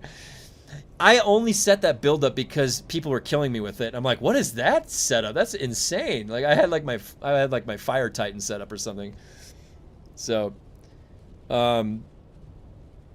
yeah, Mountaintop was crazy to get. They nerfed it and all the other. Yeah, they killed it. They killed it. It's not the same. Oh my god, and sunsetting the black armory gear. Yeah, I know. The black furnace. They took forever to farm. Come on. Yeah, I mean, you guys didn't know. I played Destiny 1 all the way through, and I played Destiny 2 up until like the last, whatever they just did, that most recent thing. I played the launch of the Taken King, and I was in a group with my brother, a raid group, and we did progression while the world first was going on. We also did the heroic Taken King kill. I was playing on my Warlock at the time. And actually, what's crazy is I was a big fan of Destiny for a long time. Back in 2013, it was either 2011 or 2013, I forget.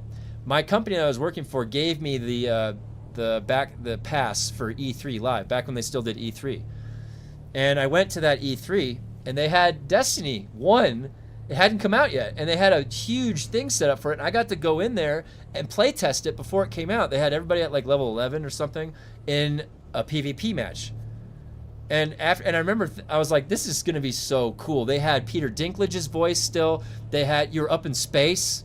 Like, I'm a huge, my background's mathematics and physics. I love space, the universe. It's awesome. Playing a video game that takes you into those settings is amazing. It's really cool. So Destiny, I was a huge fan for a long time. Like, even before it had come out. It's really a shame what happened to Bungie. It's really a shame. It's just upper management killed that company. Some service features are down still. Oh, I'm sorry to hear that. Sorry to hear that, Saint. Yep.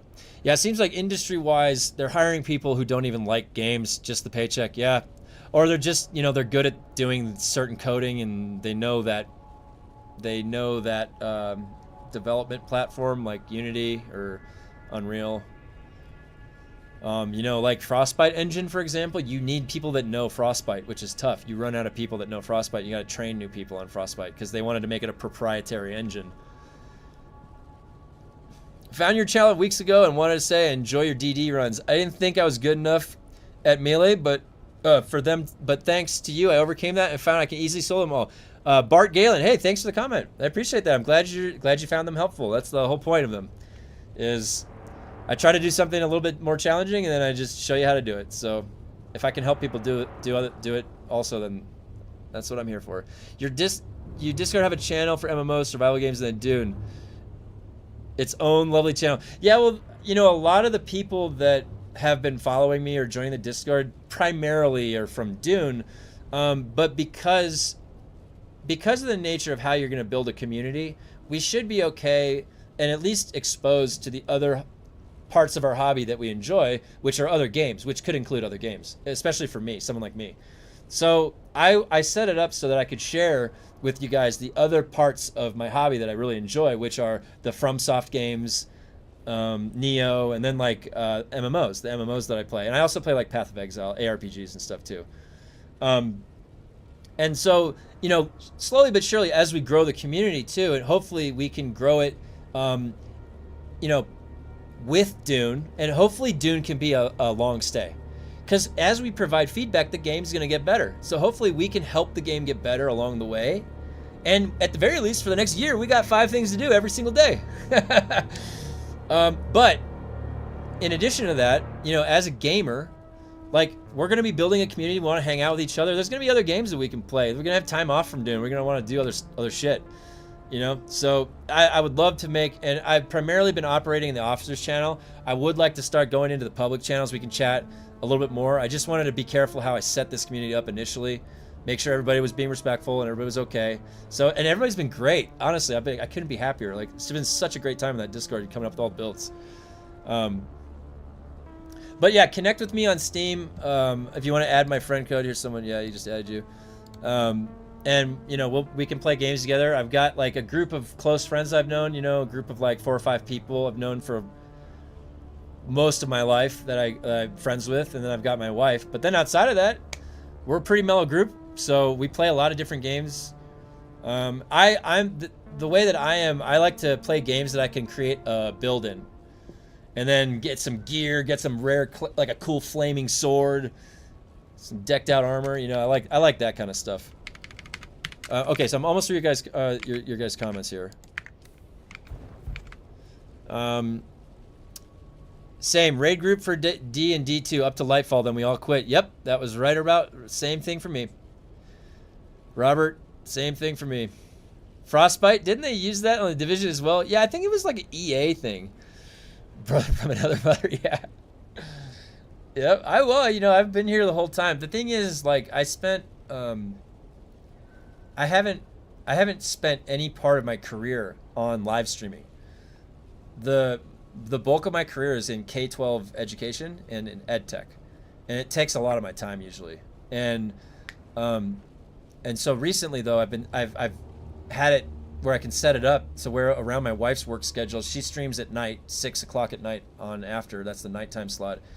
My work doesn't start. I do all website management and consulting for curriculum development, and also, like, if you need math and physics stuff set up, ed tech curriculum set up specifically for that, you bring me in. And I do a lot of consulting for that. That's all like 2 p.m. after, till my wife streams. So I had this opening from like 7 a.m. till, the early afternoon coming up here. And I figured I could just I just turn the camera on and start streaming. Why not? We've got the Discord. We've got a community forming. Like, I have a time slot. Like, when I would literally be getting ready and doing my light workout in the morning right now than anything. Nothing else. All right. And no, Division used Snowdrop. That was the Ubisoft equivalent. Yeah. Right there with military vet, but very similar mindset from NE2. Wife always says I should stream. Yeah, I mean, here's the thing. Like, different than a little bit for me because of where I'm sliding. Because usually, I would be playing games at night, like, right?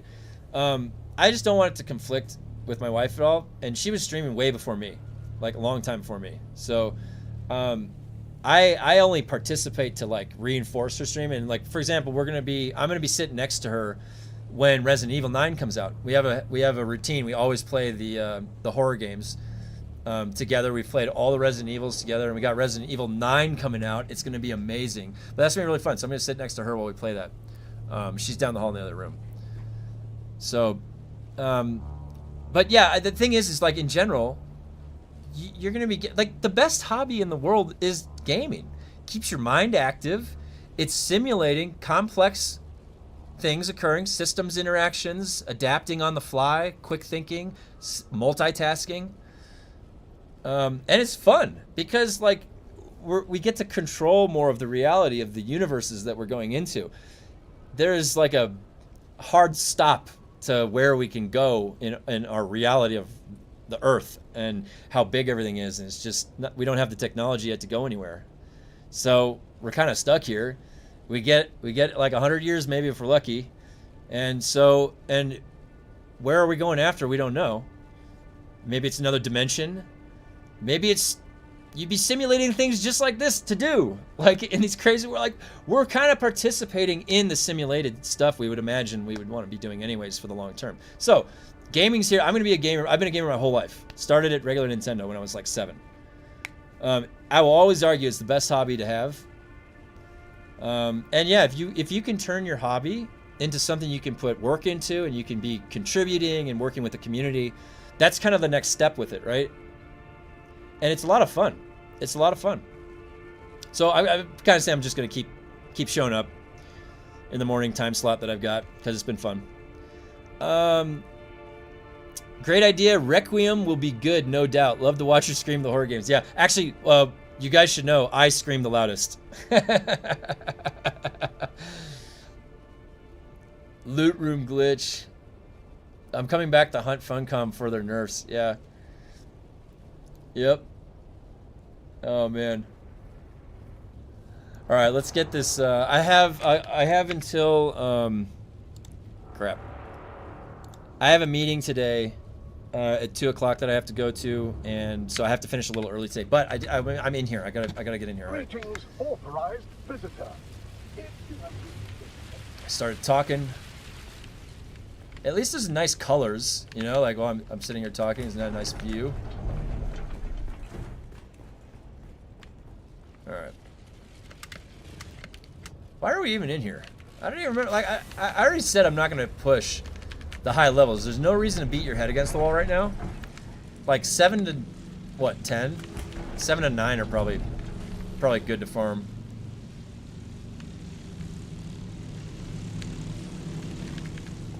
Did I miss that? I missed it. Hit it!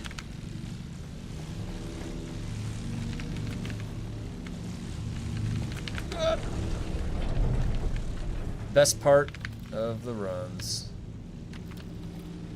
Looting all that stuff.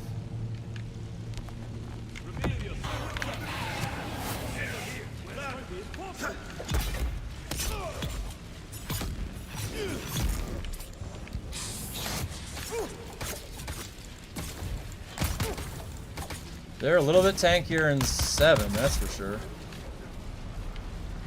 That's pretty noticeable, like the change from the 6 to 7.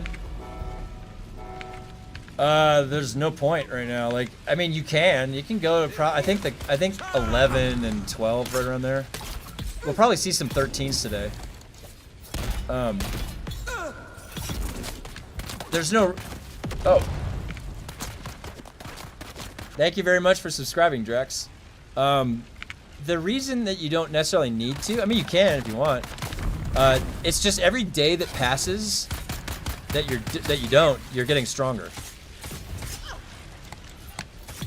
So if I like say I just don't worry about it, I just casually farm I want to get full rank 1s and 2s. That's all I'm focusing on.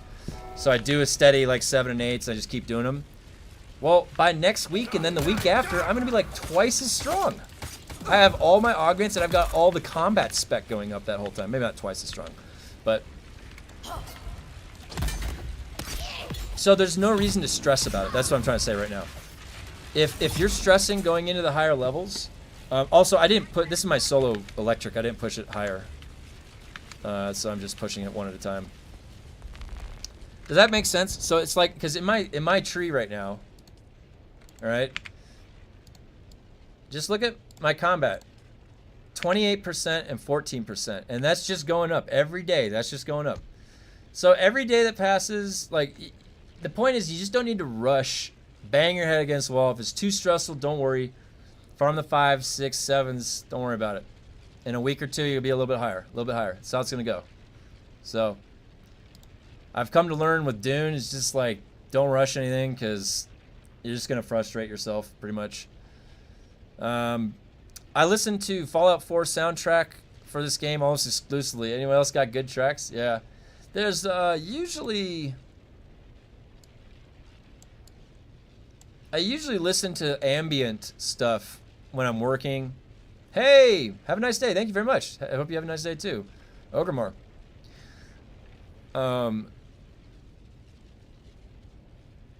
Yeah, I think my fire is at 9 or 10 too. I was pushing that, but I don't know. It doesn't hurt to wait because they're still patching every day. Is there a patch tonight too? I forgot to look.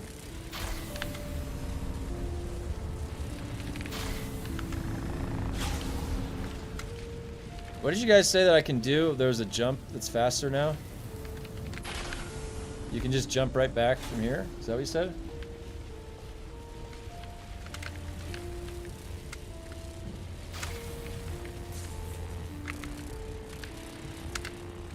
Is there no way? Oh well. I thought someone said there was a different way to go. It was faster.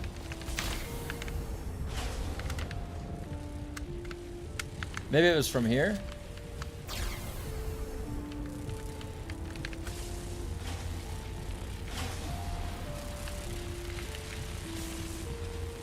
Go right where the button is. Right where the button is. That thing? Huh.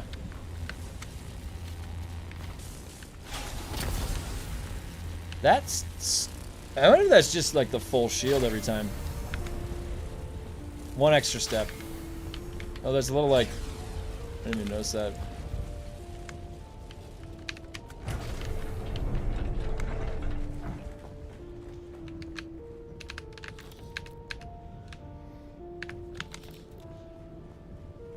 Oh, you can push it from the out. I see. You can push it from the outside. I didn't know that. Thanks for letting me know. I said that last time.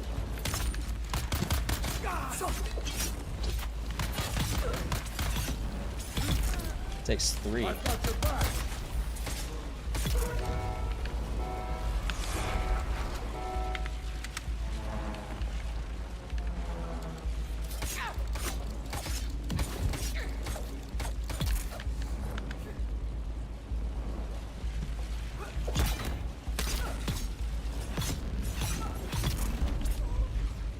Fake out noise. Shields up.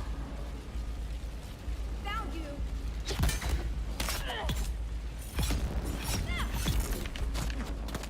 What is that rubber banding? You see that?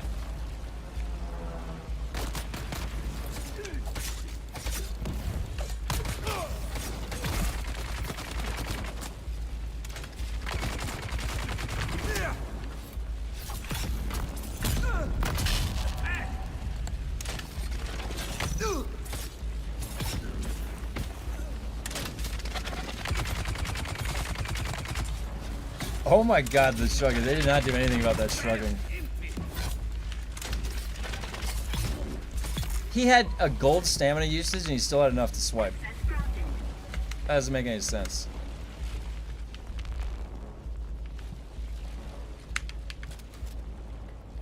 Alright, which is better? The shotgun? Wait, no, we don't want to use that.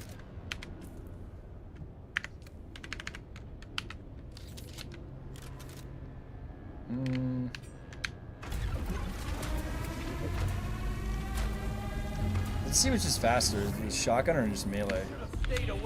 So, quick attacks.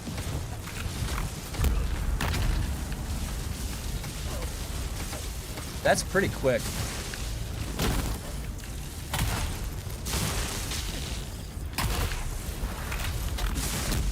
That's pretty quick too.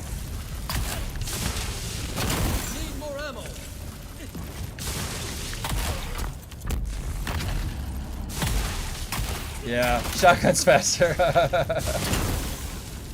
on.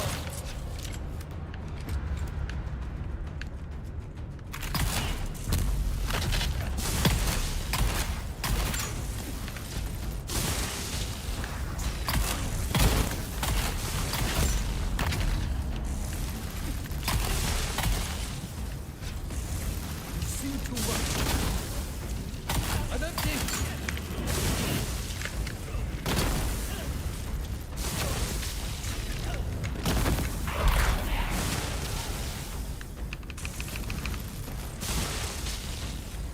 There we go. Hello. Oh my god, what was that? Initiate advanced sequence.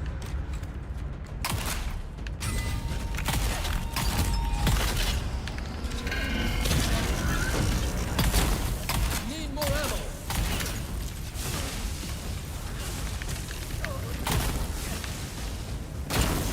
What was that? I don't even know what hit me. I don't even know what hit me. That was the one shot from his disruptor blast. Okay, that's why you don't shotgun. Right there. I'm just not paying attention. Now, does this hit the full spice? I can't tell if this is the full spice or not. That disruptor shot that he did 220 health. It's insane. Oh, I gotta put my shield on. Wait, didn't somebody say they were doing no shield? Need another mag.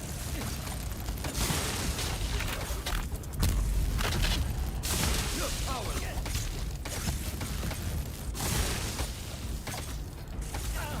This will bring you down.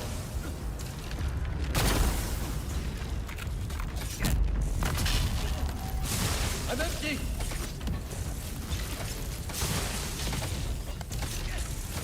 Why wasn't he taking any damage right there?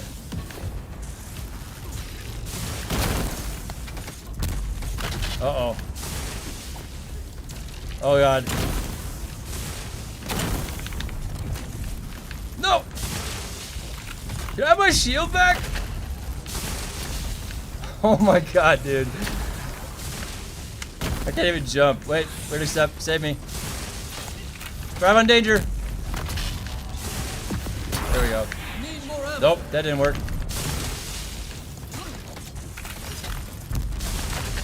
Drive.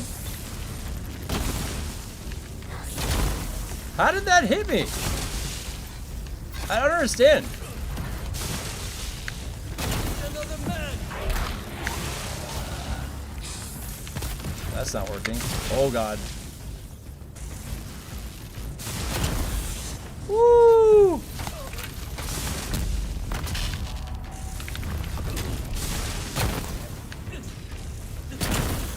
Just thrive on danger. I'm empty. Ah, see, compel doesn't work all the time. That's right. He wasn't in that.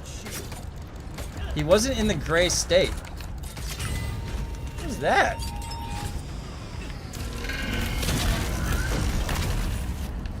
You've seen too much. Another man.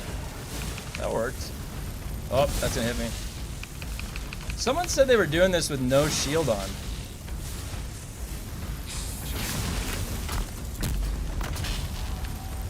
That was weird.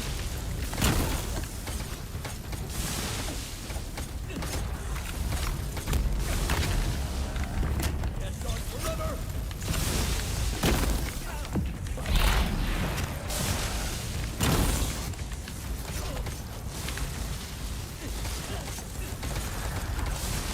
This will bring you down. Oh shit. I'm empty. Nope. I gotta compel. I don't have stamina.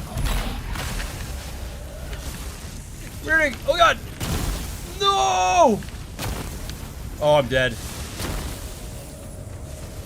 Life. I cannot avoid that, dude. It's like all over my ass. I'm fucked. I'm dead. Fuck that, dude. Oh my god. Once that starts like getting you in that cycle, you're just totally fucked. Oh, does that start me right fresh? Look how fast my spice mode's going down. Stay away. You need more ammo. Let's try not putting on my my shield. What was that damage that hit me? He just shot me, no shield, right? What one-shot me? I don't understand what one-shot me that other attempt.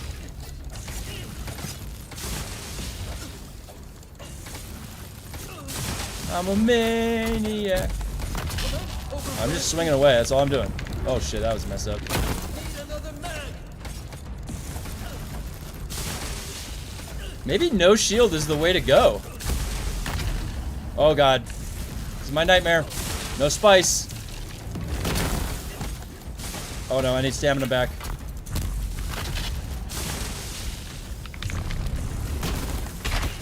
Whoa, what's that? He stabbed me.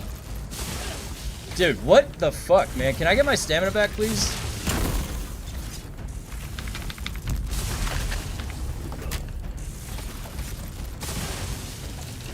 Need more ammo. This will bring you down.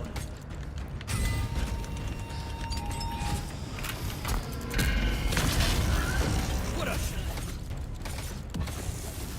Uh-oh. Don't shoot me. I'm empty. I'm dead. Alright, let's check out the durability.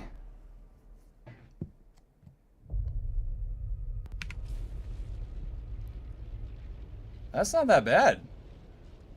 Look at that. 80 out of 100. 92 out of 100. Now we want to see no... Yeah, we're hitting the lightning, slamming you, yeah. Use a shield. Anyone telling you is bad, yeah. That's not... Somebody said it in the Reddit. Yeah, fuck the electricity, man.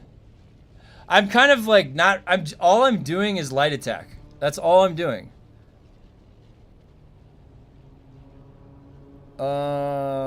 There is a way to follow the cycle and run in circles. Is that how you do that last one, the last phase? Wait a minute. I wonder if I can float. Can you float, like hover over the top of that lightning or no? Oh yeah, I was standing right in that. Now I want to see no shield. I think if I had the better cycle of this. Oh, I can do the spice mode again. I have to make. What difficulty is he doing? This is 7. We're just testing a couple different things here on the 7. Pretty much on this guy, you don't need to do anything other than either a shotgun or a melee swipe. You can do anything you want on him, pretty much. Does this thing work here? Does this hover above the lightning? Does anyone know? You follow the pillar and rotate. On the last phase, you follow the pillar and rotate, and then there's 2 jump parts when it gets to the bottom of the... Yeah. I always try and just blitz him down and tank that lightning. I don't know why I do that, but... that's a force of habit. Alright, let's see if I can get a better heal kit. Maybe that'll help. You're going down, buddy.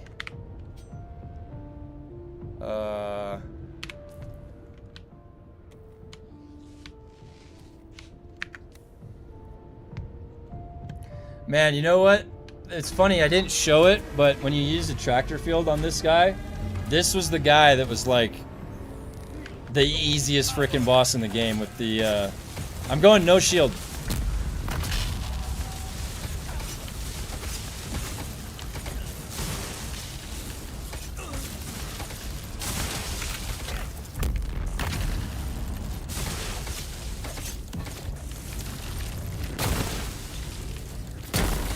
He shot me.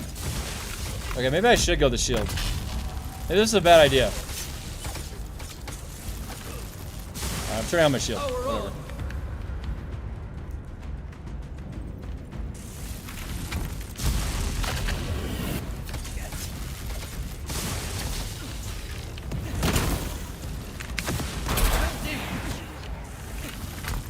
Nope.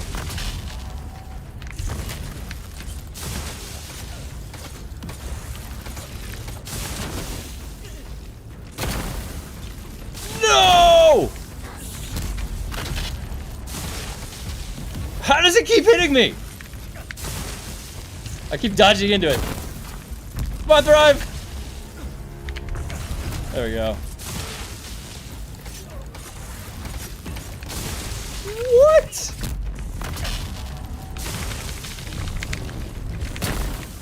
Ow! I can't compel.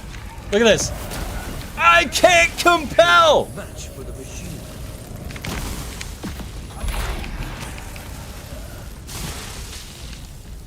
It's like my abilities are breaking halfway through when I'm trying to use them. I like can't even cast it. Oh god. That's not good. No stamina, of course. Need more ammo. Initiate advance. Oh, that got me. Are they initiating? Oh shit. What's that thing in the center?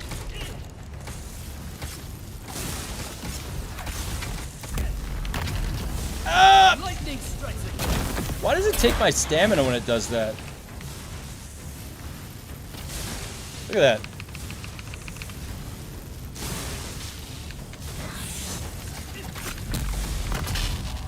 Dude, he had an instant one, and then look at my stamina. I don't understand why he did. Oh, I'm fucked.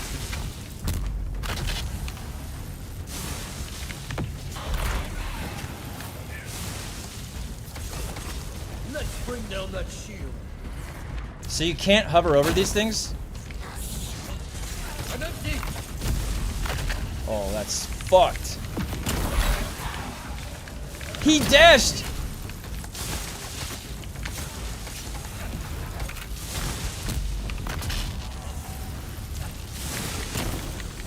Why can't I come through? Oh, fucked.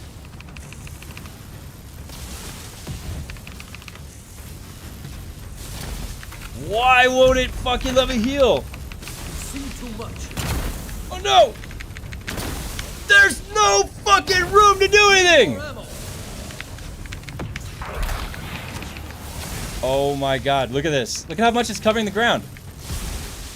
I literally can't get out. Woo!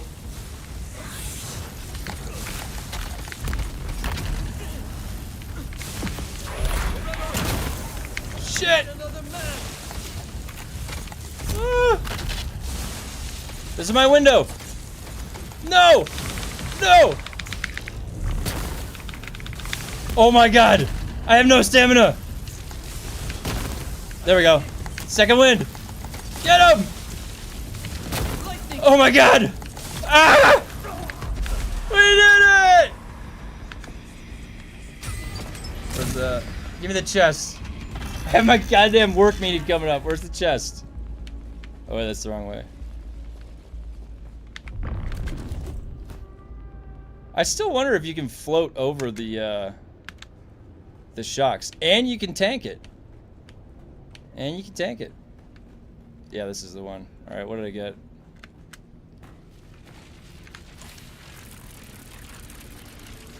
Grade 1 electric lightning gun. This was the exact same loot I had just got. Did you see that? I had just gotten this exact same loot. Oh, I didn't even notice that my freaking, I was up here the whole time? What are the, defense, grip, recoil. And, guys, look at my durability. Helmet is at 91 out of 100. The changes to the durability is really good. I think this is really good. The changes to the durability. I like what I see.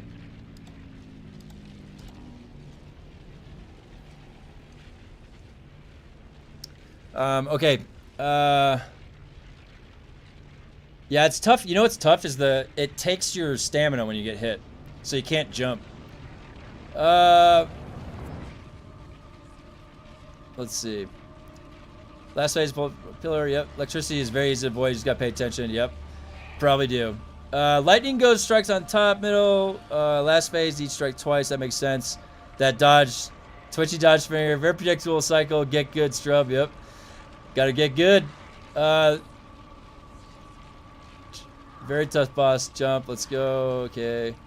Day 1 I went in blind, melee lost all gear durability, learned the rotation, yeah. I mean, I'm quick attacking him, but it's way faster to use a shotgun. When the third phase starts, stand by the red door. Yeah. Yeah, huge durability change. It is huge. The plastanium dust. You want me to take the plastanium dust? Fine. I'll take the plastanium dust. Oh, actually, you know what? I'm going to take these too. So... what is the rad station drop? Greetings, authorized visitor. I need to get the new shield and battery.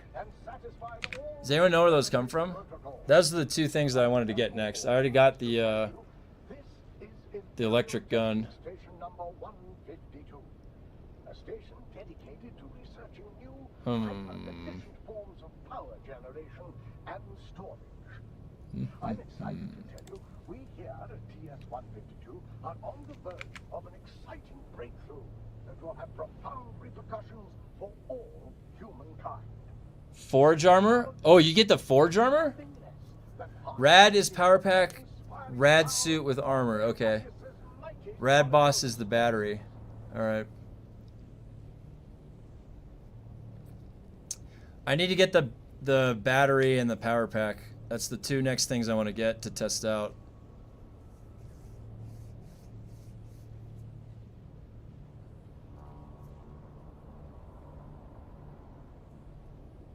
Alright, congrats.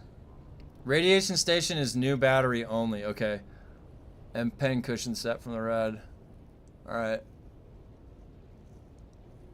Oh, the electricity is the forge armor. Okay, so I gotta do this. The electricity and... what do you think about the... bulwark armor has energy resistance? The forge armor does. Bulwark. Wasn't Bulwark supposed to be the blade resistance one? What do you think about companions NPC we can make recruit for our base's combat? Yeah, like in Conan, the thralls. I think that'd be cool. Imagine if you had like a lab and you could research things and you had scientists working at your lab in your base. How cool would that be? The battery pack doesn't come graded, so you can just do rank 1. Yeah, that's what people were saying. Bulwark has energy resistance. Okay. Okay. And you got forge pants from level 1 fire station. All right.